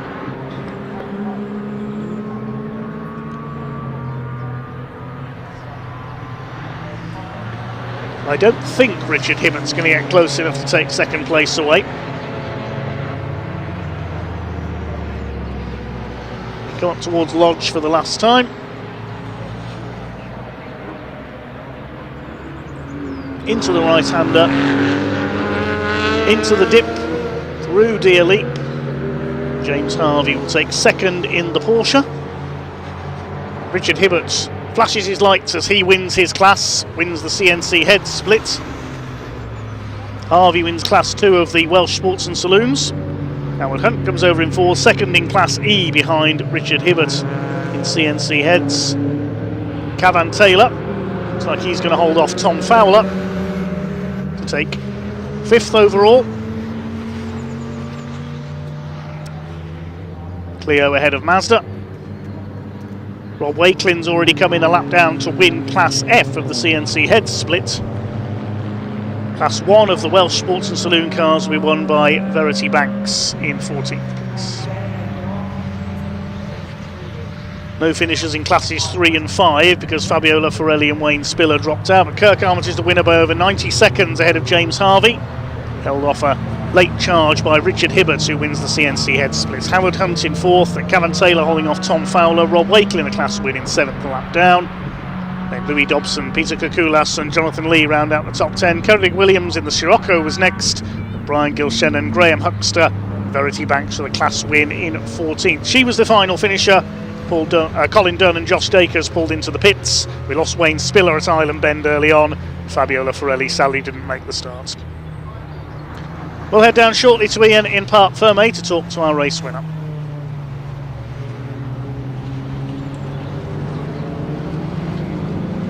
Parc Fermé, and here is Kirk Armitage, your race winner. We're just actually still waiting for everybody else to come in, but some great racing there for the CNC heads and the Welsh Sports and Saloons. They'll be out on track a little bit later as well. Blue skies everywhere, the sunshine bearing down on us, absolutely beautiful. We'll just let Kirk get out of the car, because straight after this one we have an hour-and-a-half Britcar Endurance race coming up very, very shortly. More cars coming into Parc Fermé. We'll grab a word with Kirk very, very shortly. Here he comes.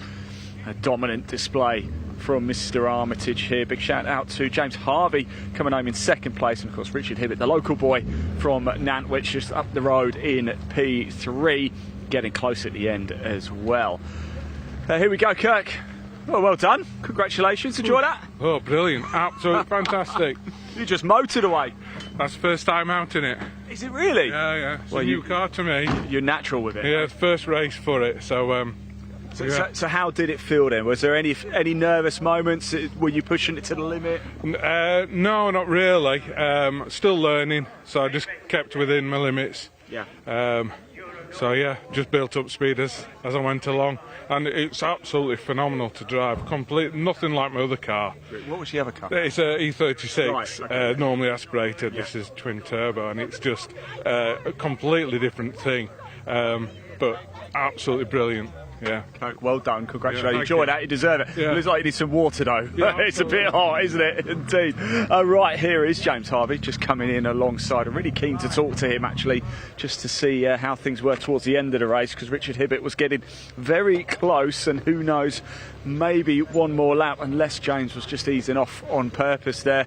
James, let you get your helmet off, then we'll have a quick chat if that's all right with you as he gets out the car. Local boy Hibbert behind from Nantwich, as we said, just 6 miles away. How was that? Sweaty.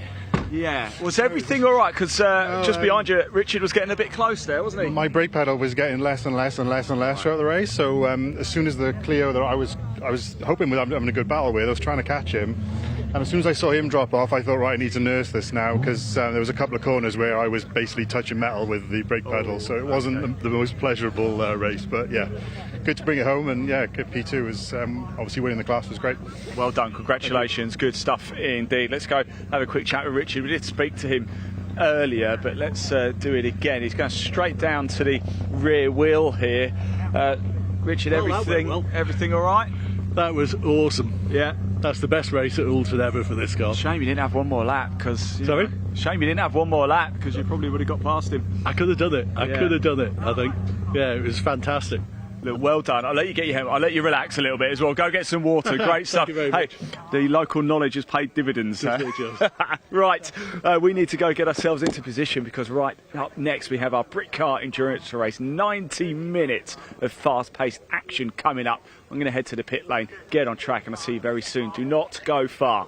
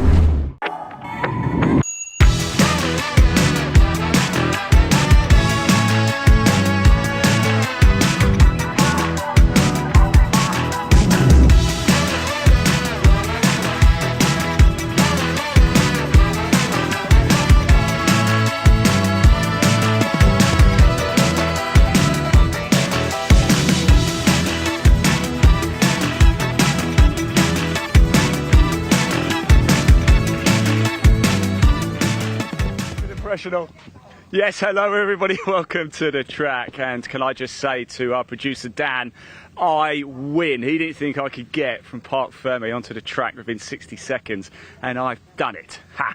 Right, here we are, great stuff indeed. No cars as of yet, but let's go have a quick chat anyway, shall we, with some of the people. How we doing, all right? How we doing, guys? All right, I'm just jumping in. How we feeling, all right? Ready for this? Ready to go. see you. How we doing? I need a breather actually after that. That was a long, you had quick a little run. You have a little run? Yeah, they didn't think I could get from Parc Fermé to here in 60 seconds. I was like, come on, easy. Oh, you can do that easy. Did you do it? Did it, yeah. You've done it. Yeah, we're ready to go. Listen, you're in a good place here. We are in a good place here. Hopefully clean start, head down and get going, really, to be honest with us. We're all good, ready to go. Driver's nice and calm. What's the challenges you guys face with these endurance races then? Is it, obviously, we know there's mandatory stops. Do you sort of try and pre-work out a number of scenarios throughout the course of the race? Yeah, at the end of the day, you try and do all these scenarios, but unfortunately, you know and I know that it's racing. Donington Park was a classic, running that time after the accidents and stuff like that. So hopefully today we're just going to have a nice clean race and do a full 90-minute race. Would be nice. Are we feeling confident? I mean, the heat is what, I mean, you must be roasting, by the way. At least we get to wear T-shirts, don't we? We're not concerned about tyres or anything like that, brakes? No, obviously you've got to keep an eye on the pressures. Once the car comes in on its pit stop, we'll probably bleed them down a bit, but we're pretty confident. We've done quite a lot of runs, long runs, and we're quite confident of how our pressures will be. So time will tell. Excellent. Nice one, guys. Thank you so much. Good luck here. I'll probably pop down to the garage at some point as well with them. We've got the Army Sport Car Racing guys here as well. How we doing, my friend? You all right? Too bad. Right. Too bad. How are we feeling for this one? Pretty confident. Yeah. Pretty confident. It's great to have you guys. So obviously you're part of Army Motorsport. Tell us more about that. How does the relationship work? Sorry, there's someone in my ear that I couldn't hear. What's he saying? What's he saying? No, he's gone now, so I missed all that. Sorry. No, I was just talking about the relationship, Army Motorsport, of course. How does it all work with you guys? Well, I'm a veteran. We've got veterans, reservists, and regular serving soldiers. Okay. So the three drivers are regular service soldiers. And So they are literally, and I remember having this conversation at Donington. Yeah. They're actually on call right now, aren't they? Yeah. So if HQ call up and say we need them now, they've literally got to park the car up and go. Well, after the race, yeah. Oh, they get to finish the race. Yeah, they get to finish the race, and then they can go. Okay, well, let's hope it's not too urgent. Car back, yeah.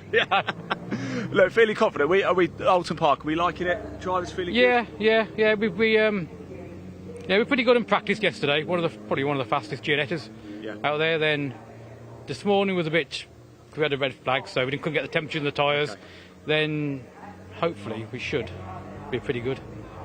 I'm hoping. You'll be fine. It'll be fine. Good stuff. Right, I hope His Majesty doesn't give you the call and they need to dip away. Project 29.7 here. Are we doing all right? Yeah, you good? Well, Ian, you all right? Yourself? Yeah, quite up Paul a little bit earlier, but second race in Britcar for you guys. We feeling good? Yeah, third in total. We did a night race last year. But, oh, okay. Second on this season. Yeah, we're happy with the pace of the car. The drivers. Well, actually, you must be delighted because you had the win at Donington. Yep. You're on pole for the trophy category here. There's seemingly no stopping you guys.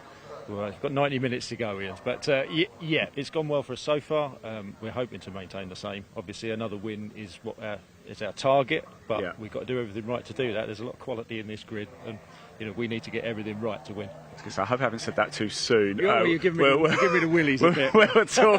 We're talking 90 minutes, maybe. If not, if it hasn't gone your way, I won't be anywhere near your garage for the rest of the day.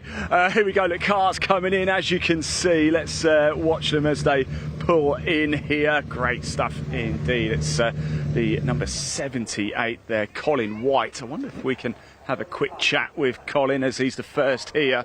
Let's just jump in. Colin, can I just, do you mind if I just jump in here? Unfortunately, you're the only one here, so you've got to talk to me. I took a shortcut, got a trim loose on the car a minute. Oh, okay. Oh, yeah, a bit of work going on over the far side. Okay, I'll let you move the car, Colin, all right? Okay. So let me just shut this because he's got to move it, where the marshal is. So let's have a look. Let's go around here. Where does he need to be? Where does he need to be? Where your feet are. So can I stand with you? Can I ask you, how long have you been marshalling? 11 years. 11 years. Why do you love doing it? I don't know. I just do. I started off when my kids were cadets. Yeah. So my eldest now is 21. Yeah. He was 21 yesterday, so he was doing B unit since 11 years old. What's his name? Jamie Good. He used to race junior saloons. Did he? And Ford Focus Cup. Happy birthday, Jamie. Happy birthday. Happy 21st. That's a big one as well. It is, and it makes me feel old. Well, thank you for all you do. Really appreciate it. I'll move now because Colin will probably run my toes over.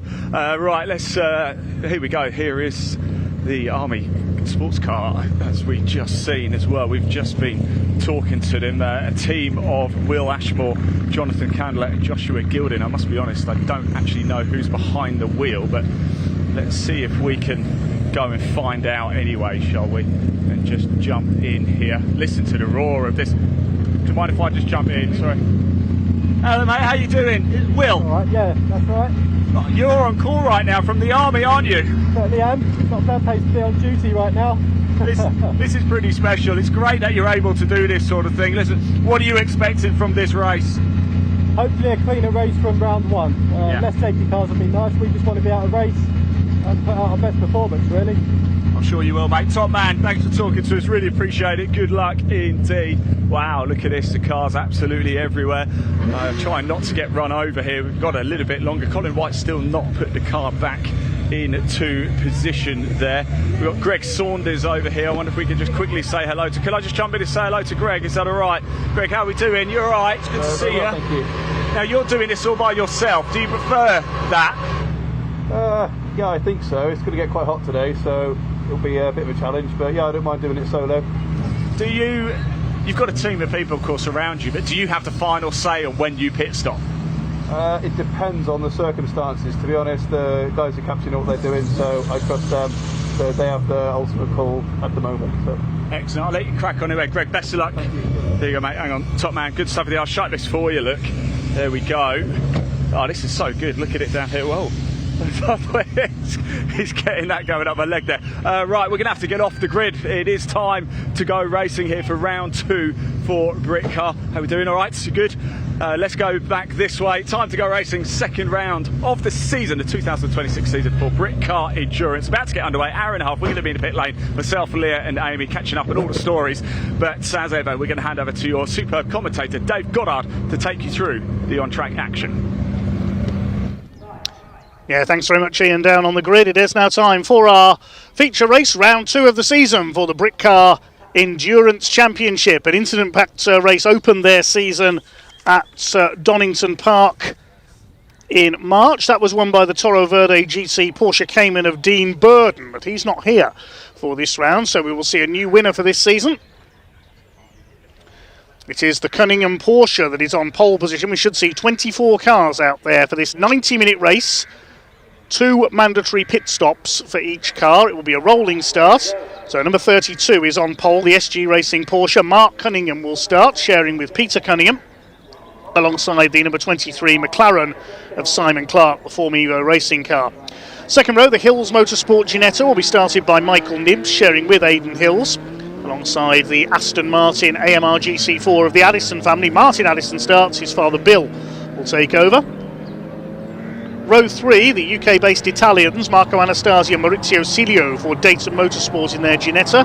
Maurizio Cilio takes the starts. And then the Army car, we've just heard from Will Ashmore, he'll be starting, sharing with Josh Gilding and Jonathan Candler. Row 4 is number 3, Nick Casey, driving solo in his Ginetta, alongside number 297, that's the Alex Miller Paul O'Neill run car. Finn Leslie, the young gun, starts, sharing with Carl Garnett. Row 5, Greg Saunders in his Cupra, alongside Colin White in the 78 Ginetta, both driving solo. Row 6 is the Team Brit BMW. Number 4 came close to the title last year. Noah Cosby and Asher Silver driving that one. I'll have to check who the starting driver is for that one. I've not got that at the moment. Alongside Archie Buttle with his Ginetta. Row 7, the Wilson family. Number 10, it'll be Elliot Wilson starting. His father Ian will take over their Ginetta, alongside 162 of Alex Turnbull with his Ginetta for SVG Motorsport. Row 8 is the BMW M2 of Peter Molesdale and Stephen Kent. Again, we'll have to check the starting driver for that one.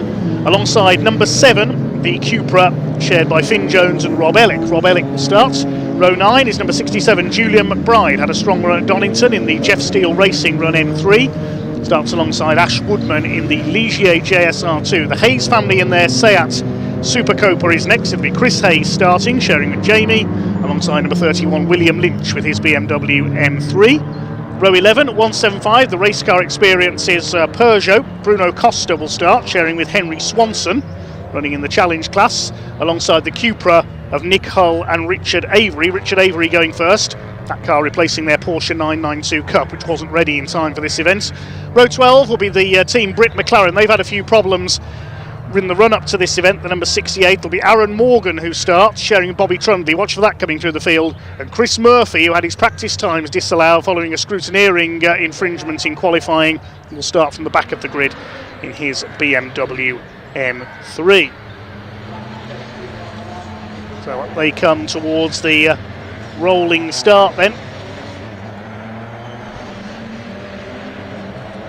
This is going to be a good one. Round 2 of the season for the Britcar Endurance Championship. It's Noah Cosby starting car number 4, I can tell you, and Peter Molesdale in the number 2 car. That's the starting drivers cleared up. 90 minutes then. The pit window opens after 18 minutes and closes with 18 minutes of the race to go. The Cunningham Porsche on pole position. The McLaren, a former Porsche racer, Simon Clark, alongside a superb grid of GT and Saloon cars out there, about to be unleashed. The pace car pulls into pit lane, and it's time for round 2 of the Britcar Endurance Championship here at Oulton Park. 90 minutes to go, we are underway. Super start by Mark Cunningham at the wheel of the Porsche, leads into Old Hall for the first time on the Ginetta's, charging its way through into third place. That was Michael Nibbs in the car shared by Aidan Hills, the former MX5 champion and former rallycrosser, as they make their way around on this opening lap, starting to sort themselves out. An excellent sight they make, this mixture of BMWs, Cupras, Ginettas, with the Ligier JSR2 in there as well, a rare machine in the UK, driven by Ashley Woodman, the ex-Cupra driver. It's the orange coloured car, there he is with the headlights on towards the back of the field. 47 Maurizio Cilio under fire from Nick Casey. He missed the opening round at Donington, so looking to make up for lost points perhaps here. Looking at the standings after the opening round at Donington, the class winners were the challenge class, was won by the Cunninghams in their Porsche, GT class by Team Brit in the McLaren, Bobby Trundley and Aaron Morgan, and the trophy class by Carl Garnett and Finn Leslie. So they're joint championship leaders at the moment. Dean Burden won overall, but he was only an invitation class runner, was not eligible for points. So they're still more or less in grid order at the moment as they head around on this opening lap. A long way to go yet. There's one of the Cupras, number 20 towards the back. That's Nick Hull and Richard Avery. We had hoped to see them in their Porsche 992 at this event, but that Porsche still not ready, so they're in their backup car, the Cupra. Casey under fire further back, I can see there from another of the Ginettas. I think that's Colin White having a go. Yeah, number 78, the ex-world hot rod champion, been racing Ginettas for many, many years now. Elliot Wilson, number 22, ahead of Greg Saunders' Cupra. Completion of lap number 1. It is Cunningham who leads, and he's already 6 seconds clear of Simon Clark in the McLaren in second place. Michael Nibbs in the first of the Ginettas in third place. And for some reason, Chris Murphy is transponding at the front of the field. He started from the back in the BMW, number 721. That car was doing this at Thruxton last year. There's something amiss with the transponder on Chris Murphy's BMW. It was showing as the leader. It was running wide there. That's Michael Nibbs in the 82 car. Nearly got collected by Nick Casey there. So Michael Nibbs could be the first car running into a spot of bother here in the Hills Motorsports Ginetta. Yeah, he's slowing down. That's a great shame. There's Nick Casey being chased by 297. This is the car run by the 29.7 racing team of Paul O'Neill, former touring car star. We heard from him earlier. 2002 it was. He scored his first British touring car win, and there was barely a dry eye at the circuit. Somebody running straight on there. That was the 297 car. He's gone through the escape road there. That's Finn Leslie. Lost a few places as a result. And the Army Motorsport car got sideways there as well. There's Michael Nibbs. He's gone through the escape road as well, but he's limping back, and in fact I think he's pulling over. Such a shame for the Safe Site Security sponsored car, but Michael Nibbs and Aidan Hills looks like they're out of the race already. First couple of laps completed then by Mark Cunningham in the Porsche. Of course, Donington, it was KTMs that dominated in qualifying, but sadly was short-lived in the race. No KTMs here, unfortunately, at Oulton Park. Simon Clark being challenged by Martin Addison. That's the Aston Martin. The Addisons run a plant hire business up in the northeast of England. Martin's been successful in Caterhams, among other things, in the past. He and his dad, Bill, sharing that car. Here's a battle further back in the order. That's the Peugeot 308 RC of Bruno Costa and Henry Swanson, running in the challenge class this weekend, as opposed to the trophy class, chasing down a couple of the Cupras, a couple of BMWs behind them. Green Cupra there, number 7 Rob Ellick, sharing with Finn Jones, TSR Performance team. And there's Team Brits, that's Noah Cosby in the number 4, sharing with Asher Silver. They came close to the overall title last year, but it was the Porsche of Dominic Malone and Adam Smalley who snatched it at the final round. We've not seen that car in action yet this season. Charles Rainford, the British touring car racer, was also a guest in that car at times. There's a green flag waving at Hilltop. Somebody has come to grief at Britain's. I think that might be where Michael Nibbs has pulled over. So that's probably what the yellow flag is for at Britain's. Greg Saunders holding off a couple of Ginettas. As we say, it's after 18 minutes of the race, the pit window opens. It closes with 18 minutes of the race to go. So in that window, you have to make 2 pit stops, 2 mandatory pit stops per car. It doesn't say how far apart they have to be. It can be any time within those 2 windows. You can pit on consecutive laps if you want to.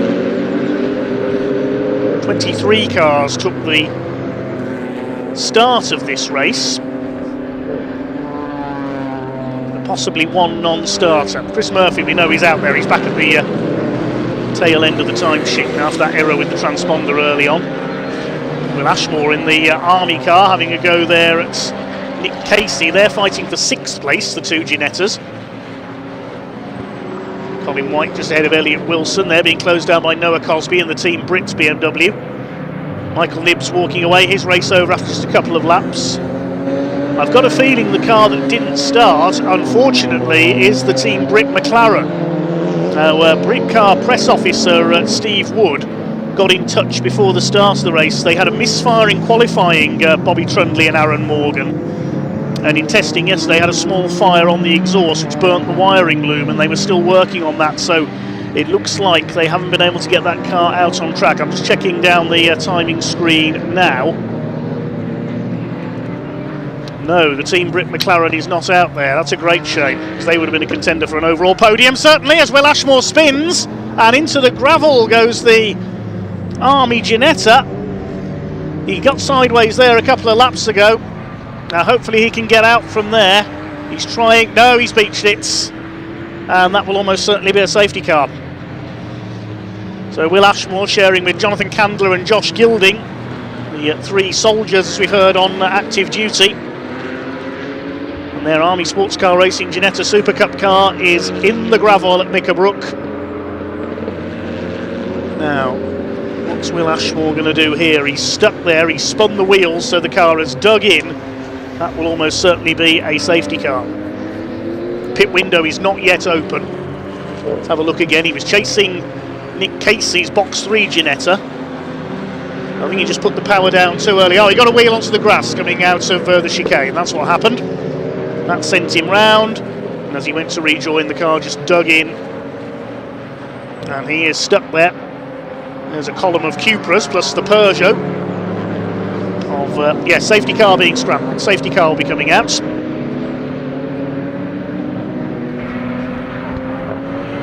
Cars will have to form up single file from when they see a safety car board.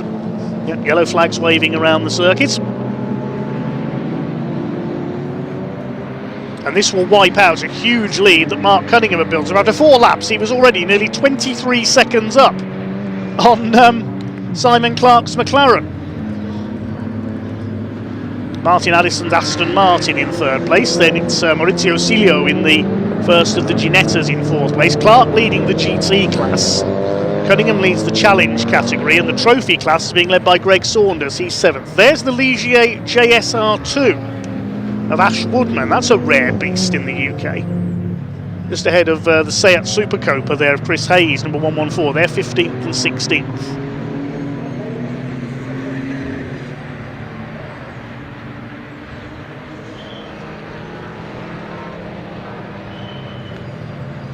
So Will Ashmore stuck there as the safety car pick up the field, and we can head down into the pits with Ian, and he's catching up with Team Brit, and their McLaren of course failed to start.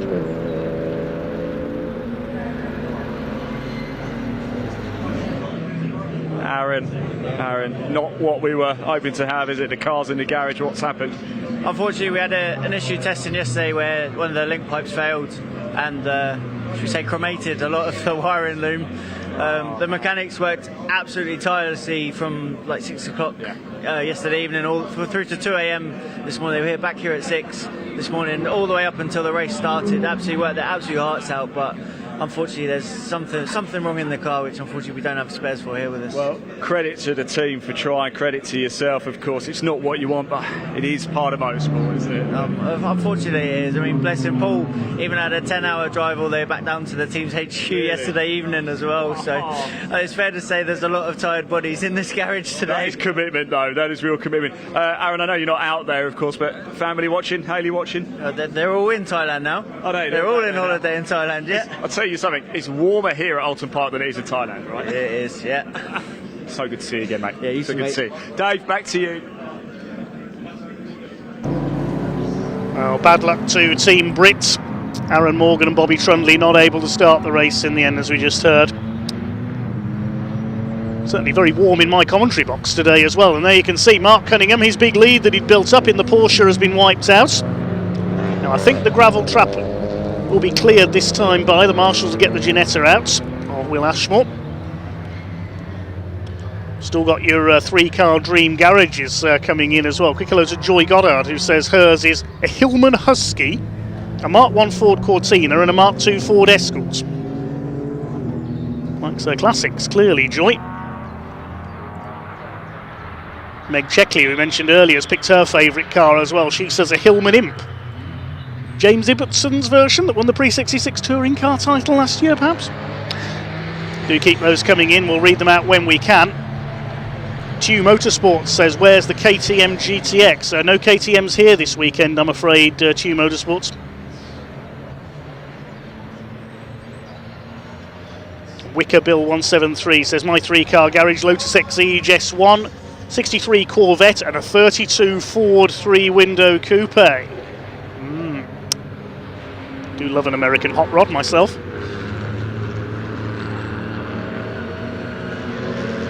Safety car still out here in this Britcar Endurance Championship, round 2 of the season here at Oulton Park.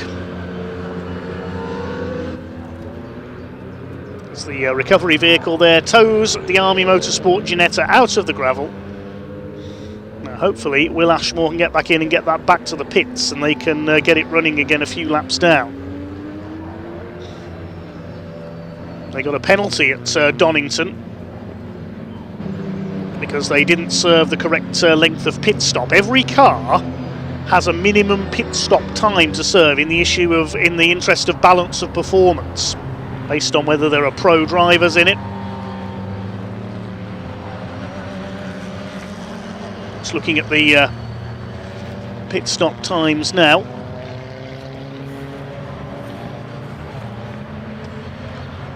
Minimum pit stop time here at Oulton Park, the base time is 125 seconds, so 2 minutes 5 seconds. But some have time added on or taken off in the interests of balance of performance. But they're all around that 2 minute or so ballpark. The leading car, for example, has 125 seconds, the Cunninghams. Simon Clark has 125. Minimum pit stop time. I think the longest was 140 seconds, but that was the Michael Nibbs Aidan Hills car that is sadly out of the race.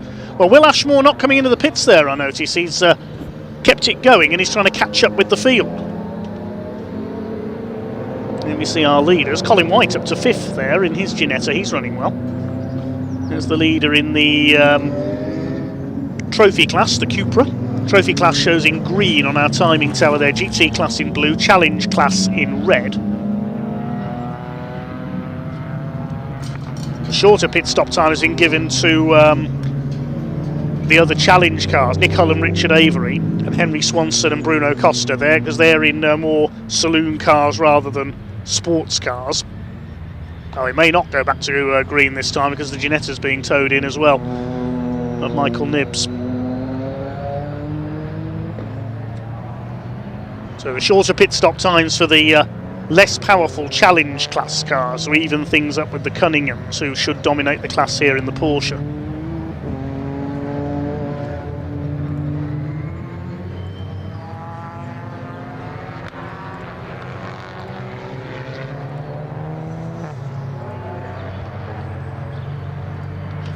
So thanks to the safety car being out, Will Ashmore's caught the tail of the field. That's the BMW of Chris Murphy ahead of him there.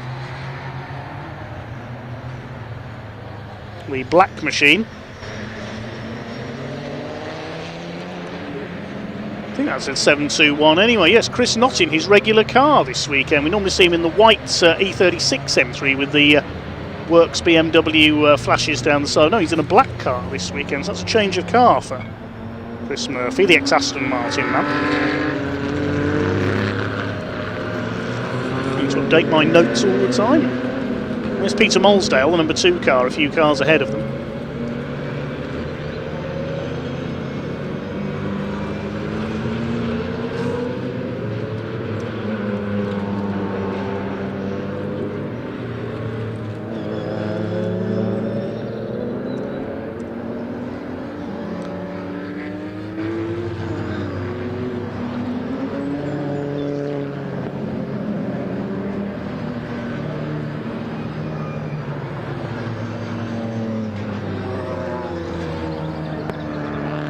Safety car still out then here at Oulton Park in the second round of the Britcar Endurance Championship 2026.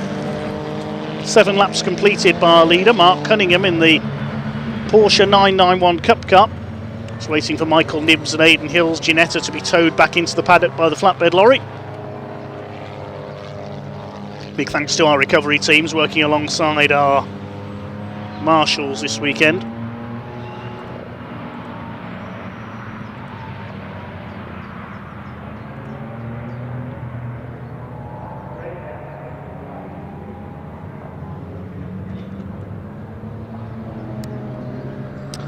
And let's head down to the pits in the meantime as we get ready for the restart. Amy Palmer, I believe, is with the Dayton Motorsport team.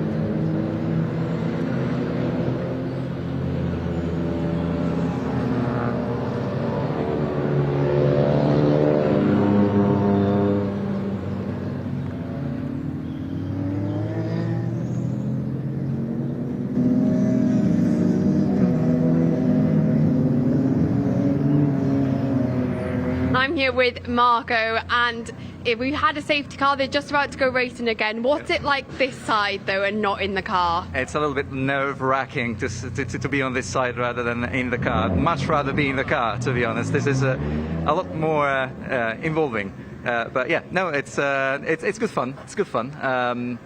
Waiting for my turn to get in, to be honest. And obviously Oulton Park, you kind of expect some safety cars sometimes because it is a tight circuit.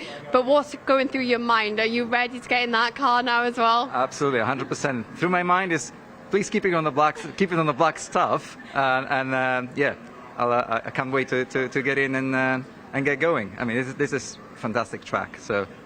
You want to get your chance. And you've got the weather as well. Yeah, the weather is fantastic. We've been blessed with great weather so far, so let's keep it this way, hopefully. Amazing. And back to you in the commentary box.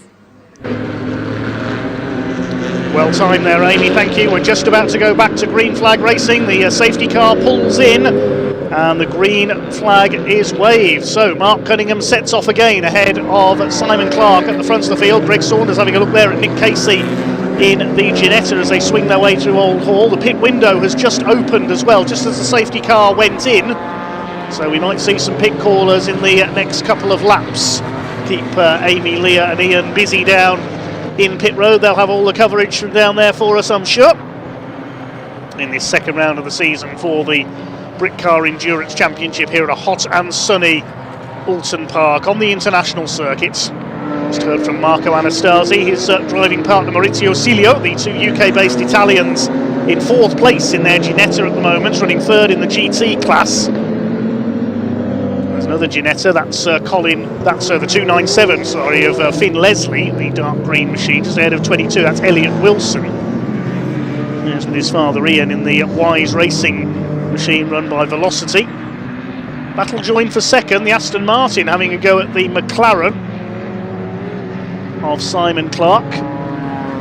There's Maurizio Silio in 4th place, Colin White, Nick Casey, Greg Saunders the leader of the trophy class ahead of Finn Leslie and Archie Buttle. And there's a slowing Ginetta there. Who's that? Is that the 297 car? It is. Problems for Finn Leslie for Project 297. He's pulled over at Knickerbrook. And the winners of the trophy class at the opening round at Donington in trouble. So they can get that car fired up and going again. Big cloud of dust being kicked up by somebody there. That was one of the Ginettas. Didn't quite see which one it was. But already, after 1 lap of green flag racing, Mark Cunningham has pulled out a lead of 5.5 seconds. So as long as that Porsche keeps going without problems, they should finish on top here, but it's an endurance race. There's still 1 hour 9 minutes to go. A lot could change in that time. Here's the first of our pit callers. It's the Nick Hull and Richard Avery Cupra. Regular Porsche racers, but as we said earlier, their Porsche not ready in time for this round, so they've got to their backup car, the Cupra. Driver change taking place. Richard Avery gets out, Nick Hull gets in. The 20 car run by Full Throttle Motorsports. They were running down in about 19th place when they came into the pits though. 3rd in the challenge class. There's only 3 entries in the challenge class at this race. There's the number 10 Ginetta, that is Elliot Wilson. It's the 22 car I said was Elliot Wilson earlier. Apologies, that's Archie Buttle in the 22 car. Sorry, got my Ginettas mixed up there. Yellow flags out at the chicane because the 297 Ginetta is being moved by the marshals. Problems there for Finn Leslie and Carl Garnett's car. First Ginetta in this race is the car of Maurizio Silio, running in 4th place. He's under fire though from the 78 of Colin White. Looks like he's got a bit of window surround flapping in the breeze there on the left side of the car. Colin White. In my youth, remember seeing him racing his national hot rods at my local venue of Hensford Hills Raceway when I was growing up. Very successful in a VW Corrado in the latter stage of his career, similar to the one we saw Fabio Lafarelli racing earlier.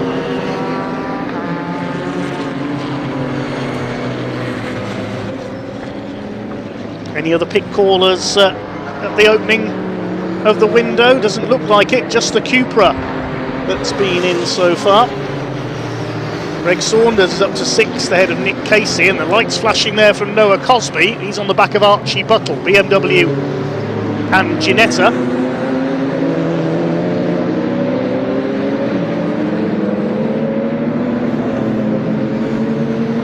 Bit of dust kicked up by Greg Saunders. The Cupra leads the trophy class, and he's ahead of Nick Casey now. Second in the trophy class, the number 22, that's Archie Buttle. And third in that class, 162, that's Alex Turnbull with the SVG Motorsport Ginetta. That's the red and black car in the background there, going side by side with Elliot Wilson's number 10. There's a yellow flag out there at the chicane still though.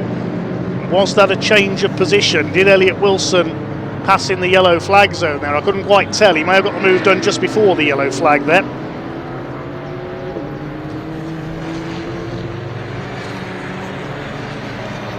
We're towards the half-hour mark, and Mark Cunningham continues to pull away. 11 laps complete for the SG Racing Porsche 991. Simon Clark in second place, he's 17.2 seconds down now. So the Porsche clearly the fastest car out there. But as they always say, to finish first, you have to finish. This is a 90-minute endurance race. Could all change very rapidly, just as we saw in that incident pack race at Donington.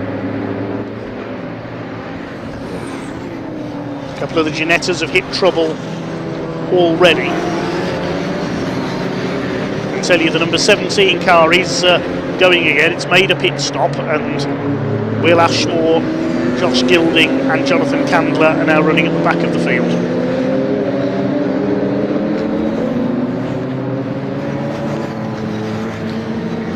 Now with the pit stop minimum times being around the 2-minute mark, you lose pretty much a lap when you make your stop. Each car has to make a minimum of 2 stops within the window. Noah Cosby in the Team Brit BMW, chasing down the 22. Archie Buttle. This is the Ligier, of course famous in Formula 1 from the 70s through to the 90s. The Ligier name, founded by Guy Ligier, who raced in Formula 1 in the 60s himself.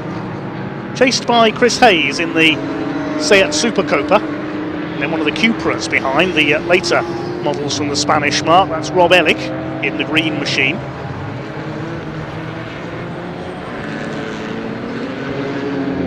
Very busy all the way down the field. One of our commenters asking what happened to the 297 car of Carl Garnett and Finn Leslie. Finn's pulled up at Knickerbrook, unfortunately, and has been wheeled back behind the barriers. Hopefully we'll see the car get going again. John Clasper saying in the comments as well, I used to watch Colin White and his brother Keith at Hensford. Keith went on to race in the Welsh Racing Drivers Association for a time. As Rob Ellick gets the Cupra past the earlier Seat Super Copa of Chris Hayes. And they're battling in the trophy class, battling for 6th place in class, 15th overall.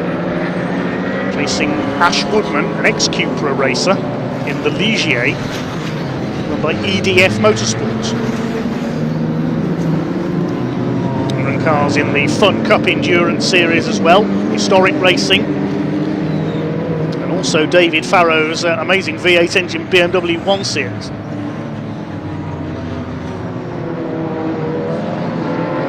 We can now hand down to Leah Halsey, I think, in the pit lane. She's talking to a driver who's just vacated his car, Richard Avery.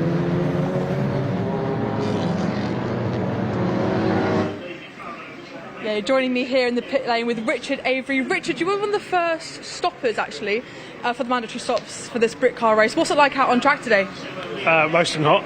The reason for our stop now was because we had about 4 cars in front of us. We're all battling for the same kind of space really, and we called it early. We thought it was coming now, hoping it would get a bit of space. And unfortunately, Nick's gone out and it sort of landed and dropped in right behind me again, so it's kind of like not really up that much. But yeah, that was our reason behind it. So a bit of tussling for track positioning, wasn't it? Sorry?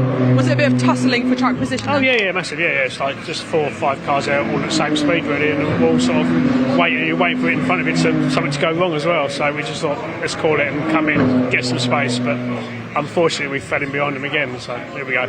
Well, you said, we've spoken about it the whole stream, about the weather. It's typical Brit tradition. We're talking about how hot it is. How does that affect your strategy for the race? How does it affect the car today? Oh, massively. Your car's going to go off in literally like, I don't know, 10-15 minutes. The tyres are going off. Even now, you don't even really want to be warming your tyres up behind the safety guy, trying to keep them cool, rather than you're cleaning them up but not getting them hot. So yeah, it's we're all in the same boat, so just drink plenty of water and crack on. Are you looking forward to getting back out there a little bit later on for your second stop? Yeah, can't wait. Yeah, another 20 minutes to do it. Lovely, best of luck for that, Richard. And we'll throw it back to you, Dave, in commentary. Thanks, Leah. A couple of other cars you heard coming into the pits there in the background. We heard the hooter go off. The Hayes Seat Super Copa has come in, Chris and Jamie Hayes. And also the Peugeot 308 has come in. That's Bruno Costa, possibly handing over to Henry Swanson. I think it's just the 2 of them. It does show 3 names on the timing screen. It shows Dave Tyson as well, but I think it might just be the 2 of them in the car for this race. Meanwhile, Mark Cunningham has just done the fastest lap of the race, 1:39.228. Still these 2 at it. Ash Woodman in the Ligier rather. He's lost a headlamp. I think it's fallen down inside the bodywork there. So has he had some contact, I wonder, with one of the Cupras he was battling with? This might give us a clue. No, that's Nick Casey running wide, doing a Harvey Kersley at Island Bend, trying to attack Greg Saunders. That's dropped him back into the clutches of Archie Buttle now. This is the number 17 car. I think it's still Will Ashmore on board playing catch-up. He's a couple of laps down. So with an hour to go in our second Britcar race of the season, the Cunningham Porsche leads by 31.5 seconds over Simon Clark, with the Addison Aston Martin in 3rd position. Then the Ginettas, Cilio, White in 4th and 5th, then Saunders in 6th. Nick Casey losing ground there. As through go Archie Buttle and Noah Cosby. So Nick Casey, has he picked up some damage, I wonder, there when he ran onto the grass? We'll try and see if there's any damage possibly of the front splitter of that car, maybe just trying to get dirt off his tyres. Rob Ellick has brought the Cooper in, number 7, hand over to Finn Jones. We had hoped to see Mark Jones out in this race along with Craig Fleming in the Audi TT run by TSR Performance. I think they had problems in testing yesterday and not able to make the race. We also lost David May and Mark Skeets, I think, in the test session. The Dayton Motorsport number 118 Ginetta, they were unable to start. This is the 2nd place battle. Clark ahead of Addison, and I can tell you the leader has come into the pits. So Mark Cunningham is in. Peter Cunningham will take over. The Porsche veterans, they were leading by just over 30 seconds when Mark came in.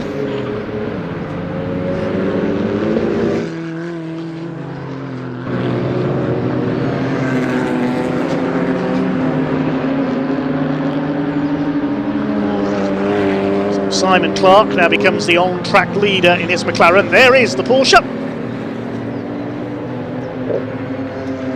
Driver change taking place. You can see through the window there, helping out with the belts. We get Peter Cunningham in the car. Let's see if he can keep up the lap speed. The best lap of the race recorded by Mark Cunningham, 1:39.228.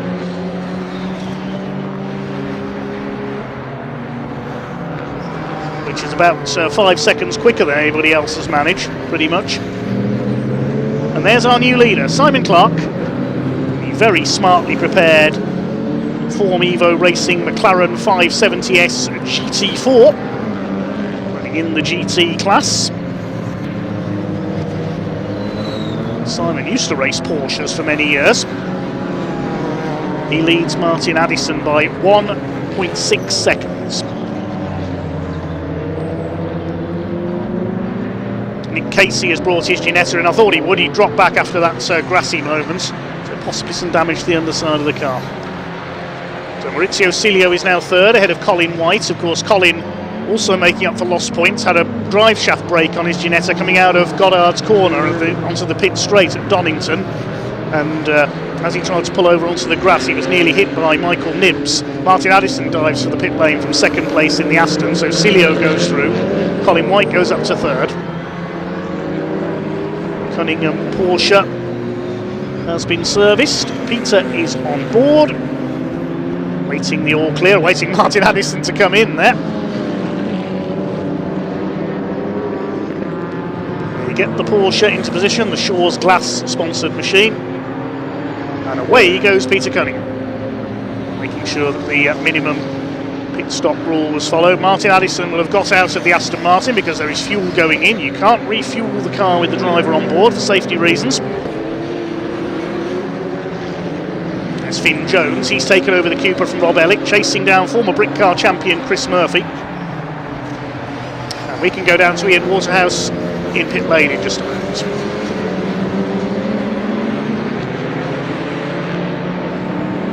Yeah, welcome down to the pit lane, everybody. Just behind me, actually, we've seen the 32 Porsche of Mark and Peter Cunningham. Peter Cunningham now in the car. Mark, very quickly, let's grab a quick word. Lightning start for you, wasn't it? A safety car, unfortunately, ended that. Yeah, another safety car, unfortunately.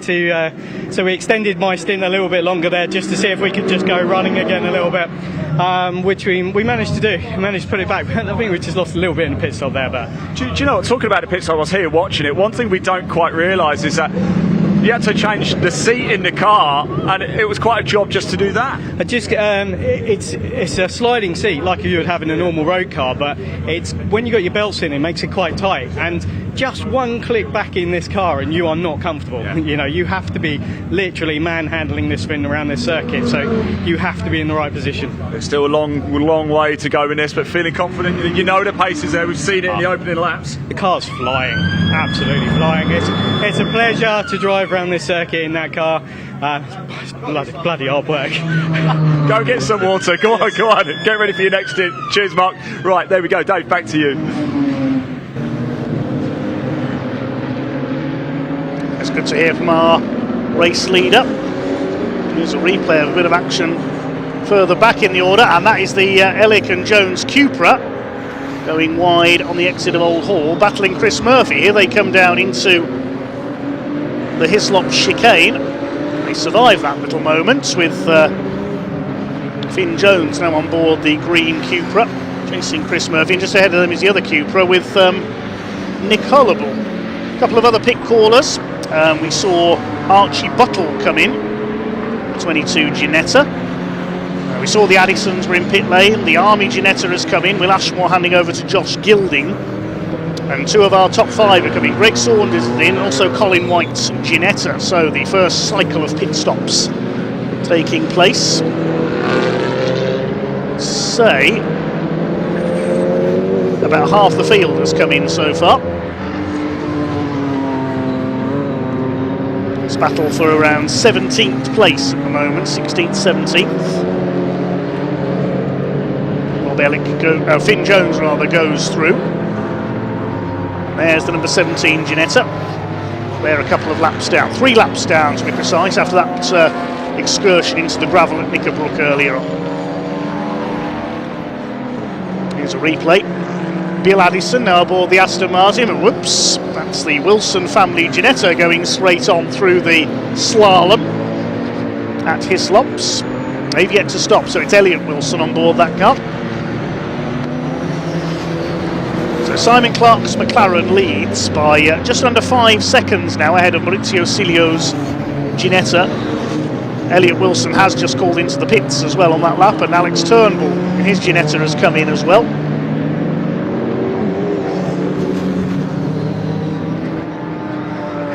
There is Turnbull's car, the number 162, run by SVG Motorsport. As Turnbull gets out, so the fuel can go in. There's Greg Saunders' Cupra in the background as well, rejoining the trophy class leader. Now, Wilson would have taken the lead in the trophy class as he not pitted, so I think it's going to be the Ligier that goes into the trophy class lead now. The Cunninghams are currently down in 14th place. We'll have to see where everything cycles through once the pit stop's been completed, because of course there are pit stops of different time lengths as well. The Cunninghams pit stop was 125 seconds. What was the Aston Martin's? 115 seconds, so they'll be able to gain some time. All to do with balance of performance, of course. It's the time given on the pit stops. Colin White's was 120 seconds. The 47 Ginetta will be 130 seconds. That's yet to come in. Simon Clark will have 125 seconds. And Alex Turnbull has 125 as well. This is a replay of Colin White and Bill Addison. And Colin White, big lock up the inside, clips the back of the Aston. He did well to avoid a big shunt there. Still behind Bill Addison, father of Martin. And he has caused some damage. Look at the back of the Aston Martin, the right rear corner. There's a bit of trim hanging off, so there is damage to the Aston Martin. Hopefully that won't affect it too much, and hopefully it hasn't damaged the suspension. Only a kiss between the Ginetta and the Aston, but it has damaged the right rear corner slightly. The number 2 BMW, Peter Molsdale and Steve Kent, is up behind them. Looking for where that car is. It's up to 4th place now. That's number 2 car. It has yet to stop.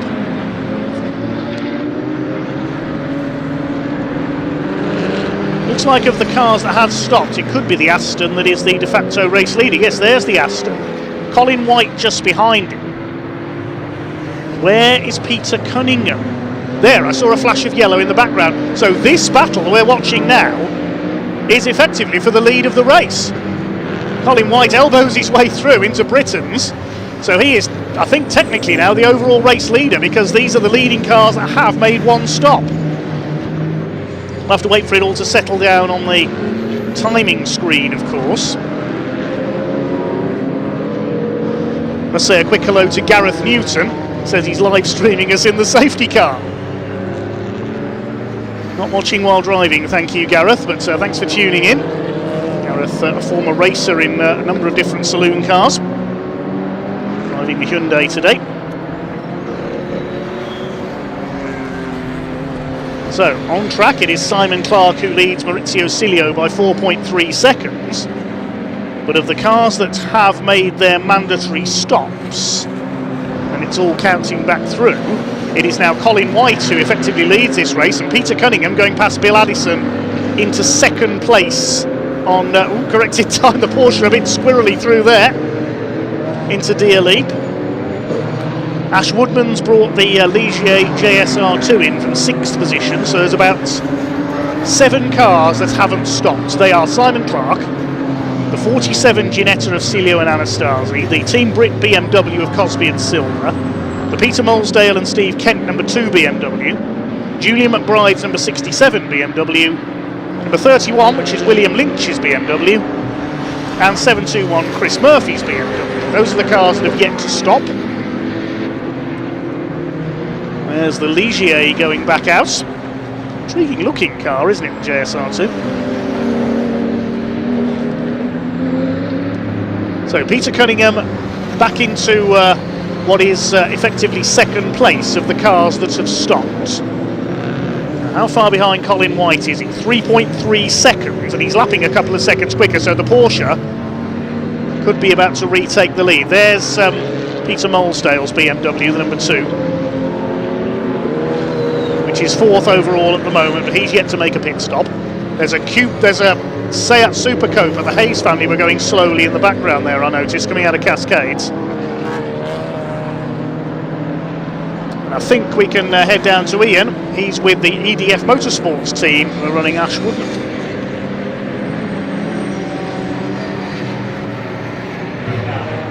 Right, I'm down here in the pit lane. We just had the Ligier come into the pits. Ash Woodman has done his first stop, gone back out. I'm here, a very familiar face with BARC. It is, of course, Dave Farrow. Hello, Dave, good to see you, my friend. Everywhere I go, you seem to be Are you there. following me? I am following I think you are, aren't you? Yeah. No, great. I want to talk about the car. It's something special, isn't it? How did you end up working on it? So we've run Ash for numerous years now in the TCR car, and obviously times are changing. They're getting a little bit old in the tooth now. The car was out of date basically, so we thought, let's new day, new challenge. And to be fair, I really commemorate Ash for jumping into something that's so different. But why this car? Why the Ligier? It is so different, like you say. And that's it. And that is literally it. We didn't want to, I mean, no disrespect.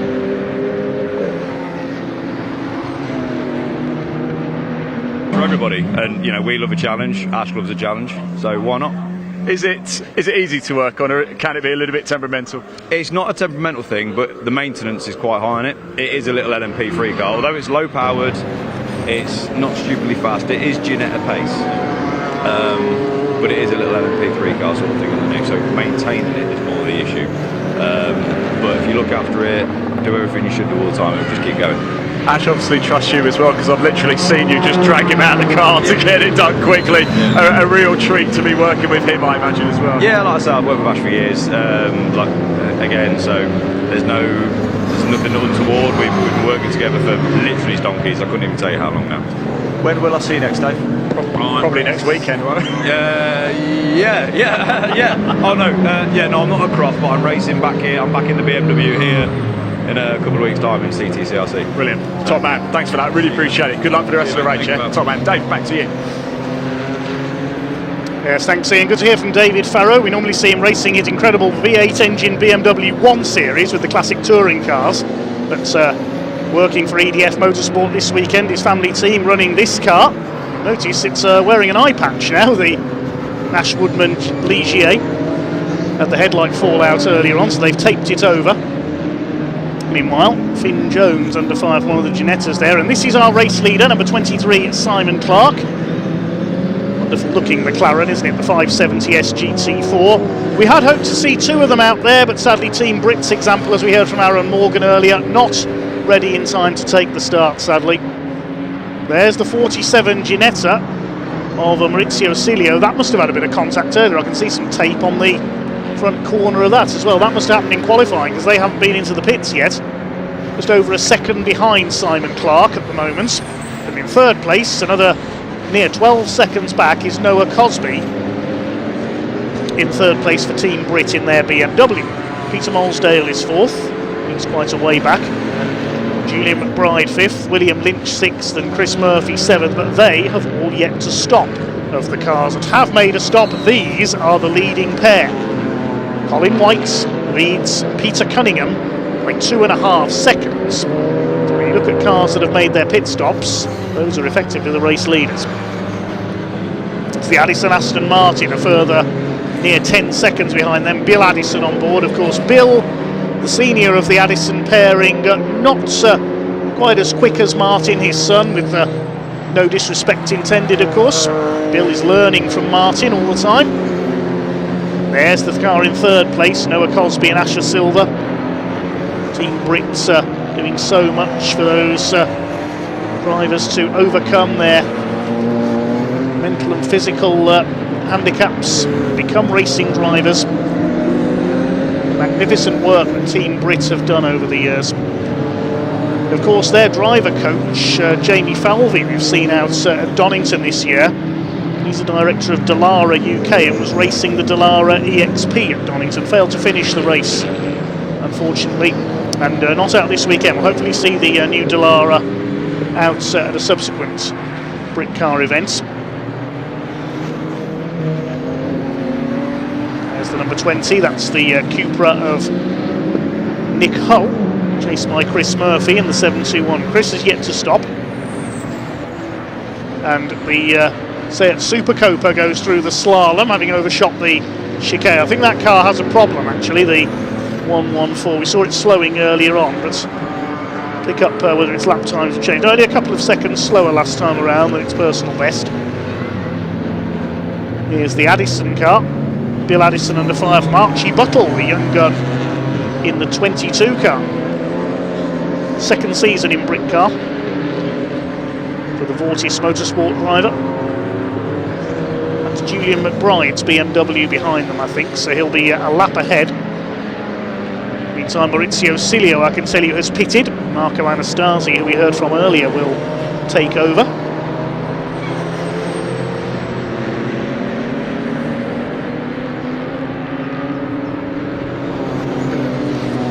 Clark's lead over Noah Cosby should be just over 12 seconds. You can see that bit of trim flapping there on Archie Buttle's car. I think it's one of the wheel arch liners possibly coming loose.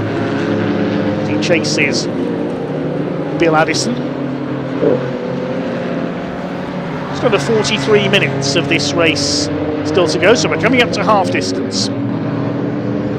Second Britcar Endurance race of the season. It's the one safety car period so far. I won't say any more than that. I don't want to put the curse of the commentator on things. That was when Will Ashmore's Ginetta ended up in the gravel at Knickerbrook early on. He's got going again. Just a couple of non-runners. And they are both Ginettas. We lost the 82 of Michael Nibbs and Aidan Hills on the second lap. Also Finn Leslie and Carl Garnett, the 297 car, pulling off at Knickerbrook a few laps in as well. 21 cars running out of the 23 who started. The Hayes family Sayat has come back into the pits for a second stop. It will count as their second mandatory stop. Of course, it's within the window, but I think that car is having a few problems. Hopefully we can hear from one of our 3 pit reporters down there. Spinner in the background, I think that's the Army Ginetta again. It was a black and day-glow yellow Ginetta. I think that's the number 17 car again, which is now Josh Gilding on board.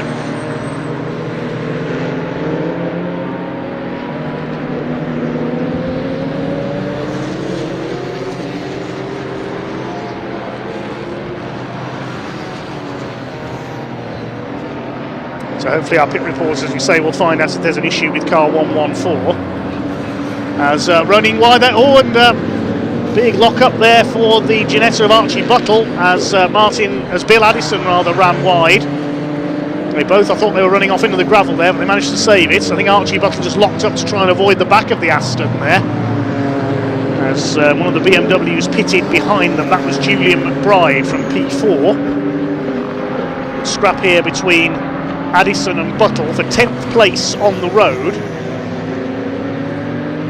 I can tell you Colin White has been into the pits. And Julian McBride's BMW now in as Buttle gets through past Bill Addison. Did a bit more contact possibly in there. Look at his wing mirror hanging off on the right hand side.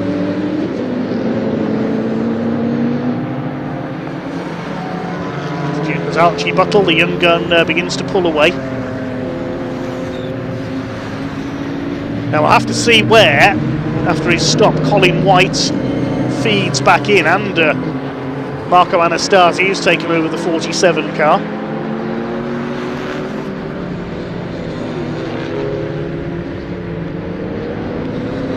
Once he's completed his out lap, Colin White will slot back in. We'll see where he is in relation to Peter Cunningham's Porsche. Peter Cunningham's last lap was a 1:48, which is nearly 10 seconds down on Mark Cunningham's best. 1:39.228, the fastest lap of the race, but still leading the way is this man, Simon Clark, through the shell hairpin in the 23 McLaren. 26 laps completed. He's lapping in the 1:45s. And he's 18.5 seconds near enough clear now of Noah Cosby in the Team Brit BMW in second place. They're both in the GT class. Will Lynch leads the trophy category in his BMW. The challenge class is still led by the Cunninghams.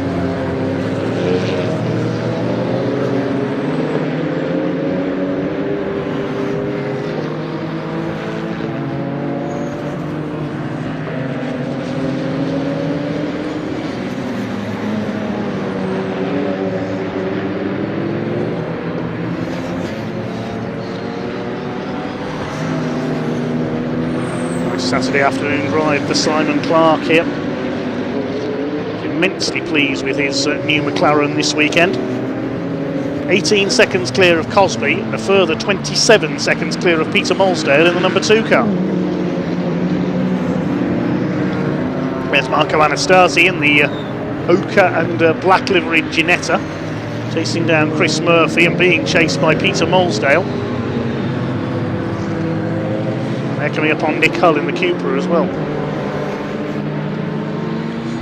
Things settling down then in the midsection, if you like, of this space, but nearly not for Marco Anastasi there. 2 wheels on the grass as he tried to get past Chris Murphy, and Murphy just didn't see him. But he's not lapping the BMW. This is for position after Marco Anastasi has stopped. It's Peter Molesdale, number 2, who's going up to lap. In the pits, Team Brits. It's the number 4, Noah Cosby. And handing over to Asher Silva.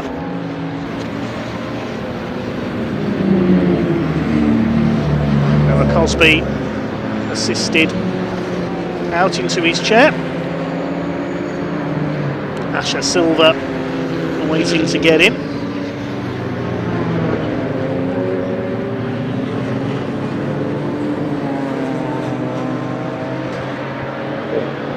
Have to be very well drilled indeed to carry out pit stops like this. Will be practiced back at the team HQ. But the first cars coming in for their second stops as well. Mark Cunningham, I can tell you, has got back into the Porsche number 32. I think that's been in again. So a shorter stint for Peter. Mark is the quicker of the 2 drivers there. And Greg Saunders has been in again in his Cupra number 34, the pink and orange car. So just 3 cars, I think, no, 4 cars that have not stopped. 2 of them we're looking at now. Chris Murphy in the black BMW, Peter Molesdale's BMW, Simon Clark in the leading McLaren, and the other car that hasn't stopped is William Lynch with his BMW. I think that's the orange one. There's a bit of traffic here. Chris Murphy is being lapped by Peter Molesdale, but he also doesn't want to let the cars of Anastasi and Buttle through. Yes, Buttle's actually got ahead of Anastasi there. Let's head down to Amy Palmer in pit lane. She's talking with Team Brits Noah Cosby.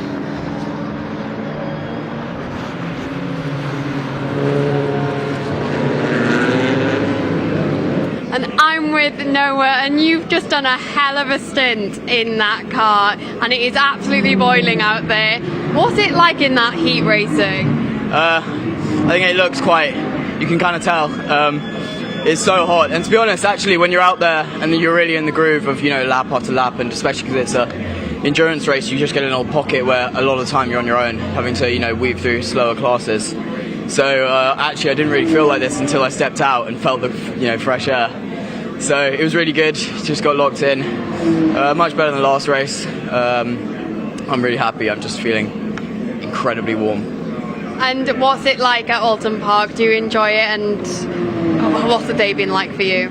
I love Oulton Park. It's so technical. It's I'm in a new car this year. I'm in the M4, which is front engine orientated rather than the McLaren I drove last year, which is rear. So it's almost like getting to learn a new track, to be honest. They're so different. So yeah, it's been a steep learning curve for sure on such a technical and difficult and narrow track.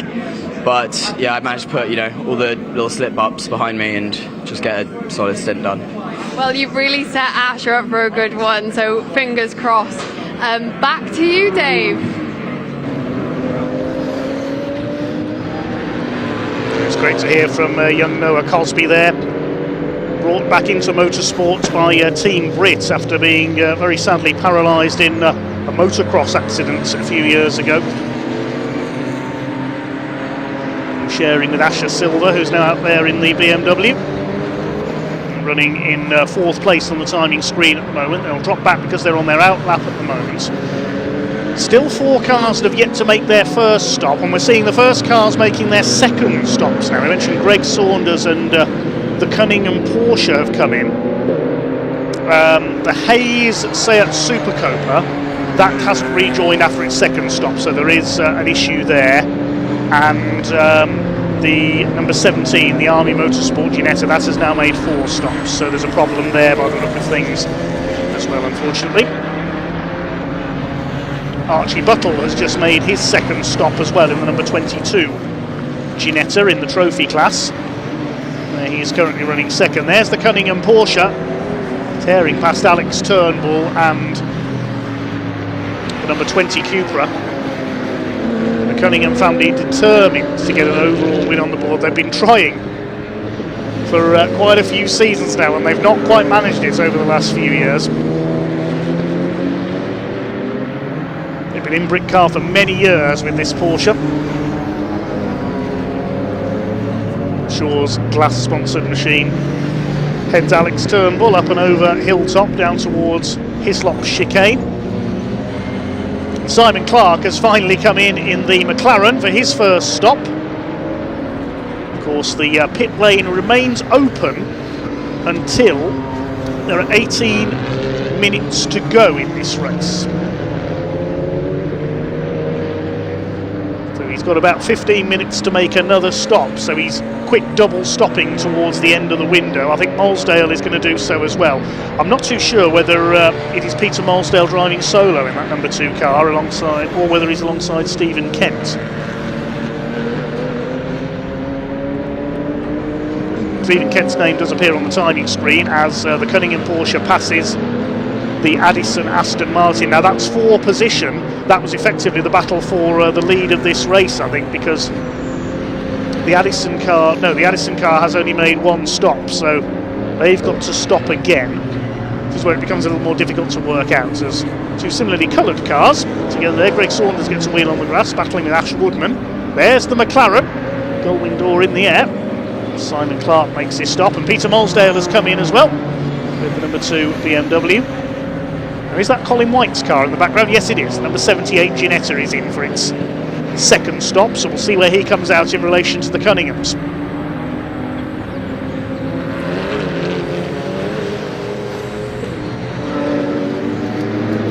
Of course, in the opening race of the year, Dean Burden was able to make a quick stop under safety car, which put him about a minute ahead of the rest of the field. Was able to stay ahead. Much more interesting competition here with people able to stop under green flag conditions. We had that brief safety car at the early part of the race when the Ginetta spun into the gravel at Knickerbrook. Is that Ginetta back out of the pits again? Yes, it is. They made 4 stops.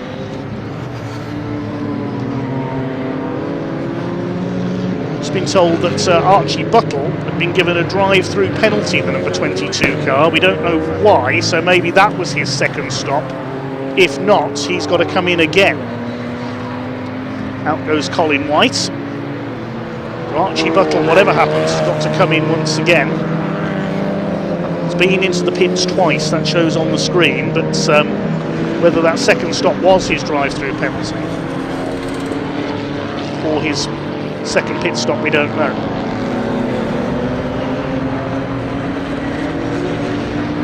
Just a couple of cars have not yet stopped. Chris Murphy is one, and William Lynch is the other, but we can head down to Leah in pit lane. She's with Finn Leslie from Team Project 29.7.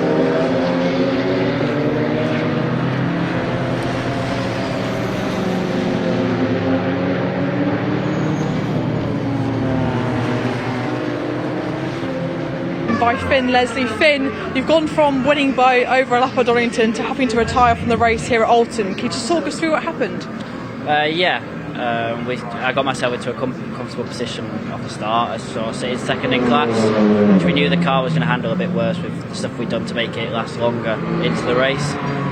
It was sitting comfortably where we were, and then the drive shaft let go, unfortunately. One of them things you can never predict when a drive shaft is going to snap, but unfortunate for the team, and especially my teammate Carl, who's missed out on the race.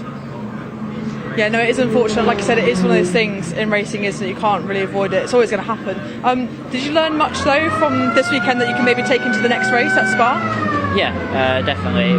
I mean, it started off at Donington. I didn't know I was going to be racing until like the week before, and then same again with this one. So we'll see what happens in the future. I know I want to stay with the boys and Project 297. They've been great to me. We've learned lots and developed the car over the last couple of weekends. Racing's been good fun, and I look want to be at Spa as well. Lovely. And just finally, we spoke a lot about the heat today. How did that affect you before the drive shaft problem got in the way?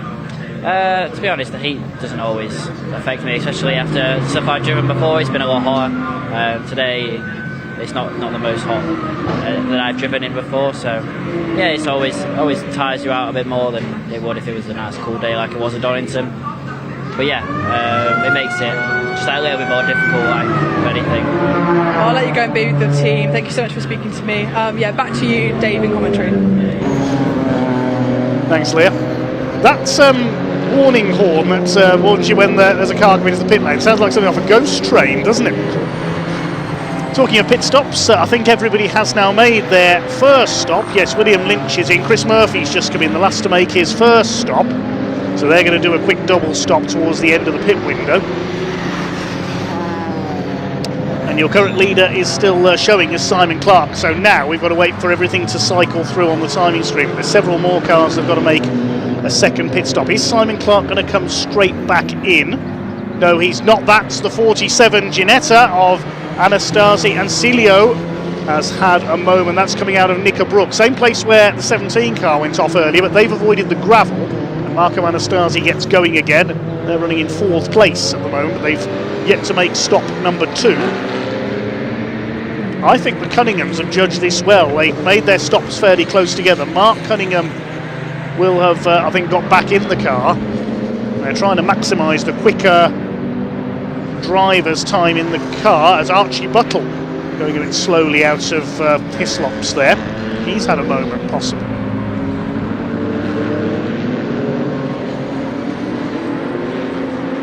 Number 7 Cupra has made its second stop. The Wilsons have been in again as well, and the Peugeot of Swanson and Costa. As Marco Anastasi has come in. He may come straight in after that spin just to check the tyres and for any damage. There's number 4, Cosby and Silva. They're still running in 2nd place, but they've only made 1 pit stop and they're just under 17 seconds behind Simon Clark. Interesting to see where everything slots together when everyone has made those 2 stops. Nick Casey's Dayton Motorsport Ginetta is in as well, so it's busy at their pit box. 2 of their cars in. In comes another Ginetta, that's Archie Buttle, the 22 in the background. That's his 3rd stop, because of course he got that drive-through penalty as well. We know not why he had been served with that penalty. Didn't come up on the timing screen. It's getting busy in the pits once again. About, I would say, 7.5 minutes before the pit window closes. There's the Addison Aston Martin. 5th overall at the moment. They've still got to make their 2nd stop. Alex Turnbull right behind them. They're going to leap, I think, into 4th and 5th with the pit stop made by the number 47 Ginetta. The Cunningham Porsche is back up to 3rd. And they've made 2 stops, of course. So Clark's got to stop again. Cosby and Silva are going to stop again. So once they come in, the Cunninghams are going to be back in the lead. There they are. Number 32 SG Racing Porsche, and they are looking good here with just under 25 minutes of this race to go. They've judged it nicely on the timing of the stops. Alex Turnbull has just come in. Julian McBride coming in for a quick 2nd stop as well. Just going to nurse the car now. I think the Cunninghams there looking set for victory. The number 20 Cupra is in as well. Richard Avery, I would imagine, has taken back over at the wheel. The 7 Cupra came in as well for its 2nd stop. Casey rejoins after stop number 2. He's currently 9th and 7th in the GT class, which is led by Simon Clark's McLaren. There's Colin White in the 78's Ginetta.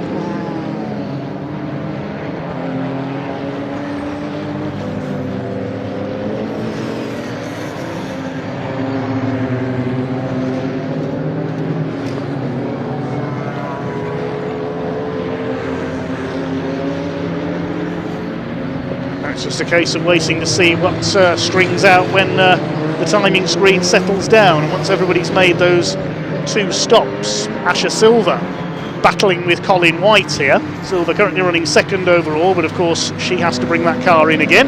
White back up the inside. Excuse me, he says to Asher Silver. White is currently a lap down on the BMW, having made his second pit stop. So who hasn't made their second stop? Well, Clark and Silver we know about. The Addisons have got to make another stop. The Molesdale and Kent BMW. Ash Woodman has got to stop again in the Ligier. William Lynch's BMW.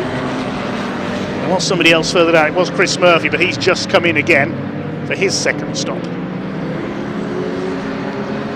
We've only got a short time to do so.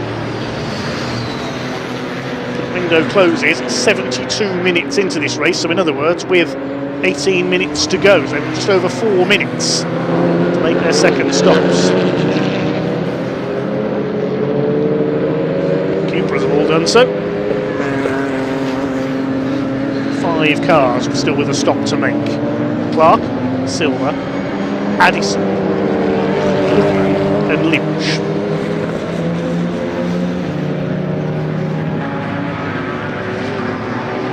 Battle among the Cupras here. This is for 18th place between Richard Avery and I think it's Rob Ellick back on board the number 7 car. The other car fighting it out with them is Greg Saunders, number 34. He's a lap ahead of the other two. The dust kicked up there on the outside.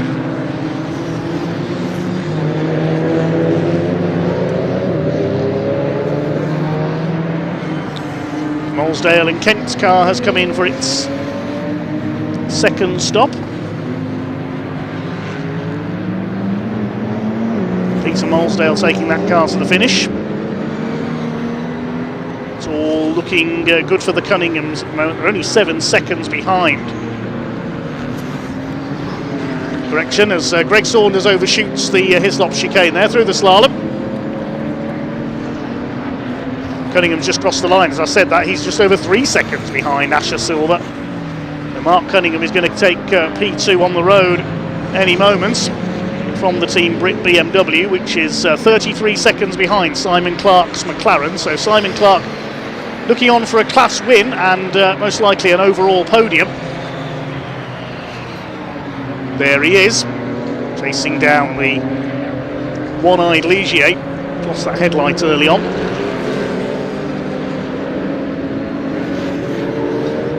Blue flag wave to Ash Woodman. He's running 6th overall and he's leading the trophy class at the moment. So the Ligier running well.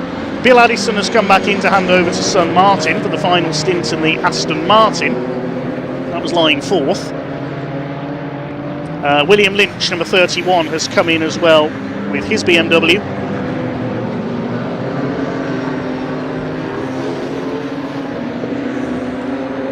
And Archie Buttle, I think, did have a problem with his Ginetta. I've just noticed he didn't come out after that 3rd stop, so I think he's possibly retired. In comes Simon Clark, and there you can see there's that damaged bumper on the Aston Martin. Out comes the tape. Might need more than tape to put that right though, after that bit of contact with Colin White earlier on. Simon Clark we saw coming in as well in the McLaren. So just a couple of cars that have yet to make their second stop. Team Brit's BMW is one of them, and Ash Woodman's Ligier is the other.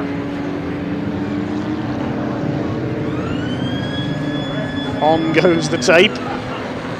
Bodywork of that car must be pretty hot as well, trying to take that up.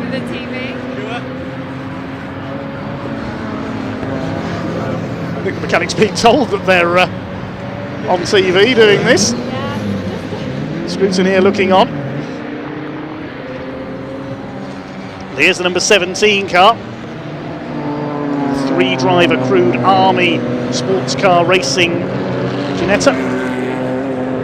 I think I thought I heard a voice there in the background. Amy Palmer's down there with the Addison Racing team.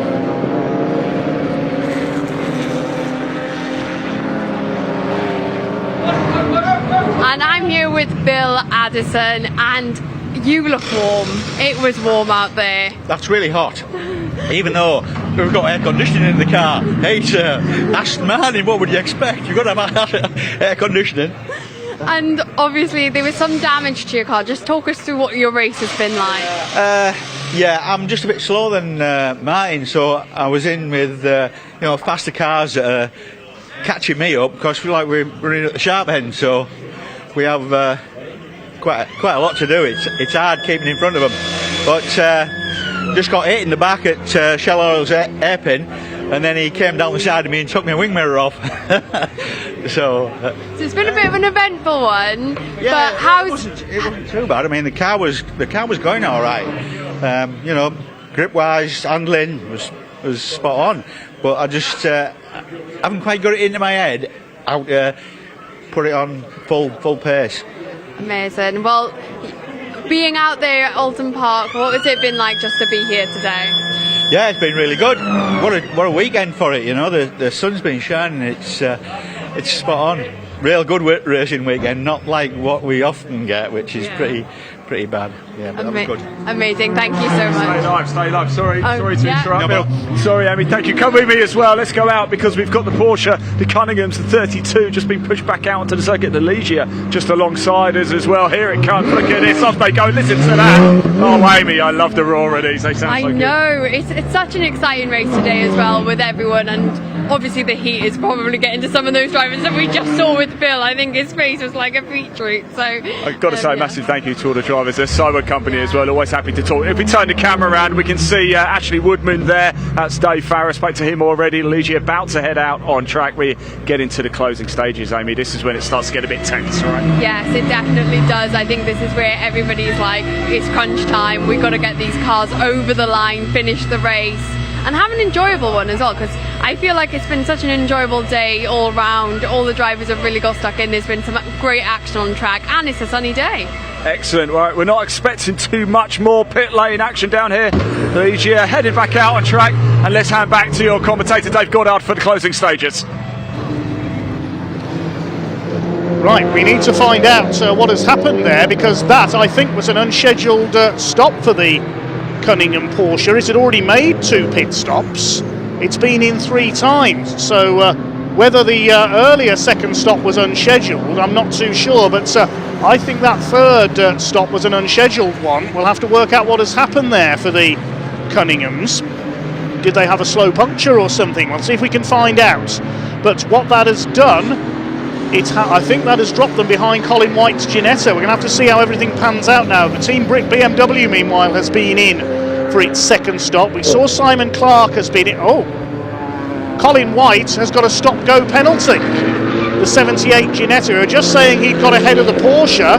Colin White's been given a stop-go penalty. That's just come up on the timing screen. I imagine that's for a short pit stop. We haven't had reason confirmed. So, 2 of our lead cars in possible strife here. This could change things. The Cunningham Porsche, now on its outlet, we've got to wait and see where it cycles back in along with everybody else. The Army Motorsport Ginetta's off again. That, I think, is at the Shell Oil's hairpin. Just under 15 minutes to go. Is this going to bring the safety car out again? I think it's Jonathan Candler who's on board.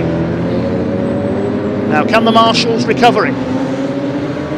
Spinning the wheels like that is just digging the car deeper into the gravel. Well, it's all suddenly happening in the closing stages of this race. Certainly big changes, possibly towards the front of the field. I'm not too sure why the Porsche came in for a third time.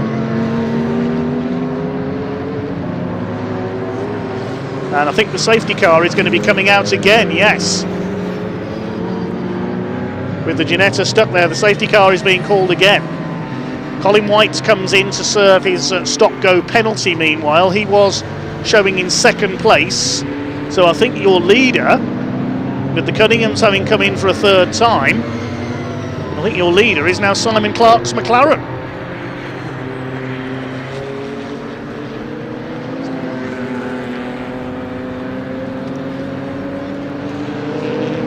try and find out what happened for the Cunninghams with that third stop. Was it an unscheduled one? We don't have any notification of any penalty for the number 32 car.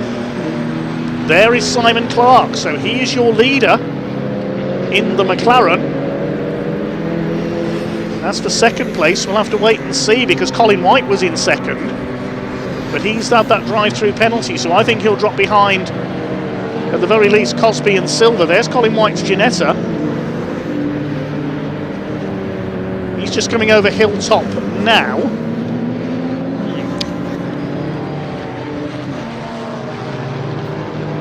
See when he crosses the line where he is in relation to the other lead cars. He took that penalty just as the safety car was coming out. Safety car scrambled to rescue the number 17 car up at Shellowill's hairpin. So next in the order is the Cosby and Silver BMW, then the Anastasi and Celio Ginetta. Simon Clark's just gone across the start-finish line to complete his 39th lap with 12.5 minutes of the race to go. The pit window has closed. Did everybody complete their mandatory 2 stops? Yes, they did.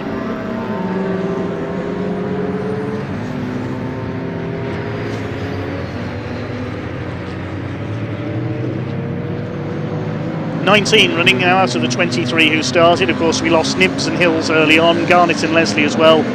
The Hayes family Seat Super Copa had problems. They didn't rejoin after their second stop, and Archie Buttle has pulled off into the pits as well in his Ginetta.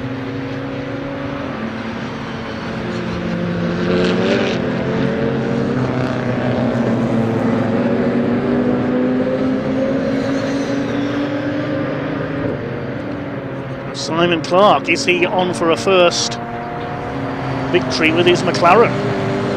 Colin White is still showing on the timing screen in second. He's just under 18 seconds down now on the race leader. There's the reason for the safety car.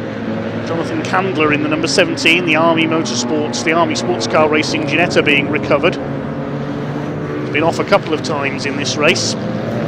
BMW X5 will tow it out.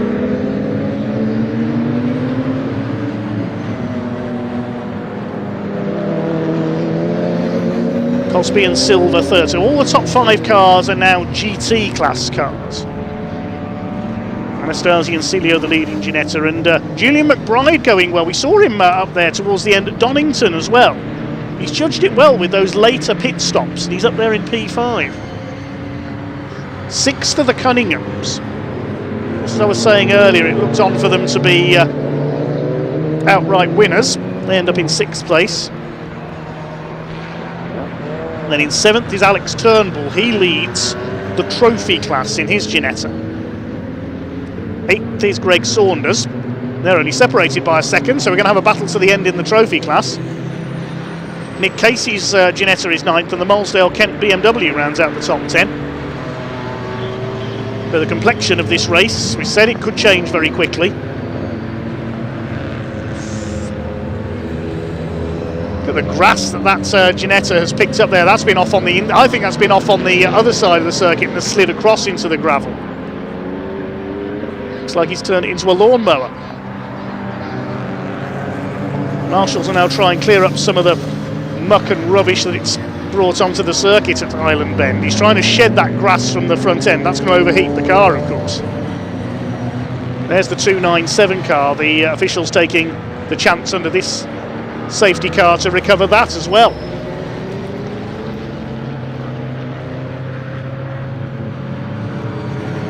That's been sat at Mickerbrook for over 30 laps now, but the officials just taking a chance to recover it now rather than at the end of the race.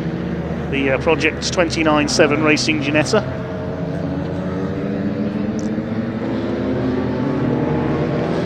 Well, hopefully we do get back to green flag racing in a lap or two's time, because Simon Clark will have Colin White's Ginetta behind him. They're only separated by a couple of seconds, you can see on our timing screen. And the Cosby and Silver BMW is about 9 seconds back in third.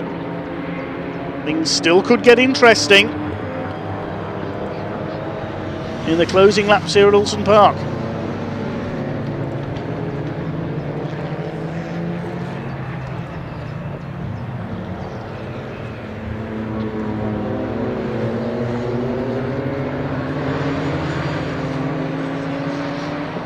Thanks again for all your comments coming in. We'll get back to those when we can. We haven't really had time with so much going on during this race.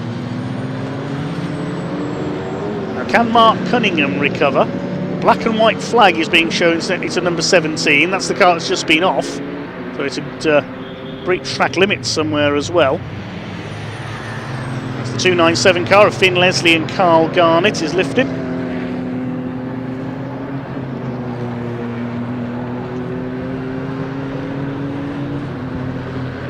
'17 car, not surprisingly, is back in pit lane. I reckon that could be terminal for that car this time.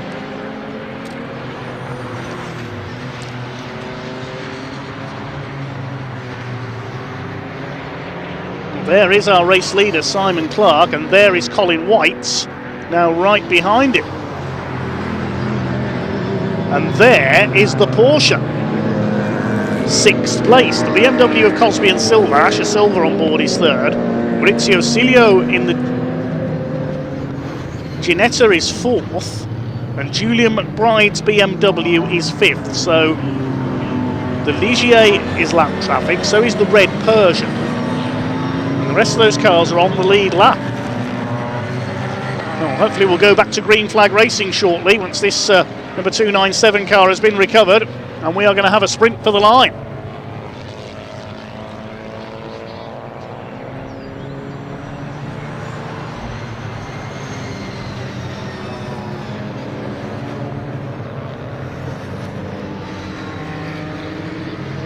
So this is going to get interesting as the 297 car is stretchered away. Great shame for Paul O'Neill's team here on his home circuit. The touring car legend. The man itching to get going here will be Mark Cunningham in that Porsche. Saw how much more quickly he was lapping in the early part of this race. They'll be watching their mirrors for him, I think. He's ready to go, look. But will they get the green this time? Look out for the lights on top of the safety car. When they go out, it means we're going racing this time by. They might have to do one more lap, in which case it'll be a 2-lap sprint, I think.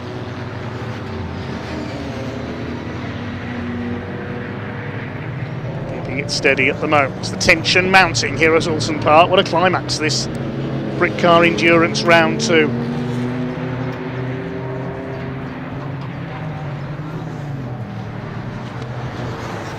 White still on atop the Hyundai.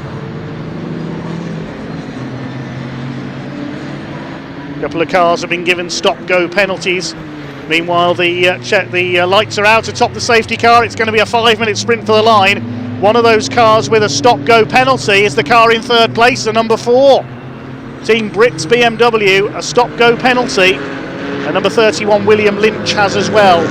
So that's disaster for the BMW, but we're getting back underway. Here we go. They can't pass until they cross the timing line. Clark and White lead them away.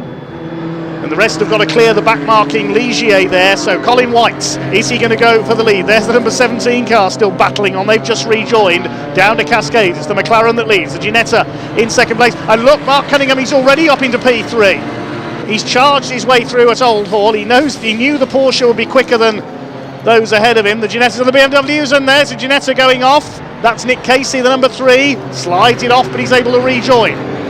Here we go then, the pursuit is on for Mark Cunningham. Can he make up for that extra stop, make up the ground he lost, and catch the 2 in front of him?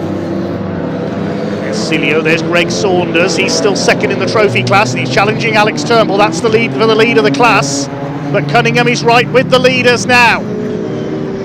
Up over Hilltop, 4 minutes to go, and Mark Cunningham is challenging as they come down towards Hislop chicane. He's past Colin White, up into 2nd place, and now fills the mirror of Simon Clark's GT class McLaren. Here comes the Porsche out of Knickerbrook into Clay Hill. He tries to pull alongside. Simon Clark doesn't really give way, but surely at Druids the more powerful Porsche is going to be through and alongside, is he? No.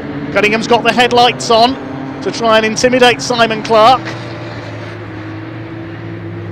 Here they come, under the bridge, surely at Lodge. He's going to go for the inside. Mark Cunningham, he pulls alongside, retakes the lead. Great recovery by Mark Cunningham. And the SG Racing Porsche is back in front here at Oulton Park. It took him 1 lap from going back to green. There's still 2 laps to go though. It's got to hold it together. It's over 3 minutes on the clock as they came into Old Hall. Cunningham from Clark, Colin White in third place. What a great race he's had in the Ginetta. Can he fight his way past Simon Clark and win the GT class? What about the trophy class? Further back, it's still Alex Turnbull, is it? No, Greg Saunders has got ahead of him. The Cupra is in front there of the black and red Ginetta. So Alex Turnbull has lost the lead of the trophy class. We're watching the overall leaders. Look at this behind. Stop-go penalty for number 4, of course, Noah Cosby and Asher Silva. They're just ahead of Julian McBride. Turnbull up on the outside. He's trying to win the trophy class lead back again. Behind him, the number 7, which is the Jones and Elliott Cupra. They're a lap down. They funnel their way through the Britain's chicane. This is great stuff. Sprint for the finish here at Oulton Park. Greg Saunders out onto the grass almost. He's taking some risks here, just behind the Anastasi and Cilio Ginetta. Alex Turnbull bumps the number 7 car of Finn Jones, Rob Ellick. That's delayed the Peugeot slightly behind. That Peugeot, the 175 car of Tyson Swanson and Costa, running second in the challenge category. What about Ash Woodman? He's a lap down in 13th place. Coming up to start their final lap this time. Greg Saunders on the back of the white BMW. That's Julian McBride. That's 4th position, but they're in different classes, so Saunders doesn't really need to get the Cupra ahead of the BMW there. You try telling that to a racing driver in the heat of battle. We're on the last lap now, and Cunningham has pulled out a lead on that lap, having just taken the lead of 7.2 seconds. SG Racing are not going to be denied here at Oulton Park today. Alex Turnbull trying to fight back. If he can retake that pink and orange Cupra, he can win the trophy class. I don't know whether there's a problem for Anastasi and Cilio's Ginetta here. They're dropping back in the 47.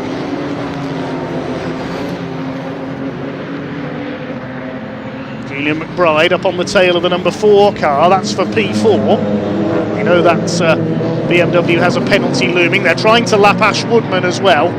All frantic there coming out of Shell Oils, but not for the Porsche of SG Racing. Peter and Mark Cunningham. We've seen them come close on so many occasions over the years in Britcar. They're finally, by the look of things anyway, going to get an overall win here at Oulton Park. Here they come. 10 seconds on the clock. Under the Warwick Bridge. Down to the right-hander at Lodge Corner. Just dear leap to go now. Well done to Mark and Peter Cunningham. The checkered flag is in sights, and the win goes to Mark and Peter Cunningham. Congratulations, SG Racing. The GT class, Colin White trying his hardest, but it's going to be Simon Clark in 2nd overall who wins the class in the McLaren. Colin White an excellent 3rd overall despite a stop-go penalty. And then here's the fight for 4th. Cosby and Silva somehow staying ahead of Julian McBride. Greg Saunders next. He's going to win the trophy category because Alex Turnbull busy dealing with a back mark. There's a Ginetta being pushed wide on the last corner. Across the line they come. Greg Saunders wins the trophy class. My goodness. Oh, what's that? Ah, that's what was wrong for the 47. He's lost a tyre. Look at that.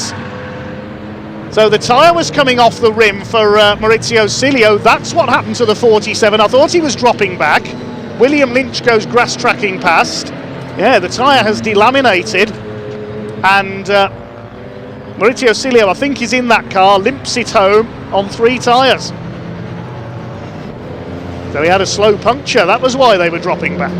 Eventually the tyre delaminated coming out of Druids. This race never ceases to amaze. Goodness me. So much going on there in our second Britcar the event of the season, and a very well-deserved victory for SG Racing, their Porsche 991 Cup car, Peter and Mark Cunningham. Check out the provisional results of that one then.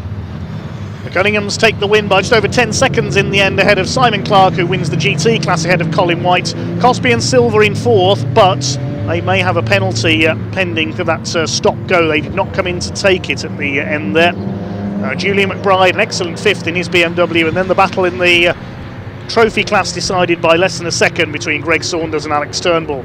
Molesdale and Kent's BMW M2 next ahead of Nick Casey's Ginetta, surviving a late spin. The Addisons in their Aston Martin next home ahead of the Wilsons in the Ginetta. Anastasi and Cilio finishing despite that late puncture in 12th place. Jones and Alex Cupra ahead of the Hull and Avery Cupra, which finished second in the Challenge class. Third in Challenge was the Peugeot 308, that finished 15th. Ash Woodman's Ginetta, Ligier I should say, was 16th. William Lynch's BMW, Chris Murphy's BMW, and the number 17, the Army Ginetta, completed the 19th finishers. We lost Archie Buttle, the Hayes family, the 297 Ginetta, and of course Michael Nibbs and Aidan Hills on the second lap. While I get my breath back, let's head down to Park Fermé.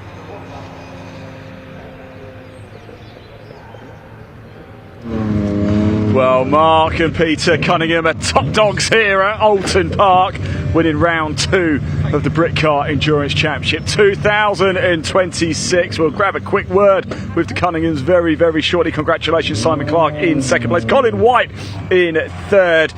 Big shout out to congratulations, Simon Clark, for winning GT category, Peter and Mark overall and Challenge, and Greg Saunders winning the trophy category as well. He's getting out. He looks a very happy man right now. Let's let you get your helmet off for a second. We spoke a little bit earlier as well, and I think when we spoke earlier we said we'll have a little chat after, and things have gone pretty well. To start, you guys were lightning quick, safety car bunched you back up again. Second half, pretty much the same really, but this time it worked in your favour. It did.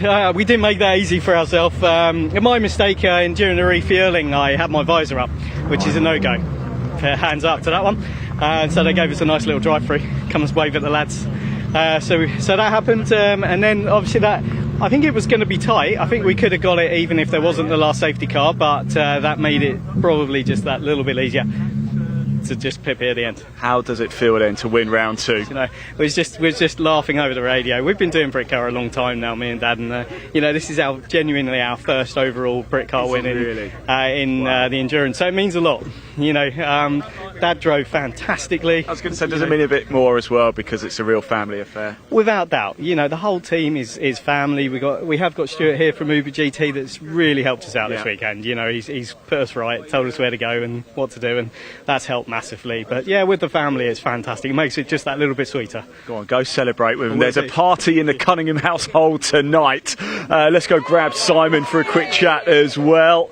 Colin's with him as well. How good is that? Let's go on, Steve. You get a photo if you like. You get a photo of him if you want. I've got both. Guys, can I keep you both here actually for a second, if that's right? Simon, we'll start with you. Congratulations, Peter. You happy? Yeah, really happy. Thank you. It's been it's a massive team effort, and over the moon. Absolutely over the moon. It's actually the GT win as well, so it is a class win. So not bad, eh? Yeah, very, very happy with that. The Velocity team have been brilliant. We've got sponsors with Form Evo Racing. We've got SP1 Express Legal and Intap. I think they've got a bit of a hospitality going on today as well, haven't they? We have, and it's nice to put on a show for them. So yeah, really pleased. You've certainly done that. Go get that trophy and take it over there and show him. Colin, great to see you. We spoke a little bit earlier on the grid as well. You must be delighted with that, are you? Yeah, really, really delighted. Yes. So our first one for many years with Britcar, and that's been really good, really. Yeah. It's certainly an eventful race. We always see that hour and a half, anything can happen. Safety car close towards the end. Did it help or hinder you? I think that hindered me, really. We're in a full flow for that, but it's the same for everybody, and that's the luck of the draw. But considering it's only a standard Cup car, Ginetta was quite quick, so I was pleased with that, really. Well done, congratulations, good stuff. Really happy for you. We'll just move over here a little bit. I just want to give a shout out as well. Greg Saunders coming home in first place in the Trophy category. I don't know if I can see his car actually, I'm not too sure where it is. I think his car is here.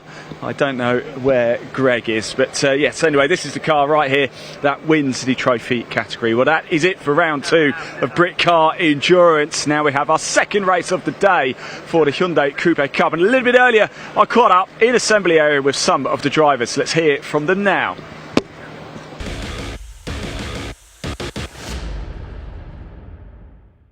Right, everybody, welcome back to the assembly area. It's time for the second race of the day for the Hyundai Coupe Cup. If it's anything like we saw earlier, in for an absolute cracker. Mark Eales taking his first win earlier today.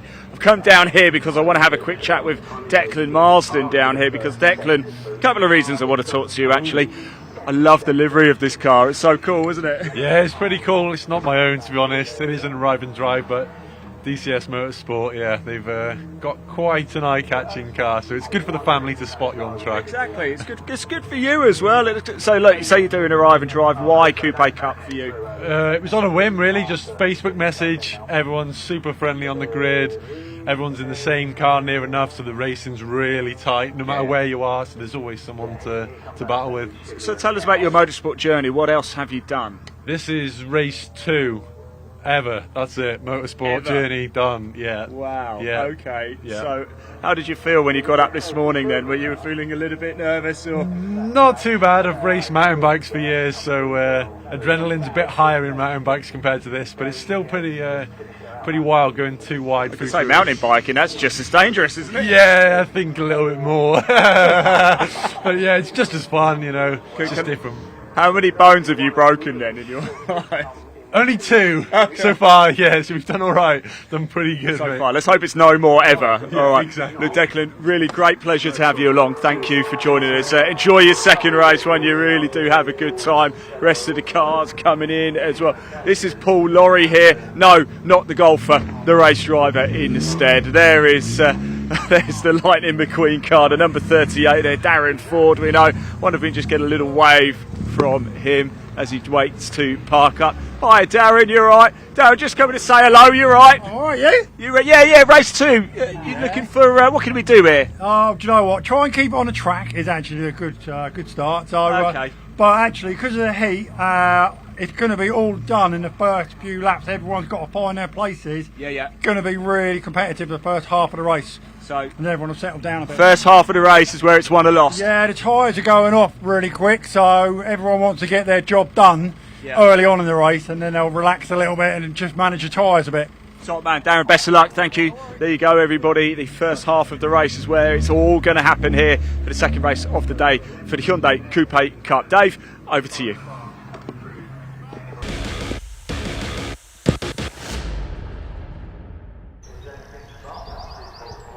Thanks, Ian. Yes, just a little bit of clearing up being done after the fantastic Britcar Enduro. Certainly one of the best Britcar races I have seen in quite some time there. Full credit to all the drivers and teams.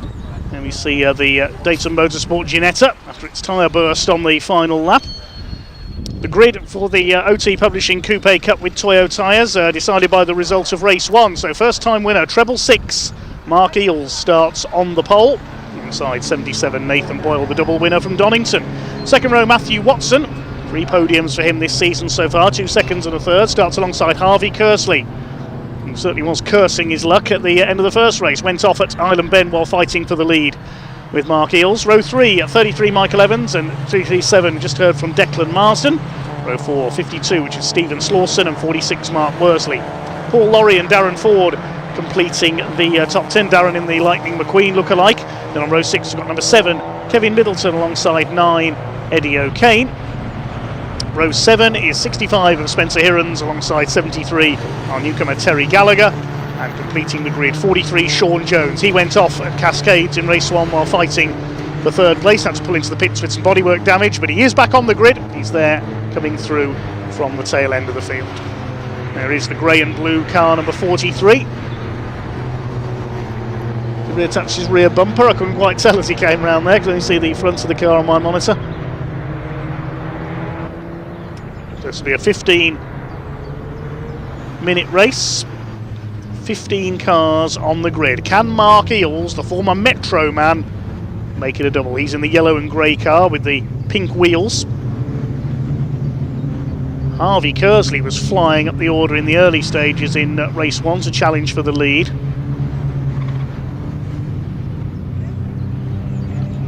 There's Terry Gallagher, the yellow car, ex-Barbara Schillicker car, Fab Babs as she was known. Marshall turned racer. Nathan Boyle looking for win number 3 this season in the car Nathan Williams took to a few wins last year. Nathan Williams and Adam Jones pretty much divided up the wins between them in 2025, with the one exception of the 45-minute pit stop race at Donington, where Ben Wilkinson took his first ever win. Ben not here this weekend, nor is Hazim Zaki, who had those 2 third places at Donington last month, the Egyptian. But this series proving an ideal route for the likes of karters and sim racers to make their first moves into saloon car racing. Cars, as we heard, kept as evenly matched as possible, as standard as possible, and as cheap to prepare as possible.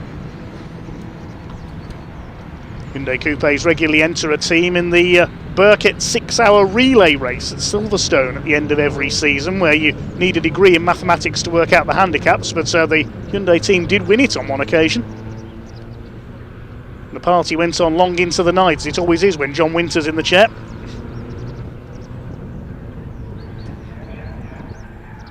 Full credit to John Winter and all his helpers for creating and maintaining this fantastic race series. Into line then. End of the green flag lap for race 2 for the OT Publishing Coupe Cup here on the Oulton Park International Circuit. Mark Eales and Nathan Boyle on the front row of the grid. Second row, Matthew Watson and Harvey Kersley. The 5-second board is held aloft. Who's going to win the whole shot down towards Old Hall Corner? The red lights are on, the revs are up, and away we go. Decent start by Matthew Watson in the pink car through the middle as they head 3 wide down towards Old Hall Corner for the first time. Can he get the lead here? Matthew Watson on the inside, Nathan Boyle. They're side by side. Not the best of starts for Mark Eales. He drops back into 3rd place. Not such a good start for Harvey Kersley either, side by side with Michael Evans. They're all away clean. Now who's going to be leading as they go into Cascades first time? It's Boyle who's got the lead ahead of Watson. Eales in 3rd place. Stephen Slauson, another quick start in the grey car. He's up into 4th. What about Sean Jones from the back? He's made up 1 place. He's got ahead of Terry Gallagher. Along the lakeside they head up towards Island Bend. Deceptive corner this one. It's tighter than it looks. Look at Matthew Watson up on the outside of Nathan Boyle though. They're side by side. No you don't, says Nathan. And manages to keep the overlap on the run into the right-hander at the Shell hairpin. Eales in 3rd place. Slauson's up to 4th. Great start from the 4th row of the grid. He's got ahead of Harvey Kersley in 5th position. Behind him is Declan Marsden. Then it's Michael Evans. Another slightly off the Boyle start for him. Then Paul Lorry. Worsley is next in the 46 car. Mark Worsley ahead of Darren Ford. Then Kevin Middleton. Eddie O'Kane. Behind him Spencer Hirons. There's the O'Kane Irish Foods Cup. I'll have some Tato crisps please. A little lock up there from Nathan Boyle as they head into the chicane at Hislops. Increasing his lead by a couple of lengths over Matthew Watson. There's a spinner. Mark Worsley's gone. Somebody else is off on the other side of the circuit. Can't quite work out who that is. I think that might be Spencer Hirons that's gone there, the 65. Indeed it is. He gets going again, does a bit of ploughing. And Hirons gets going again. Fortunately nobody hit him there. I didn't see if there was any contact on the way into the chicane there because I was watching Mark Worsley spinning further round. So a couple of cars in strife there. As we get back underway towards Lodge Corner with the leaders. Boyle leads from Watson in 2nd place. Eales in 3rd, fresh from his maiden win earlier on. Understeering a bit wide there, Stephen Slauson. He's running well ahead of Harvey Kersley. Those 5 breaking away slightly now from Marsden in 6X downhill mountain bike racer.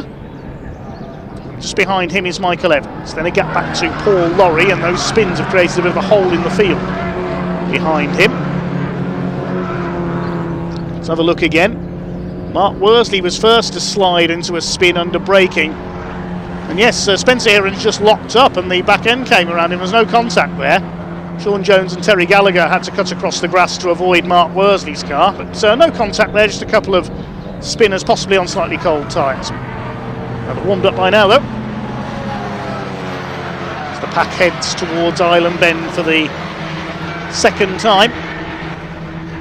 Harvey Kersley trying to close down Stephen Slawson for that 4th position. Slawson had a 4th and a 5th at the season opener at Donington. Consistent driver is the number 52 from Market Raisin in Lincolnshire, up near Cadwell Park. Well, I'll be heading tomorrow for the Alan Healy Memorial Stages Rally. Of course, we're back in action on BARC TV next weekend from Croft Circuit in North Yorkshire. Speedfest North, TCR UK, Caterhams and much more. Hope to see you trackside at that one. Slawson a little bit wide there on the exit of Hislops into Knickerbrook. Pack getting a little more strung out in this one. There's the second group headed up by Kevin Middleton. Here comes Sean Jones trying to come through from the back of the field in his slightly battered car after his off at Cascades earlier, chasing down Eddie O'Kane. See the bumper taped in place on his car.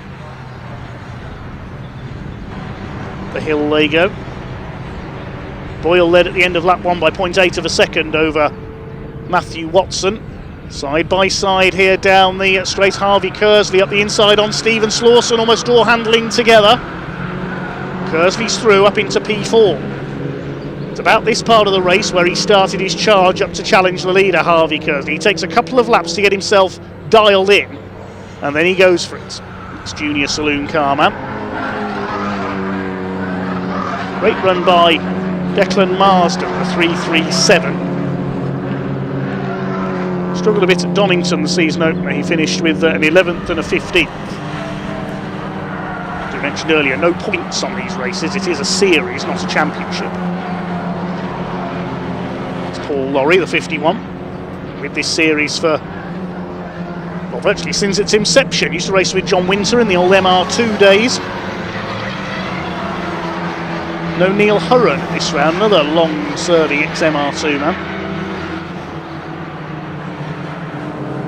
Another name active in that old MR2 series I remember was Spencer Timmo, the New Zealand-born driver, ex-Speedway rider and now sponsor of Oxford Speedway in his home city. I wonder if we'll see him back on 4 wheels someday. Marsden coming under fire from Michael Evans, the Warwickshire driver in the 33. His father Alan used to race in the series as well. Further back in the field, Terry Gallagher continues learning his craft. Short oval, he used to race a Vauxhall Corsa in the stock rods formula on his local ovals in the southwest. Chasing there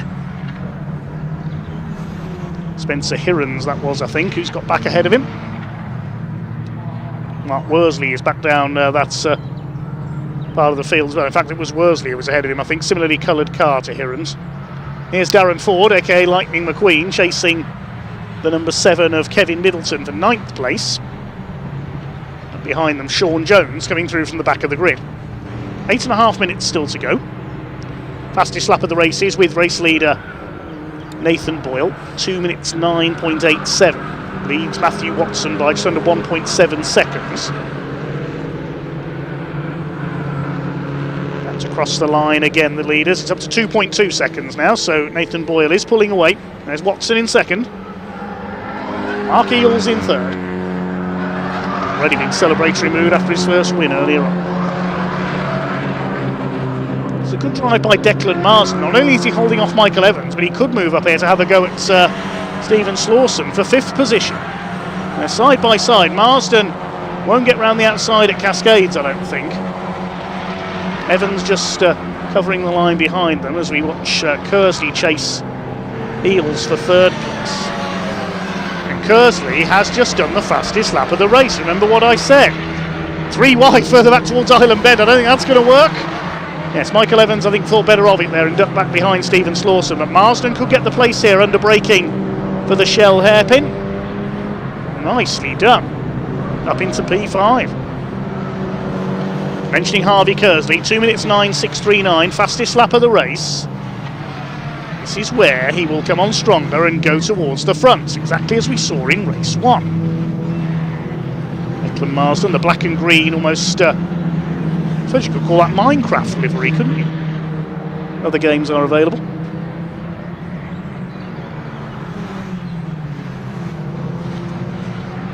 Probably got that totally wrong, because I've probably got the name completely wrong, so I'm too old to play games.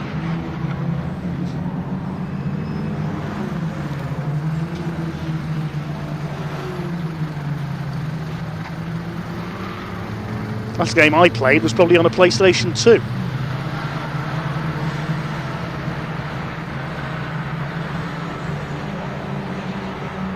Here's the battle for 5th place. Marsden ahead of Slawson and Evans. Here's the battle now for 2nd and 3rd, and here comes Harvey Kersley up onto the outside. He's never going to go around the outside at Lodge.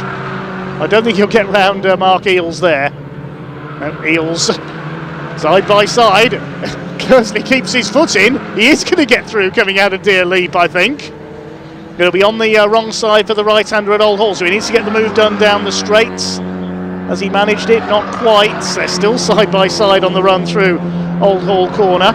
Now Kersley will have the correct line for Cascades. Down the avenue. Used to be a big line of trees alongside the circuit there in its early days. Kersley still side by side with Eales, who's hanging on around the outside now, but this time Kersley's got the line and he's up into P3. Now to go after Matthew Watson. There's Darren Ford chasing Kevin Middleton, been chasing him all race long. Being caught by Sean Jones as well in the 43. A gap back to Eddie O'Kane, who's under pressure from Mark Worsley, recovering from that spin at Hislops earlier on. And then Gallagher still staying ahead of Spencer Hirons, who's trying to close him down. 15 cars still running strong. 5 minutes to go, just over, in this second race of the day for the OT Publishing Coupe Cup. Toyo Tires squealing around the circuit. Darren Ford trying around the outside of Kevin Middleton. I don't think even Lightning McQueen can get round there. Nope, not quite. As Lightning McQueen would have got up onto 2 wheels and used the outside wall if it was a NASCAR track. But you can't do that in a coupe. Bounce over the curb though, coming out of Britain's.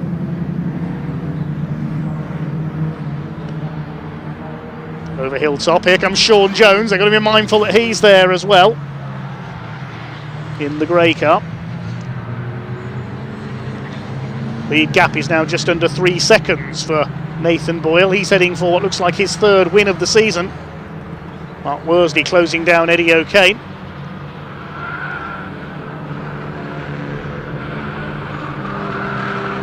And now here comes Harvey Kersley. Is he going to get past Matthew Watson? Will the eyes have it? Number 12 car holds it at the moment. Couple of laps to go. Boyle leads by 2.67 seconds, so it's looking fairly safe for Nathan Boyle, barring any mechanical maladies. It's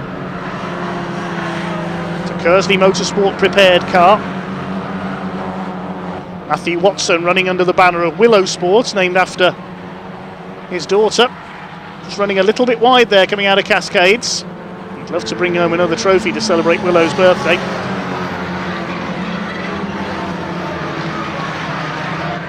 Mark Eales now dropping back into 4th place slightly, the race 1 winner. Into the shell hairpin. Matthew Watson's car is almost looking round there, look to see where Harvey Kersley is.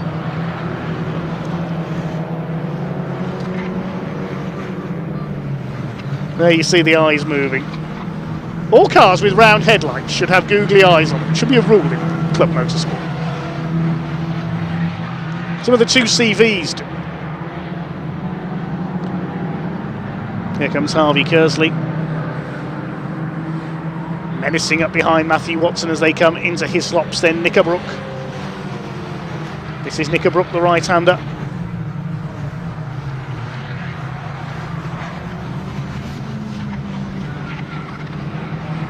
Can he hold off Harvey Kersley here? Matthew Watson. Matthew comes from Norwich. Harvey Kersley from Cambridgeshire. It's Nathan Boyle from Buckinghamshire who leads the way. Sean Jones, meanwhile, having a go at Lightning McQueen, aka Darren Ford, side by side into Hislops. And Ford holds him off. This is allowing Eddie O'Kane to close up slightly as well, along with Mark Worsley. Still can't catch Kevin Middleton. Just under 2 minutes remaining. The leaders just beginning their final lap. With Boyle seemingly set to win it, and Spencer Hirons has gone grass tracking again through Knickerbrook. He's at the back of the field. Keeps it going though, just exploring the limits of his Gen 3 Coupe. This is still the battle between Middleton, Ford and Jones. Has Harvey... Darren Ford runs wide there over the curb. Now, has Harvey Kersley been able to challenge yet for P2 is what we will try and pick up here. Out of my sight at the moment as Ford again goes a bit wide. Meanwhile, here's the second place battle, and no, Matthew Watson's still there. Can Harvey Kersley pick up his first podium, certainly of this season? I don't think they're going to catch Nathan Boyle. It's going to be a third win of the season out of 4 for him, in the car that Nathan Williams took so many victories with last year. Over the curbs, the Britain's chicane. Up and over the top, past the marshal's post. Can Kersley get him on the brakes here? Mark Eel's not far behind, nor is Declan Marsden. It's all about the battle for second because Nathan Boyle has escaped and is heading for the win.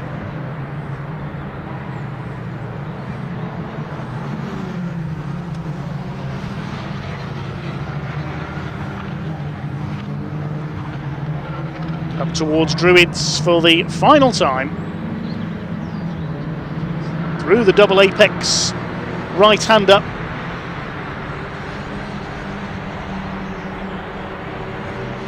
Beals 4th, Marsden 5th. Michael Evans still there in 6th position. But it's going to be another win for the 77 car. Harvey Kersley will try everything on the last bend to try and get alongside Matthew Watson. Can he do it? Nathan Boyle has escaped. He heads for win number 3 of the OT Publishing Coupe Cup season. Boyle takes the checkered flag. Who's going to be second? It's going to be Matthew Watson. Celebrates as he crosses the line. So does Harvey Kersley. Finishes on the podium for the first time this year. Mark Eels comes over in 4th. Declan Marsden, an excellent 5th. Evans 6th. Slawson 7th. And Paul Lorry in 8th place. And then a gap back to the 9th place battle. They're still at it as they come into Lodge for the final time. Kevin Middleton, the former Subaru and Mazda man, staying ahead of Darren Ford all the way. And Sean Jones couldn't get past them either from the back of the grid. 9th for Middleton, 10th for Ford, 11th is Jones, 12th goes to Eddie O'Kane. Mark Worsley almost caught him towards the end in 13th place. And these two still at it at the back. Is Spencer Hirons going to catch Terry Gallagher on the last bend? The Zimbabwe-born driver just about hanging on. Hirons runs wide. He's been off a couple of times in this race. Terry Gallagher completes his debut circuit race weekend with a 14th place. Well done, Terry. Spencer Hirons completes the finishers. 7 laps completed in our second race of the weekend for the Hyundai Coupes. It's the Venture Security car run by Kersley Motorsports and driven by impressive newcomer Nathan Boyle. He's going places in saloon car racing, winning by just over 2.5 seconds in that one. 3rd place for Harvey Kersley, and he got the fastest lap, 2 minutes 9.639. He'll be chuffed with that podium after his near miss earlier on. Mark Eels, the race 1 winner, has to settle for 4th this time. Declan Marsden, a superb 5th, ahead of Michael Evans. Then Stephen Slawson, Paul Lorry, Kevin Middleton and Darren Ford were nose to tail all race long. They complete the top 10. Sean Jones from the back of the grid takes 11th. Then Eddie O'Kane, Mark Worsley, Terry Gallagher and Spencer Hirons completing the 15 finishers.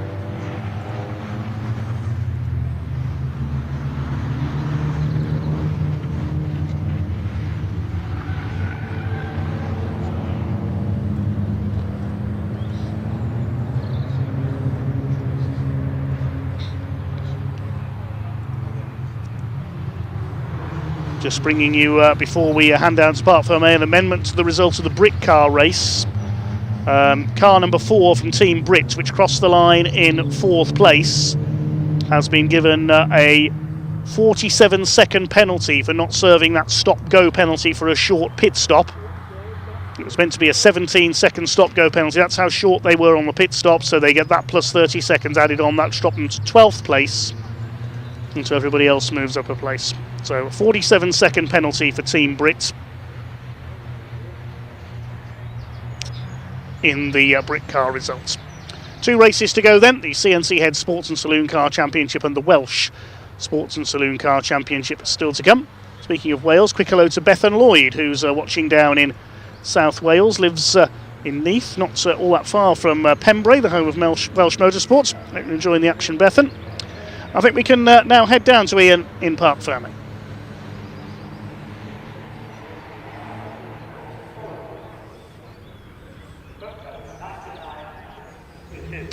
Well, hello, everybody. Could have timed that any more perfect, because here come the cars into Park Fermé, and Nathan Jones Boyle takes another win this season in the Coupe Cup. Mr. Watson alongside it as well. Matthew Watson finished 3rd earlier today. Now it's a P2 for him, and Harvey Kersley, who finished in 4th earlier, is on the podium. Look at him, as a big smile. Let's grab Nathan whilst he's still... Nathan, well done, my friend. That's more like it, isn't it, right? Yeah. Good, it's good. Grueling race out there. The temperature seems to be getting hotter, if anything. Yeah, I can't breathe. You're like, right, don't let me keep you then. You get out of this car, get that helmet off. You can't breathe. Let's move over here. We'll check back in him in a minute. Make sure he's all right. Look at that great hug there between Matthew Watson and Harvey. Matthew, we are making a habit of this, aren't we? We are making a habit of it. But that one's a little bit better. Instead of P3, it's P2 this time. It was a hard race. I couldn't catch Nathan, and Harvey was in my mirror the whole time. So, yeah. That was a bit of a tough one, especially given the heat as well. I spoke to Darren a little bit earlier, number 38, just behind us. He said this race is going to be decided in the first half. How did your car cope in the second half of the race? Better than the first. Again, the tyres just sort of hit a wall, and you're sort of just holding on for grim death at that point. But it was all right. I sort of managed to get the majority of the work done in the sort of first couple of corners, and it was pretty boring for me, to be honest with you. But I'll take a second. I don't really mind. What can we do? What can we do about Nathan over there? God knows. I'm going to have to lose about 5 stone, I think. And there'll be nothing left of you if you do that. No, so I don't know. He's very quick, and he's very talented as well. So. He's a good opponent, basically. But, it's going to be a great season, isn't it? It certainly is, it certainly is. I mean, it's a great season every season, but this one for me particularly, it's probably going to be a little bit better. Top man. Next time, top step. Thank you very much. Top man. Right, Harvey, come on. That's better, is it? A little bit. Listen, my job is to sit on the fence and have no bias at all to anybody, but I really wanted you to get on the podium. I'm really happy for you, mate. Yeah, I mean, it was quite a good race, really hot. Yeah. I think Dad just said I managed to get fastest lap. Yeah, you were flying out there, yeah. Yeah, I nearly got him on the last lap, but I just didn't commit enough, so that shows what I need to do next time. How did the car hold up throughout the race? Because I've had conflicting people. Before the race, Darren said to me, it's going to be the first half of the race where it's going to be sorted out, and then Matthew said, my car was actually better in the second half of the race. Yeah, I think I found that a bit. I mean, middle of the race started to fall off a bit, but then it sort of came back, and in that, to keep it quick, like keep the engine quick, I have to turn the heating on because it sort of takes the heat out of the engine. So Right. I'm just in there like a chicken, boiling away, roasting away. I have noticed these are a bit baggier now, aren't they? Look. Yeah, I feel like I've lost about 10 stone. We need that to catch Nathan though, don't we? Well done, mate. Really happy for you. Well done. Going home with a nice part of P3 there for Harvey Kersley. Right, I can hear cars making their way out onto the track here at Oulton Park. It is time for more CNC Heads action. And not so long ago, I caught up with a couple of the drivers over in assembly area. So let's hear from them now.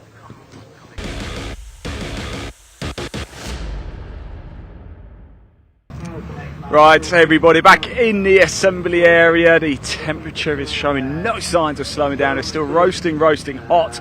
We've come down for the second race of the day for the CNC Heads, this particular category, and I really wanted to come down and chat to Anton here in quite a unique car, it looks like. Anton, tell us about it.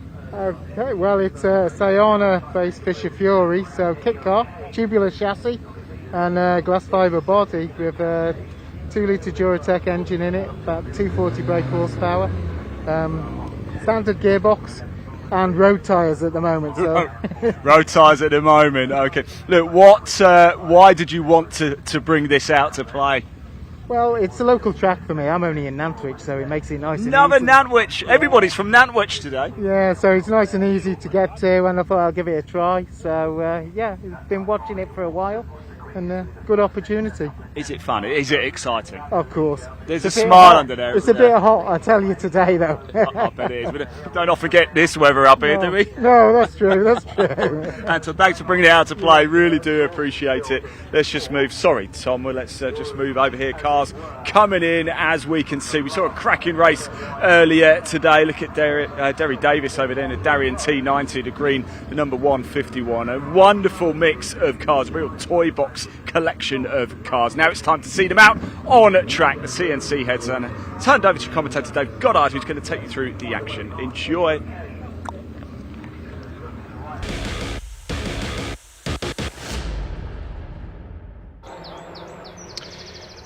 Thank you, Ian. Well, cars coming up to the grid then, and you might be thinking there is no way that this second race for the CNC Heads Northwest Sports and Saloon Car Championships main classes can be as unpredictable and as crazy as we saw earlier on. Let's wait and see, shall we? The grid is based on the second fastest time for each driver from qualifying. We'll bring that to you in a moment, but don't forget to follow us on our social platforms and subscribe to BARC on YouTube. Thank you to all the viewers who have already done so today. So the grid based on second fastest times from the qualifying session, and it is Chris Roberts in his BMW M4 who will start from the pole. There were a few cars that suffered breakdowns in race one, so we'll wait to see if everybody's there. Paul Rankin's Westfield should be alongside him, the Scotsman. Second row, another Scots, Roddy Patterson's Caterham, alongside Mark Primet, who had a few spins in race one with his Mod Sports Midget. Andy Southcott will start from row 3 in the MG Midget Lennon. We saw what he could do, winning from the pit lane in race one, so you might think this race is a foregone conclusion. Just wait and see further back is all I'll say. George Foxlow alongside him in the Escort RSR. Then Andy Thomas, he went off in race one in the Ginetta alongside Gavin Dunn's BMW. Jamie Cryer's Ginetta G20 and Anton Landon we just heard from in the Fisher Fury, completing the top 10. Row 6, Bod Buckby in his Caterham alongside Andrew Armiger. He was a retirement in race 1-2 in the Tigra. Row 7, Richard Wright's Ginetta. Marshall Groves failed to start race 1. We'll see if his Vectra's there. Then row 8, Gary Wardwell's Audi. Stephen Parker's BMW. Looking in the background, I can't see Paul Rankin there on the green flag lap. The MGs are there though. Conor Modrow, has he repaired his Ginetta? He should start on row 9 alongside Jason Hennifer in the Fiesta ST. Just looking in the background here to see if those cars are there. I don't think they are. Derry Davies is there with the Darien. Paul Masters Westfield is not. He had some contact in qualifying. Row 11 of the grid, John Price's Tigra, Paul Goodlad in the Scirocco. Row 12, Paul Wright in the Subaru and Simon Gravely's Golf. Row 13, Nick Haynes in the TVR Chimera, Bob Claxton, birthday boy with his Golf. Stuart Burnett in the Spire GTR alongside Gary Warburton in the Space Frame Mini. And who's that listed at the back of the grid? And yes, the car is there. The champion is out for race 2. Simon Alloway, number 1 in the Lotus Esprit V8, has repaired after his problems in practice and is starting from the back. I said, don't assume this is going to be a foregone conclusion for Andy Southcott. We know how fast that Lotus is. There it is. A very special car indeed. A special GT, that car is. Simon, the President's Cup winner from the BARC last season. He dominated this championship. And he might dominate this race as well, despite starting from the back. I'm looking forward to this. So, Andy Southcott may have been thinking if his car held together this time, he'd have this race in the bag. Suddenly, things just got a bit more interesting. We may be missing a few cars from mid-grid as well. I don't think Paul Rankin is there. As we said, the 2 Golfs are there. Paul Wright's Subaru is not. TVR is there, the Chimera. Gary Warburton, Stuart Burnett. I don't think Paul Rankin was there in the 62 Westfield. Should have been on the front row. He broke down in the first race. I think we're missing the number 7 as well, Conor Modrow. I didn't see Jason Hennifer's Fiesta ST either. George Foxlow is there. 2 Mod Sports Midgets. Andy Thomas. No Gavin Dunn, the BMW's not there. Bob Buckby's there. Andrew Armiger's back out in his Tigra. Richard Wright. No Marshall Groves. The Vectra's not there. So there's a few cars absent after problems in race 1. But we're still going to have a very interesting and unpredictable race. 20 minutes around the Oulton Park International Circuit for the CNC Heads Northwest Sports and Saloon cars. And Chris Roberts, who cleared off in front as everybody else hit problems behind him in race 1. He thought he had the race won. And then, suddenly, a dark blue Mod Sports midget appeared in his mirror, went through and cleared off to win by, I think it was over 10 seconds in the end. Just check the exact margin on the results sheet. Yeah, 8.7 seconds, in fact. 3 different classes to follow here, classes A, B and D. No entries in Class C this weekend. In fact, they only got 2 all season last year. Gary Warburton with a more standard Mini was in Class C last year, and John Edwards Parton's Fiesta XR2. Simon Alloway lurks at the back of the grid. How many places do you think he's going to make up on the first lap? I hope by saying that I haven't put the curse of the commentator on him as well. The white BMW is Chris Roberts. A few empty spaces beside and behind him. The blue Caterham of Roddy Patterson. The grey and dark blue Mod Sports midgets, Primets and Southcotts. I suspect we're going to see Andy Southcott jump into the lead here. Wouldn't surprise me at all if he charges through from row 3. Andy Thomas in the white Ginetta. George Foxlow, number 144 in the Mark 1 Escort space frame. The blue and cyan number 164 is Anton Landon's Fisher Fury. Here we go then, the red lights are on. Race 2 for the CNC Heads Northwest Sports and Saloon Car Championship is go. Derry Davies again gets a charging start. And look at Roddy Patterson in the blue Caterham. He gets an absolute rocket of a start from row 2, and the Scotsman goes into the lead. Derry Davies, too good a start there. He nearly at the back of Jamie Cryer and had to lock up the wheels on the Darien. That could have been a disaster, but they've all got round. Goodness me.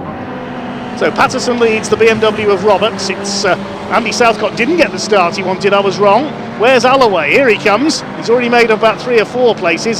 George Foxlow's a long way back. I think he must have started from the pit lane again in the Escort. He's towards the back. Simon Alloway blitzes past Gary Warburton as if he's standing still. Here comes the Lotus up the order. So it's going to be hard to know where to look in the early laps. Do we watch the fight for the lead, or do we watch Simon coming through? Well, there's Gary Wardle's Audi A3, chased by Paul Goodlad in the Scirocco. Here are the leaders, and Chris Roberts has taken the lead in the BMW. Caterham in second place. There's Derry Davies recovering that scary moment at the start, the Welshman in the green Darien. As they make their way through around this opening lap. There's the Lotus in the background. Where's John Price going? A bit of grass track. Well, that's an ex-Hot Rod, not a grass track car. He's got problems there. So it is Chris Roberts' BMW that leads. Roddy Patterson, the number 51, and from Edinburgh in second place. I don't think Simon Alloway's taking George Foxlow with him up the order, look, in the Mark 1 Escort. Just as quick as his father. It's the 2 Mod Sports midgets. Primet ahead of Southcott at the moment. Anton Landon's up into 4th place. He's going well in the kit car. Andrew Armiger in his Tigra possibly slowing there. We saw him drop out of race 1 as well, so problems again for the 715. Now, Andy Southcott has not yet made a move on Mark Primet. He should do down the straight here. There he goes. Up into P3.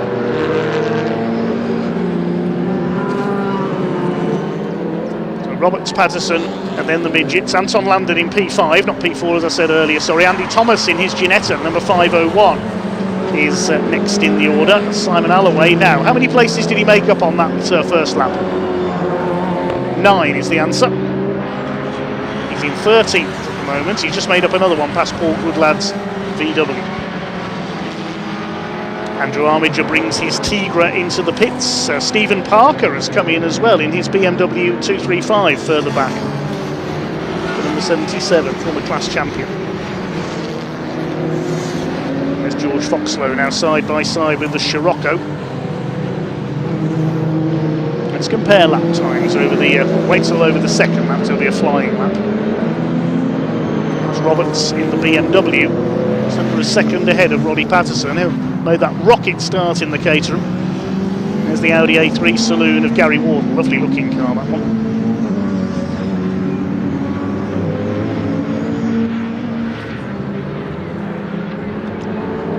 Buckby fighting for a podium in race 1. He's in 7th this time.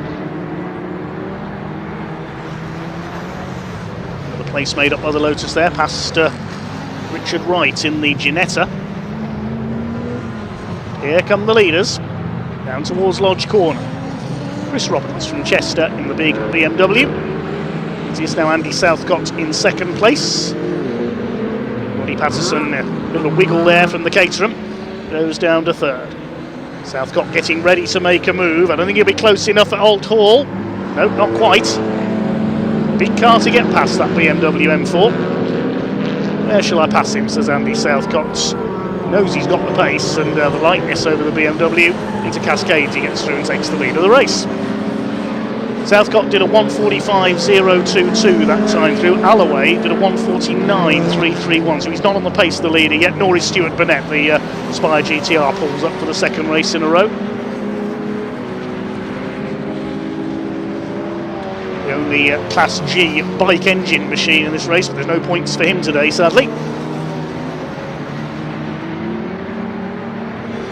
CNC Heads Northwest Sports and Saloon Championship. Of course, we normally see the owner of CNC Heads, Rick Wood, out in action in this championship, but sadly not here today. Was entered in one of his collection of Ford Capris. So not able to race today, unfortunately. Simon Alloway continues to close up from the back of the field in the looking for a sponsor racing team, it says in the programme, the Lotus is. So if you'd like to sponsor the CNC Heads Northwest Sports and Saloon Car Champion, get in touch with the team through the BARC, based in Preston in Lancashire. Yellow flags at Hilltop, so someone's come to grief at Hislop Chicane there. We'll try and pick up who it is. That's where the Spires stopped, of course, on the outside there. So here come your leaders. Southcott out in front once again. Great run by Roddy Patterson in the Caterham in 3rd position, chasing Chris Roberts. So all these 3 leading their classes. As Patterson is a Class B runner. Southcott in the more powerful Class A for the higher capacity cars. Mark Primet is in 4th place. And we've got Anton Landon's Fisher Fury. Bob Buckby is up into 6th position. No, it's still Andy Thomas in 6th in the Ginetta number 501 because his transponder isn't working. He's been timed manually. There's the Ginetta. Buckby is 7th, then Davies. And Simon Alloway now into the top 10. He's got ahead of Gary Wardle's Audi. Marshall's moved Stuart Burnett's car into a safer position. And Alloway not lapping on the pace of the leaders at the moment, so he's not really made up any more ground. Maybe just playing it safe, running the car back in after his problems in practice. Got ahead of Jamie Cryer though, another former champion in the little Ginetta. Let's race a Fiesta XR2 before the Ginetta, if I remember rightly. The green machines in battle again. Derry Davies, Wales' fastest butcher. Chased by Bod Buckby in the number 96 Caterham. He's from Wilmslow. Now coming up on Andy Thomas here in the Ginetta as well. Behind them is Simon Alloway. He's up to P9 now. As up the inside, the BMW takes the lead. Is Andy Southcott in trouble? He seems to have lost pace.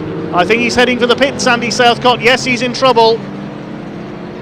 And there goes the double. Well, we say there goes the double. If he can get that quickly fixed and get back out again, will we see a repeat of race 1? 12.5 minutes left. So in comes the erstwhile race leader. So Roberts takes up the running. About 5.6 seconds. He was ahead of Roddy Patterson. This is where Chris Roberts took the lead coming into Lodge, and suddenly Andy Southcott slowed. He leads Patterson. It's 2.5 seconds actually. I'll reread my timing screen. Here's the lead margin. So that'll put Primet up into 3rd place. There's Foxlow having a go at Gary Wardle's Audi. Here comes Derry Davies. He's up on the tail of Anton Landon now, and here comes the Lotus making more inexorable progress up the order. What was his last lap time? A 1:48. So he's not quite on the pace of the leaders. I reckon he could make it up to challenge the top three. But we'll see if Andy Southcott re-emerges, because you never know. Pace of that Modsports midget over everything else. Jamie Cryer now moving up to challenge a Ginetta much bigger than his. G20's had a one-make series at one time, back in the late 90s it was. Gary Davies has got ahead of Anton Landon in his Fisher Fury kit car. He was telling us about pre-race. Raced various kit cars for many years, says Anton. And that's more than a kit car challenging him there, the Special GT Lotus.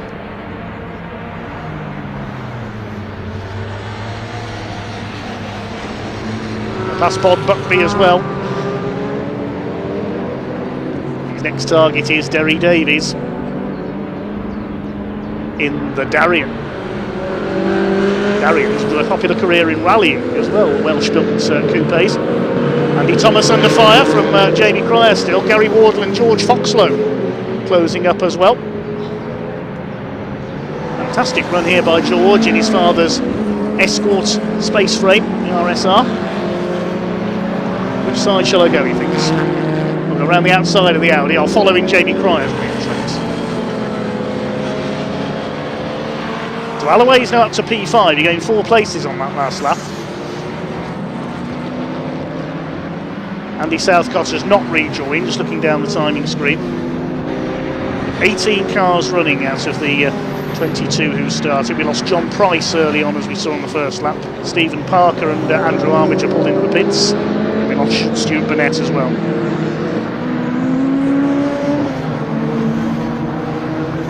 "17 running, I should say, apologies. 4 seconds is the lead gap. There's a lock-up further back. That was the TVR of Nick Haynes. Roberts leads Patterson by 4 seconds. Oh, Jamie Cryer's off, and there's some telltale damage on the back of his car. Now, he was battling with George Foxlow, so has there been contact between those two? That's coming out of Britain's. Try and pick up a replay of what happened there if we can.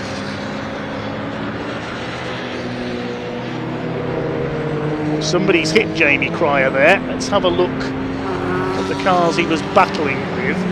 Do we see any matching damage on those? I couldn't see as they came through there.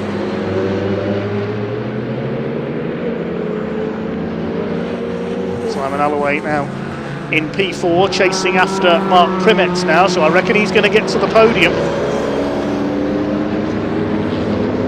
Alloway's last lap was a 1:45, Primet's was a 1:52. Derry Davies charging through the back markers. Simon Gravely and Nick Haynes go a lap down. Jamie Cryer has come, well, he's not yet come over the line, in fact. Maybe that damage was more than just cosmetic. We'll wait and see. There's Bod Buckby, he's up there in 6th place now.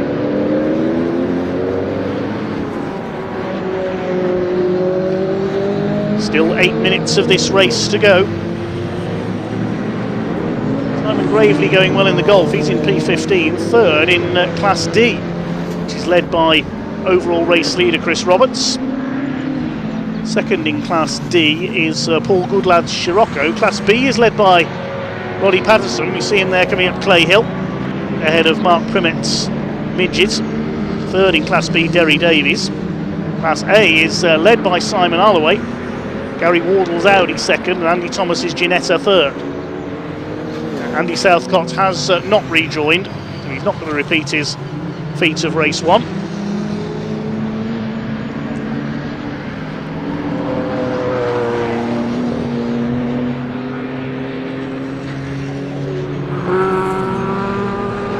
Primet has avoided any spins this time as he continues to say it spins. That was nearly a big spin for Simon Alloway. He nearly lost it there as he chases Mark Primet for that 3rd place. The gap ahead of Primet as they lap Gary Warburton's Mini. The gap ahead of Primet, you can see it on track there to Roddy Patterson, is about 12.5 seconds. Will that be a bit too much for the Lotus to overcome? He's lapping about 3 seconds a lap quicker. So he might run out of time here. There's 6.5 minutes to go, with the lap taking about 1 minute 46 seconds. Now he might just run out of time to catch second place. The BMW is leading by 8.25 seconds, so they won't catch Chris Roberts. Unless misfortune befalls the BMW man. He's looking good for an overall victory. These two still at it, George Foxlow and Gary Wardle. They're fighting for 8th place. Foxlow 6th in Class B, Wardle 2nd in Class A. He's not going to catch Simon Alloway. Fair play to Simon and his team for getting that car back out again. As we said earlier, if you are interested in sponsoring the reigning champion, then do get in touch. He is on the lookout for sponsors.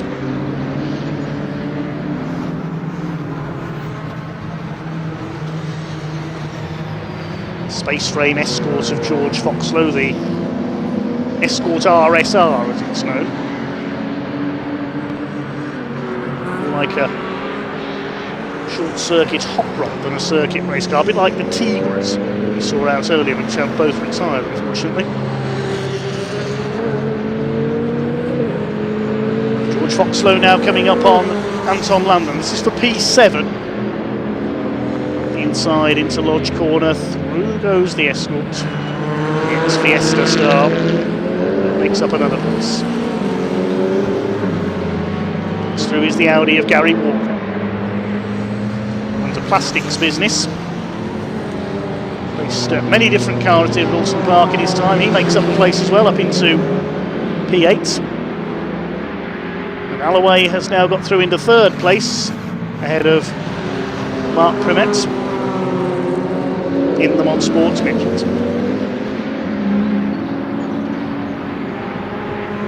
That's almost certainly an ex-Southcott team car that Mark is driving.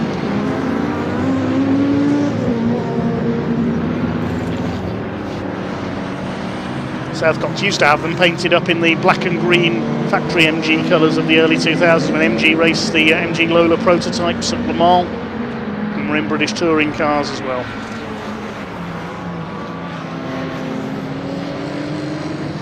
So 17 cars continue on.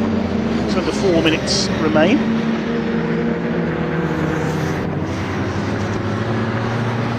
Scraps further down the order, including that of Bob Claxton, 84 years young today, still going strong. One of the elder statesmen of British club racing, but not the eldest of all. That honour, I believe, belongs to Tony Skelton, who we see out in the Classic and Modern Motorsport Club Super Saloons with his modified Clio, still going at the sprightly age of 90.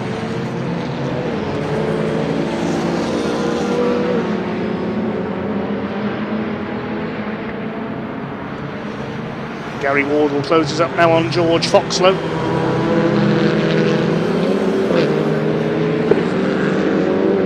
No dealing, 3 minutes remain. Lead gap is up to 11 seconds now. Roberts in the BMW over Roddy Patterson's Caterham. Their lap times are about the same. There's a further 10 seconds back to Simon Alloway, so even though he's lapping a couple of seconds a lap quicker, he's not going to catch the top two. Those three all set to win their classes. Primet's still 4th and Davies going well in 5th. There's Jamie Cryer, still going in 11th place, recovering after that spin earlier on.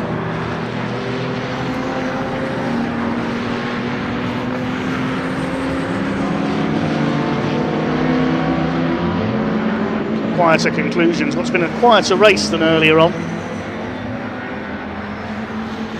But not for Mark Primet. I was worried I'd put the curse on him if I said he'd avoided spins through this race. He's had a spin at Knickerbrook. Don't think he's lost any ground now. We saw Derry Davies behind him.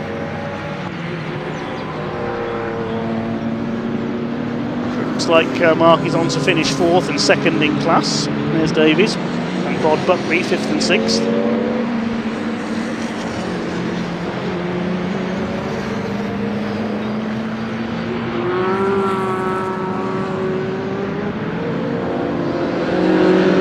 Slippery surface flag is out at Lodge Corner.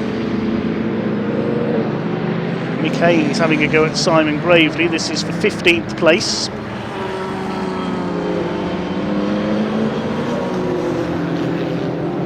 Gravely in the Golf GTI from Alderley Edge.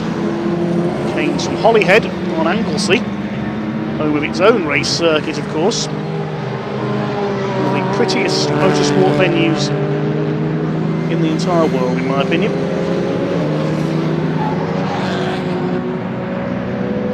Always love a visit to Crackmont. Well, we haven't forgotten our race leader. Here he is, the Factory Roberts Racing, number 99 BMW M4 of Chris Roberts from Chester. Got less than 40 seconds to go. We'll wait to see if he gets another lap out of this. He might do.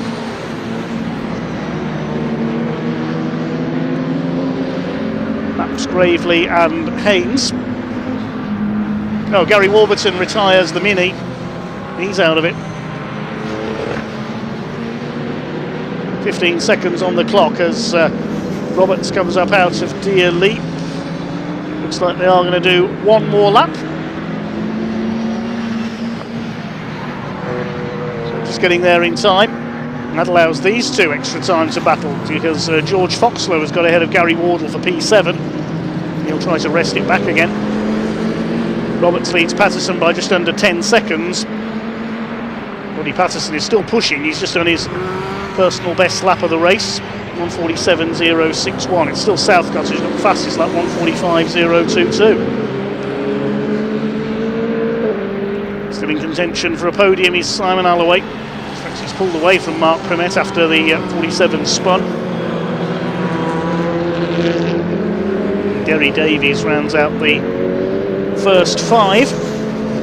We've still got one more race to go after this.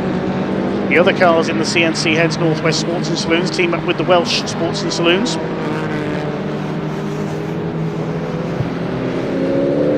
Great to see this one back out. We thought he was done for the day after practice,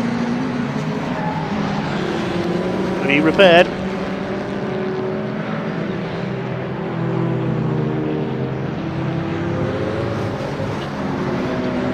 But the special sports cars are not going to catch our top saloon in this race. Here comes Chris Roberts.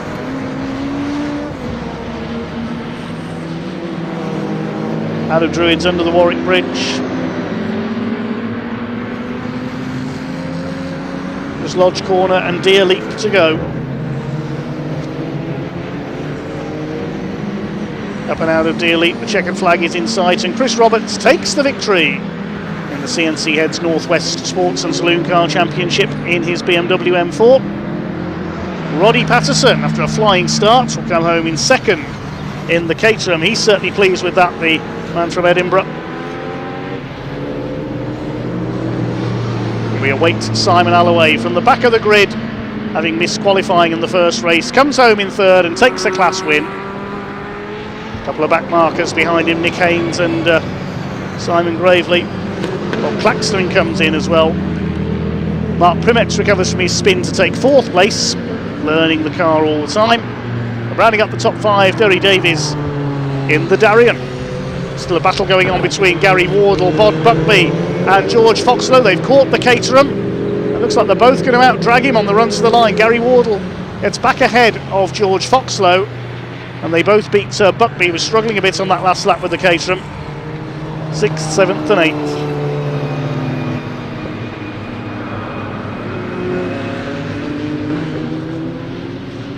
Last couple of cars come home. There's Andy Thomas's Ginetta, Jamie Cryer surviving a spin to take P11. Richard Wright's Ginetta should be the last car over the line.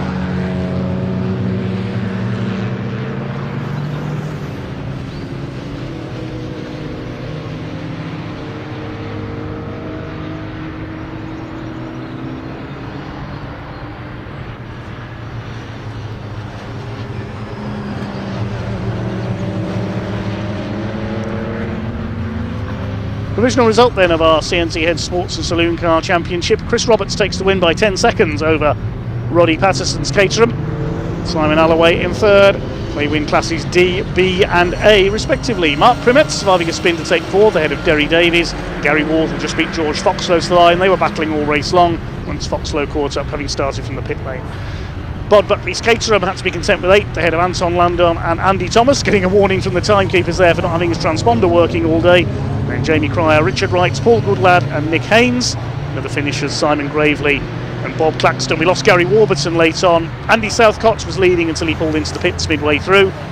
We lost Stuart Burnett at Knickerbrook, also Andrew Armiger, John Price and Stephen Parker, all retirements.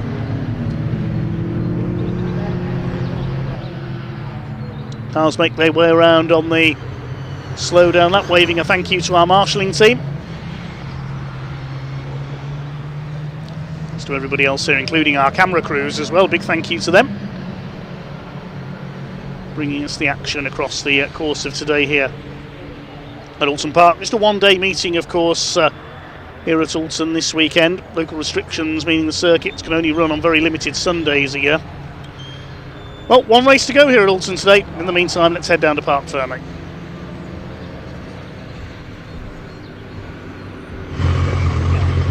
Yeah, welcome down to Park Ferme. Well, we spoke to him a little bit earlier today, and he said, I need to capitalise on other drivers. And he's done it! 18 miles of fuel left this time. Loads of fuel. So you give me a lift home then? Nearly get us home. Nearly get us home. That was more like it. Yeah. You did say as well, you need to learn, capitalise from race one early, and you've done it. Yeah, absolutely. Same score again. It was just like with the lightweight cars, heavy car comes in quick. It's like, we got to get in front of them. If we don't, we'll just lose out. But no, it was good. Unfortunately, lost Southcott early. That thing just drives away from this. It's an amazing bit of kit, Southcott's car, but you got to finish, haven't you? Unfortunately, you have reliability issues. But no, it'd be good. Gutted we didn't have Alloway in the battle as well again. Yeah. It's like carry on what we finished off last year. But no, Ace, can't moan at that at all. It was amazing. Well, thank you for coming out to play. Yeah. We really, I think Simon's car's got one or two issues we don't here. Want to see that, do we? But we don't. But well done anyway. Congratulations. So happy for you, my friend. Great stuff indeed. Roddy. Yeah. Let's go over here. Because I actually just got an absolute mouthful of that. But listen, it's been a good day for you, hasn't it? That was great fun. We did a wee twitch to handling, and it was much better. And I was trying to keep him honest, and I knew Simon would be coming. Yeah. So I just kept foot to the floor, and it was handling so much nicer. So very happy. Congratulations, well done. I'm going to move over here if that's right, everybody. I don't know if you can see this because we'll turn the camera around. Unfortunately, Simon Holloway's Lotus has had to be sprayed down with a fire extinguisher. As you can see, look, it's over there right now. Let's hope everything is okay. I can see Simon next to him, but we'll just let him crack on and focus on his car right now. But yeah, great stuff from the CNC Heads Sports and Saloon Car Championship. That was our first set of categories. They're about to head out on track very, very shortly. And I'm delighted to say we had Leah a little bit earlier down in assembly catching up with some of the drivers. Let's hear from her now. Leah, over to you.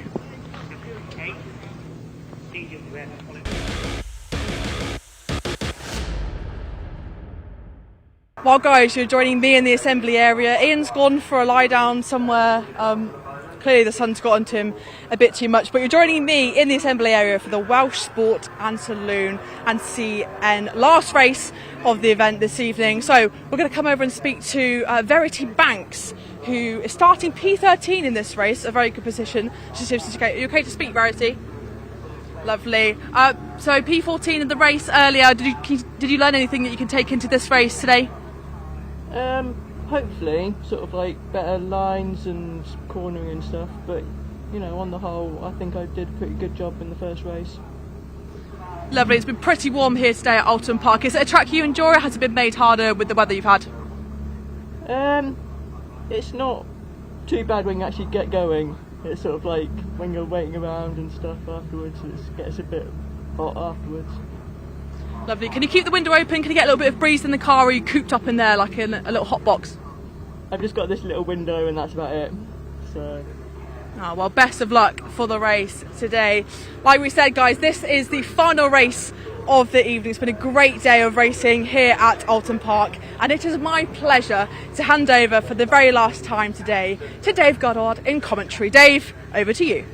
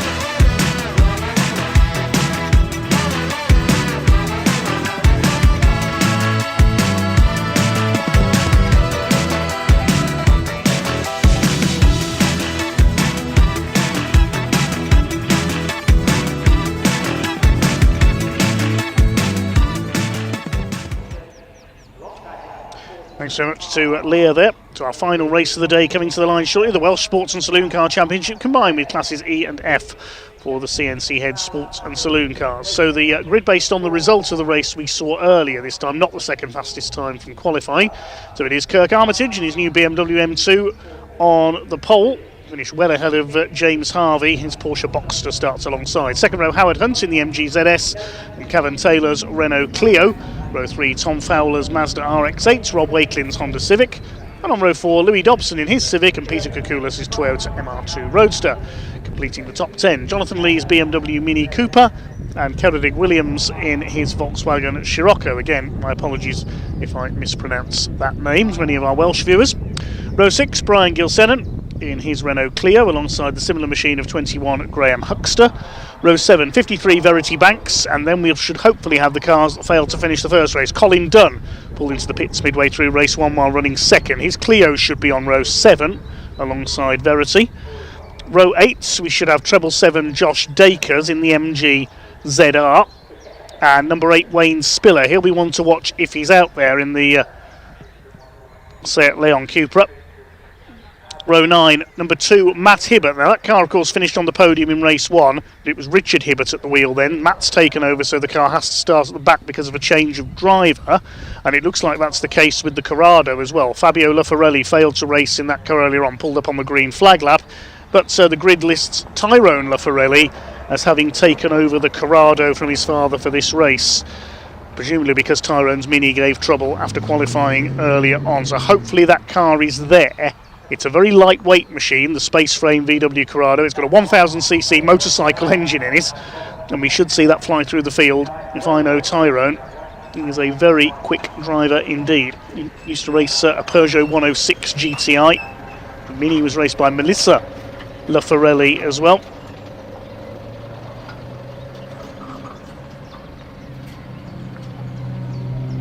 Just awaiting the cars to appear for this race. So let's head back down to Ian at trackside.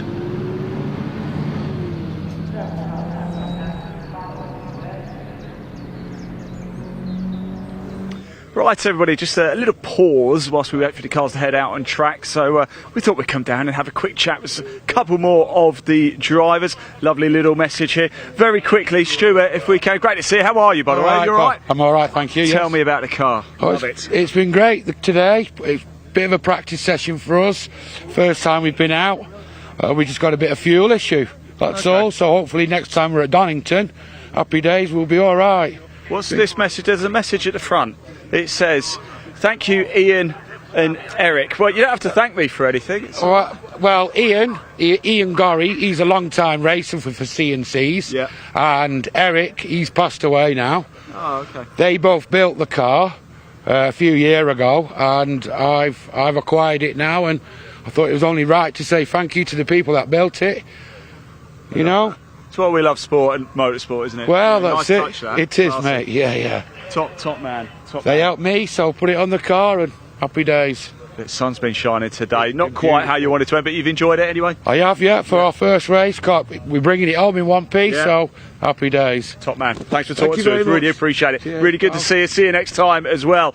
Right, I'm just hearing as well, I believe cars are about to just stay with us a little bit longer if you like. Actually, this is the Parc Ferme at Oulton Park. As you can see, the assembly area way down the other end. One final race left to go.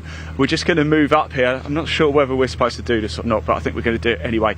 And this is the way that the cars come in after the race. Pit lane just down there off to our right.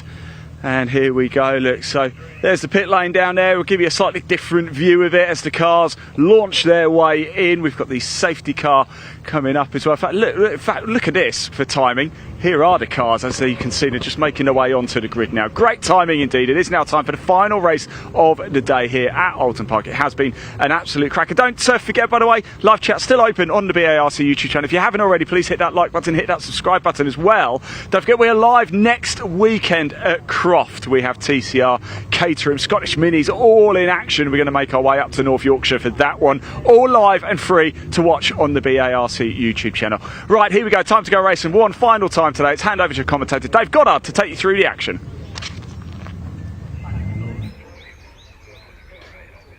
Yes, thanks, Ian. Nicely timed there, seeing the cars come up to the grid.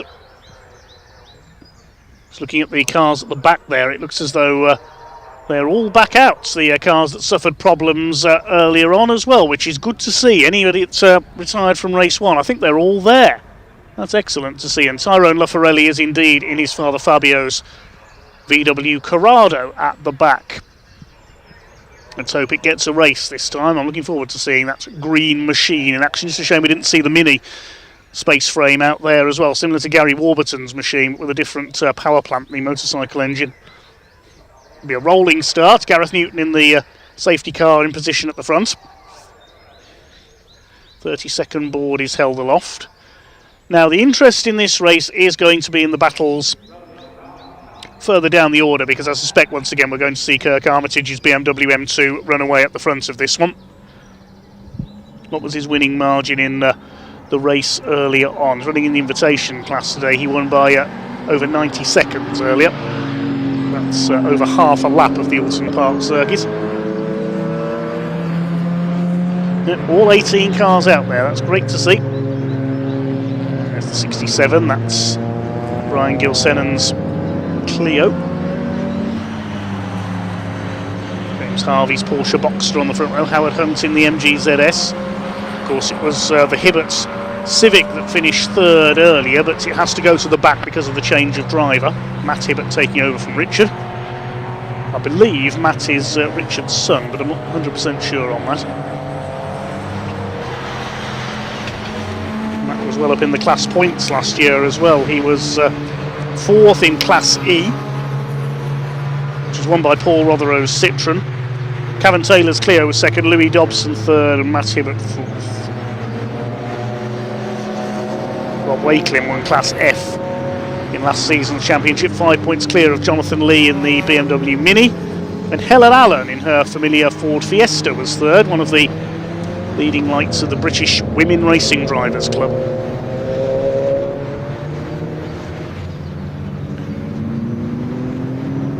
So Tyrone Laffarelli there at the back of the field in the Corrado.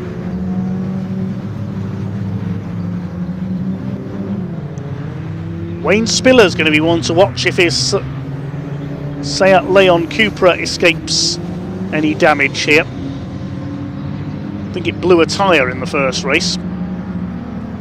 He's a former Welsh champion.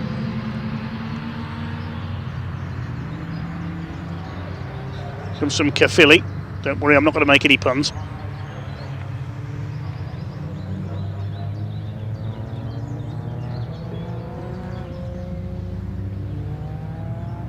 There he is, the number 8. And there's the Corrado at the back of the field.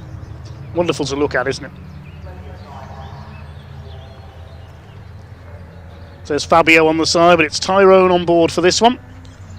He's got further than Fabio did. It was on Clay Hill when the car stopped on the rolling lap of the earlier race. Just a little later than planned because of a couple of delays earlier in the day. Our final race about to get underway. 20 minutes of racing here on the Oulton Park International Circuit. The Welsh Sports and Saloon Car Championship, the second of their 4 meetings this year. They have 2 dates at Pembrey, their home circuit, later in the summer.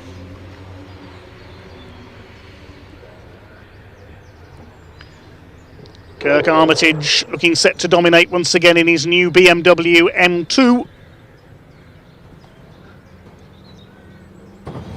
Lights are out atop the safety car. It will unleash them through Deer Leap this time. James Harvey alongside in the Boxster. Keeping it steady, keeping it 2x2. The red light's on above the bridge. Revs begin to rise. Pace car pulls off. They come up towards the starting gantry. The final race of the day gets underway. Good start further back by Tom Fowler in the Mazda RX-8. He gets a decent getaway. Watch for Matt Hibbert from the back of the field as well in the Honda. He's cut through a swathe of cars already from the back row of the grid, just behind Jonathan Lee in the Mini. Pick up the leaders as they head down towards Cascades. Already the BMW has cleared off in front ahead of James Harvey's Boxster. It's Cavan Taylor's Clio up in the third. He's made a good start. They file their way through Cascades for the first time. Tyrone Laffarelli in the Corrado already making up 3 places from the back. That's Hibbert side by side with Peter Kakoulas in the MR2 as they start to sort themselves out around this opening lap in the almost into the sunset now here at Oulton Park. Louis Dobson trying to move up to challenge Rob Wakelin with the lead of Class F in the CNC Heads Northwest Sports and Saloons part of the championship. Matt Hibbert wants to win Class E. Gets through past Louis Dobson there. His next target's Wakelin and Howard Hunt, and Colin Dunn's making a move from the back of the field as well in his Clio. There's Tyrone Lafarelli chasing down Carrick Williams with the Scirocco. Side by side through that bit of the circuit rarely works. 67 of Gilsenan and the 777 Josh Dakers. Leaders heading through towards Knickerbrook. Matt Hibbert is already gobbling up the field here from the back row of the grid. Josh Dakers dropping to the tail of the pack in the MG ZR, the green machine. See many of those out with the MG Owners Club Championship, of course. Over 30 cars on their grids over the last couple of years. Kirk Armitage is away and gone ahead of James Harvey as we expected.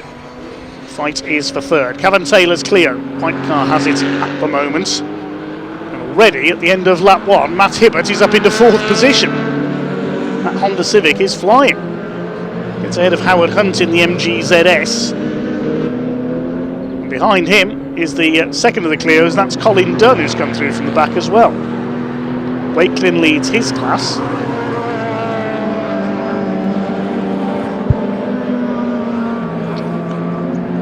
Hibbert is trying to catch Cavan Taylor, who's the leader of his category in the CNC Heads Northwest Sports and Saloons Championship, and he's almost done so. The rest of the field settles in the heat of Oulton Park. There's Peter Koukoulas, his MR2.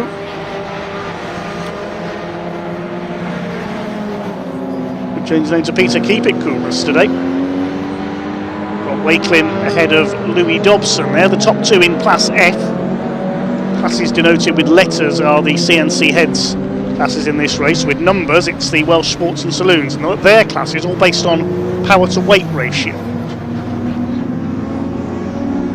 Separate Class 5 is for motorcycle engine cars. That's where you find the Lafarellis.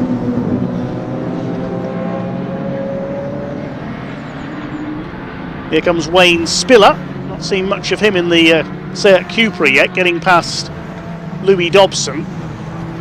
Rob Wakelin's Civic Coupe looking to move up and challenge Howard Hunt's MG ZS.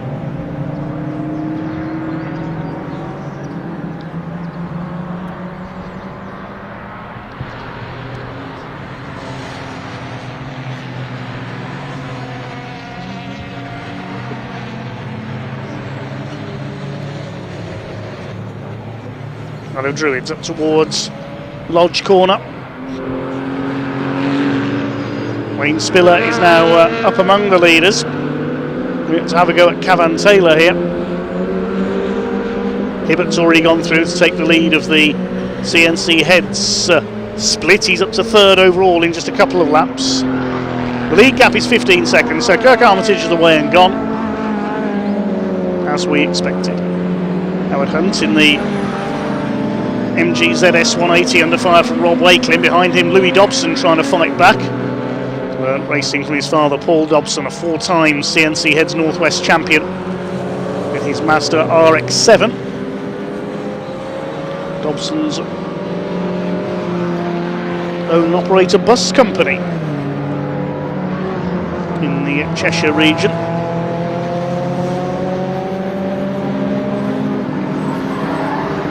There's Verity Banks, we heard from her earlier. Scrapping it out with Clio of Graham Huckster. Josh Dakers at the back of the field as well.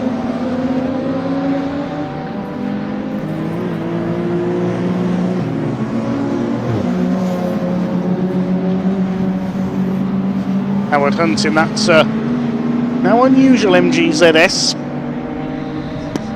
Just about staying ahead of Rob Wakelin here. This is the battle for 7th place. Man on the move is Wayne Spiller. In 6 places on the previous lap in the Seat. He's up to 5th. And lapping quicker than the 3 cars ahead of him.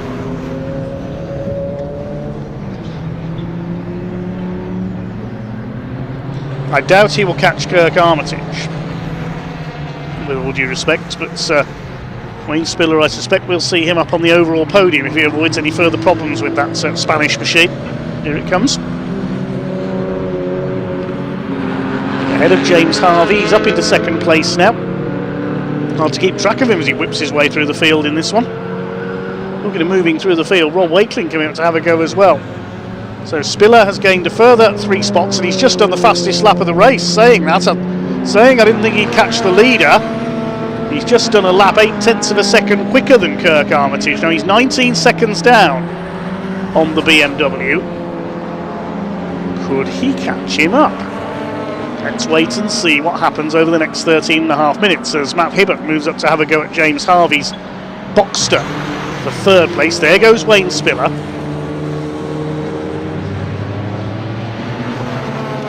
.8 seconds down on Kirk Armitage. Can you do anything about that dominant BMW?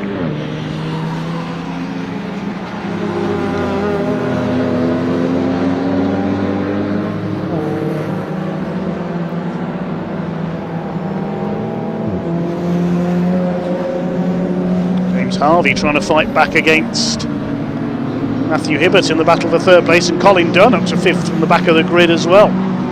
Taylor 6th, then the fight for 7th, Hunt, Wakeling. Behind them is Tyrone Lafarelli. Slowly but surely getting the Corrado hot rod up the order.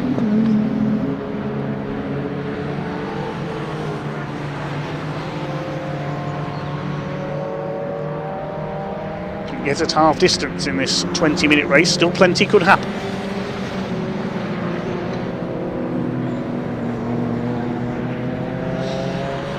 Kirk Armitage has just gone over the line. Will it be another fastest lap this time for Wayne Spiller?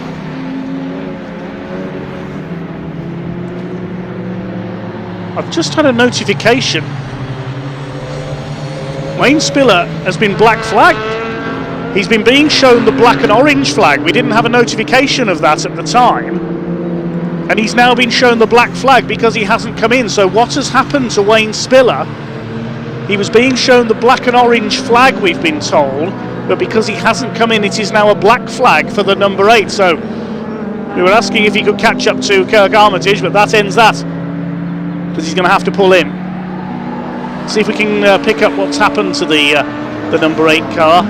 The black and orange flag, of course, is the technical flag. It means, or the meatball flag as the drivers call it, the black with orange disc, it means technical issue, you need to pit. There he is. Now, I can't see any issues externally with that car. He's not dragging any bodywork, I don't think, or anything, unless his exhaust has come off underneath.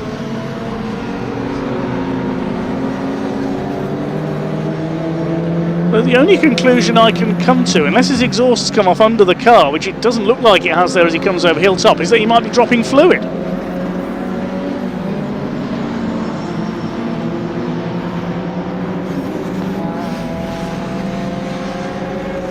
Too sure what that's for at all.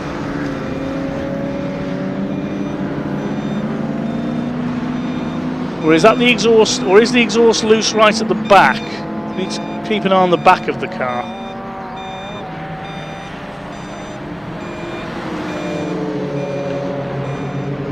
It might be, of course, that there's damage to the exhaust and is exceeding the circuit noise limits. There are quite stringent noise limits here at Oulton Park, so it could be that the car is too loud. I remember that happening at Mallory Park in the past as well to a couple of cars. Yeah, he's pulling in. All over for Wayne Spiller. We'll have to check why that is afterwards. I'm not entirely sure why the number 8 car was black flagged there. The only thing I can think of is either dropping fluid I couldn't see, or for excess noise. So that's given Matthew Hibbert second place in the Civic, and this now is the fight for third, because Colin Dunn has caught James Harvey. Boxster versus Clio. And next in the order now looks like Lafarelli behind them. Just got ahead of Cavan Taylor. So there's things going on everywhere you look in this one. I tell you, we've lost Josh Dakers as well. He's pulled into the pits.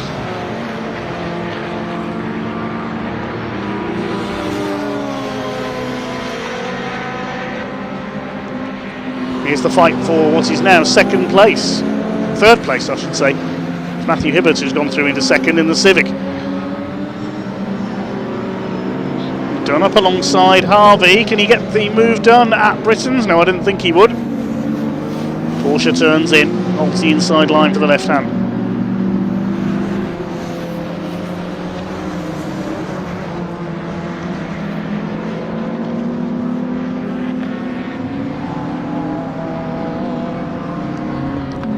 Seems a slightly unlikely battle, doesn't it?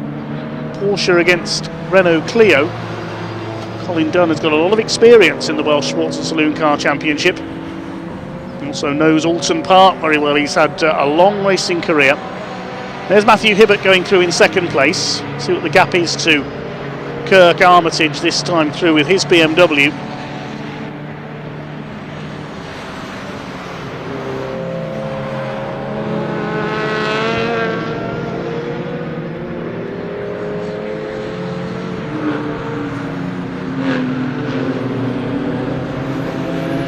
Hibbert goes across the line, just under 40 seconds is the gap.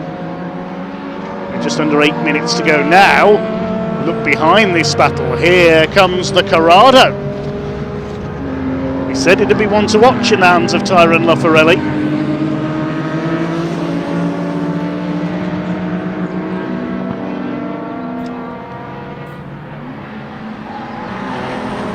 So we're going to see a three-way fight developing for third place. Hibbert's safe in second, he's 7 seconds clear of Harvey and Dunn, and now Laffarelli making it 3 for third. Up to 6th is Rob Wakelin, he leads Class F. James Harvey leading Class 2 for the Welsh Sports and Saloon Car Championship. No runners now in Class 3. Tyrone Laffarelli is in Class 5. Verity Banks in Class 1. Kirk Armitage and Colin Dunn, meanwhile, are both invitation class runners, so they won't score points.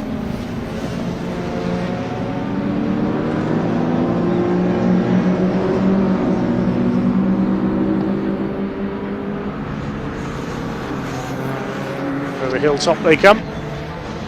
Tyrone Laffarelli up the inside, and he takes Colin Dunn up into 4th position from the back of the grid. But as I say that, the Corrado slows. Has he got a problem? Dunn goes back ahead of him. No, he may have just missed a gear there.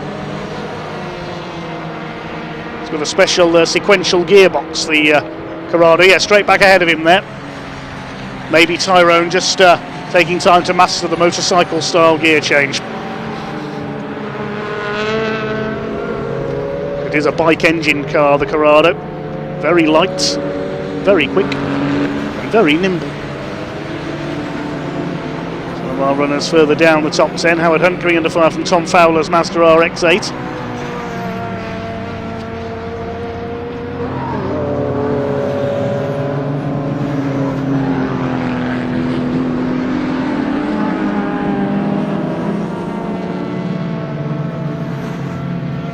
Peter Kukulis in his MR2. He's back in 11th place.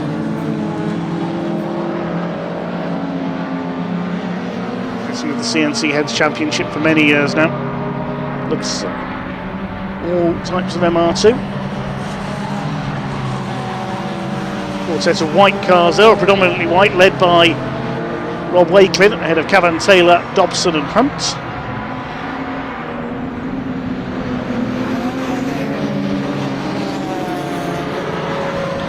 Small gap back to Tom Fowler. There's the Mazda.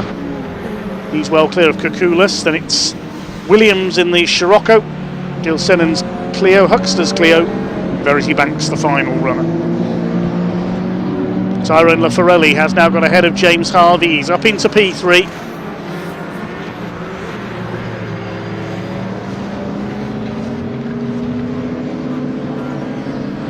This time the Corrado has made it round.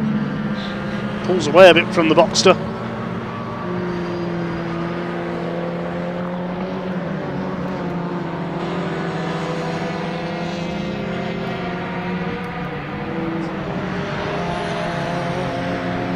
lead gap is as Matthew Hibbert comes over the line this time to complete his 8th lap. Armitage has already gone through. So the gap is back to Tyrone Lafarelli in 3rd place as well. 48.9 seconds is the lead gap. There is our leader, we haven't forgotten about him. He disappears into the distance once again.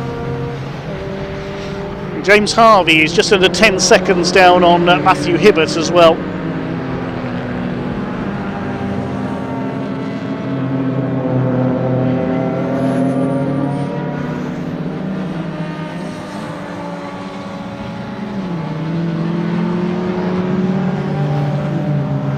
A battle between a couple of Clios. Further back in the order, this is for 14th place, Gil Sennan in the 67 against Graham Huxter in the 21. Both in different, well, not different classes, different championships.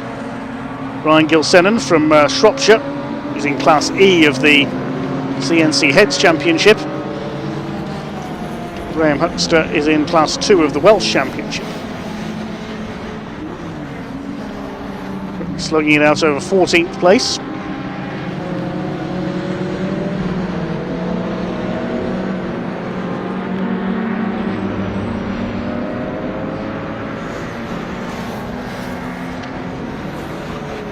The cars further forward, Williams in the Corrado, Jonathan Lee in his Mini.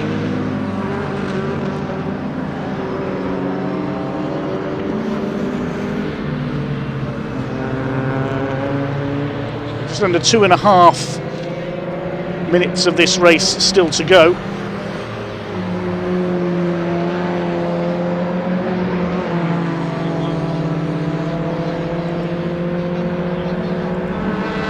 It's looking good here for Kirk Armitage to complete the double. He won't pick up any points towards the Welsh Sports and Saloon Car Championship, of course, because he's running in Invitation, as is Colin Dunn. The highest point scoring car for the Welsh Championship is Tyrone Lafarelli. There he goes in 3rd place, showing he's 5th on the timing screen because his transponder's not working. James Harvey will win his class. Dorothy Banks will win hers as well, but she's the only entry in Class 1. We lost the lone Class 3 car earlier, that was Wayne Spiller. CNC Heads, Matthew Hibbert leads Class E. And of Howard Hunt, there he is in the MG. Kevin Taylor for they swapped positions on the previous lap. Class F, it's Rob Wakelin.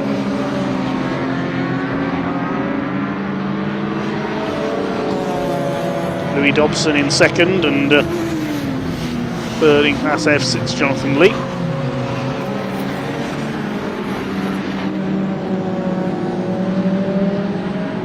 Dobson moving up to potentially have a go at Tom Fowler's Mazda.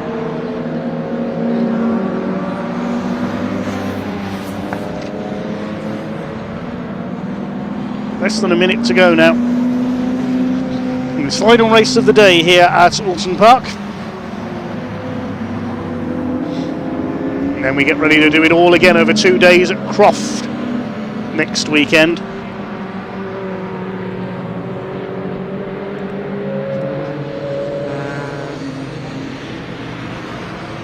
Another win for Kirk Armitage.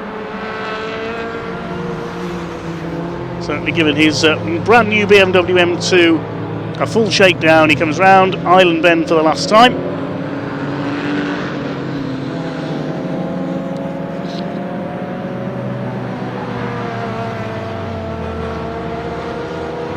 Not even with the full numbers on it yet. Look at the windscreen. It'll soon be sign written though. Kirk, who's previously raced an M3 in a navy blue livery, mainly up at Croft in the Northern Saloons and Sports Cars. Just almost taking it easy there as he comes into the chicane for the last time. Barely seen another car all race. Is he running out? Hang on. Is he running out of fuel? He's pulled off. I thought he was taking it easy on that last lap. He must have run out of petrol. Okay then.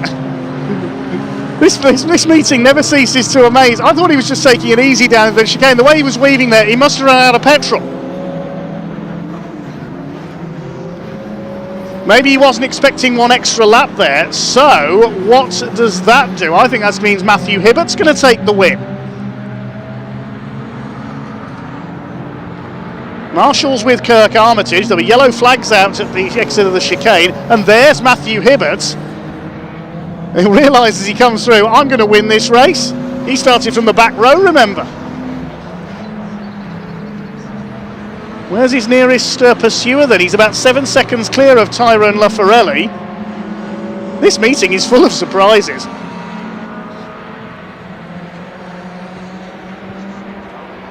Here comes Matthew Hibbert, lapping one of the Clios there. I hope he's seeing Kirk Armitage, because he might not realise he's going to win this race otherwise. In the Waxworks Honda. Here he comes. Checkered flag will be ready for him. He has realised, he flashes the lights as he crosses the line. Matthew Hibbert wins at Oulton Park. Tyrone Laffarelli comes over in second. He was only a short distance back. His transponder's not working, so we'll have to wait to see what the gap was. And James Harvey beats Colin Dunn home for third place. 1.7 seconds in the end. So Laffarelli nearly caught him. Just when we thought it was all said and done, that proved it's never over till that checkered flag is passed.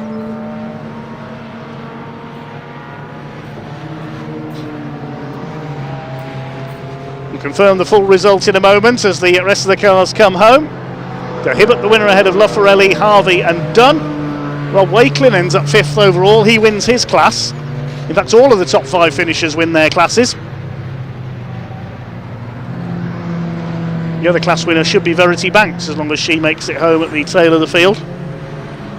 Poor Kirk Armitage.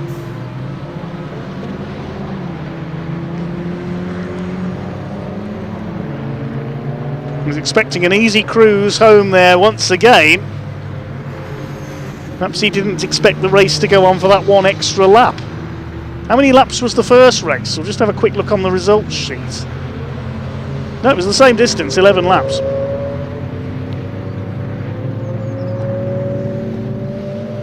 Here comes Verity Banks in her Clio. She crosses the line 16th and wins her class. Here's Peter Kukulas with the MR2. Quiet day for him. He'll finish in 10th place. It's Matthew Hibbert that's won it. The man from Nantwich. And there is a rather embarrassed looking Kirk Armitage talking to the marshals.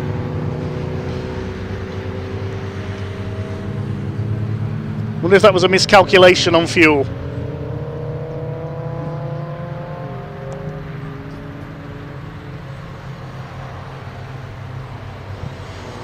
So 1 overall win for the Welsh Championship and 1 for CNC Heads Northwest in this two combined races today. Provisional result will see Matthew Hibbert on top in his Honda Civic by 1.7 seconds ahead of the fast closing Tyrone Laffarelli, who wins the Welsh split. James Harvey's Boxster third ahead of Colin Dunn and Rob Wakelin. They all win their respective classes. 6th was Howard Hunt's MG, then Cavan Taylor, Tom Fowler, Louis Dobson, Peter Kukulas, then Williams, Lee, Armitage and non-finisher. Graham Huxter was 13th, a lap down. Brian Gilshannon. They were battling all race long. He takes 14th. Verity Banks finishes in 15th place. We also lost Wayne Spiller. He was flagged in. We know not why at the moment. I suspect it was for noise. And Josh Dakers also retired. Let's head down to Parc Fermé and hear from a doubtlessly surprised but very happy Matthew Hibbert.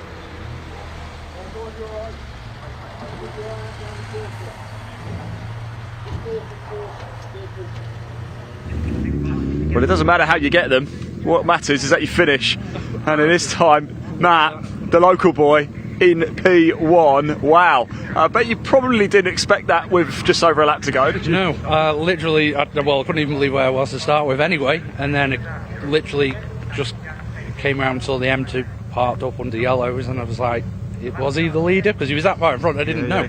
Well, we're not totally sure. We think it might be a fuel issue, Right. but that's not confirmed. But hey, look, who cares? You had to be in P2 to take P1, didn't you? Yeah. Got to be there to be in it to win it. Enjoyed your day? Yeah, mega. Thank you I very didn't much. realise how tall you are. I know, actually. yeah. Oh, no, actually, it's probably me, just really short. Let's move along anyway. Look, Fabio, here he is, coming home there in P2. Let's let him get out. Look, he's going to be smiling, I think, as soon as he realises. Fabio, come on! Woo, yeah! Tyrone. Yes. We had a driver change. Tyrone. Whoa, yeah! How was that? Great fun. Don't actually know where I finished. P2. That's why I was whooping you. That's a bit of a bonus. We think actually Kirk might have had a bit of a fuel issue, which is why he parked up. So, but bit of a hollow victory then, but well. No. Listen, you've got to finish, haven't you? Well, yeah. Well done, Tyrone, not Fabio. No. Well done. Congratulations. That was James Harvey, of course. Where's James? His car's over there. Congratulations to him. Definitely James Harvey finishing in P3. Right, the drivers are all in Parc Ferme now. Let me move out of the. We'll go this way. Let's go this way because I've got a message for everybody. Right, that wraps up the action here at Oulton Park. I just want to say, as ever, every single race meeting that we do, there are a team of people who spend the entire day. Normally, they're out in the wind and rain. Today, they've been out in the absolute blaring sunshine throughout the course of the day, bringing you the pictures so you can watch all of the action live and completely free. So if you haven't already, please hit that like button, hit that subscribe button on the BAIC YouTube channel. A lot coming up. Don't forget, next week we're at Croft. That is going to be something special. TCR, we've got catering there, Scottish Mini, so much, both Saturday and Sunday action.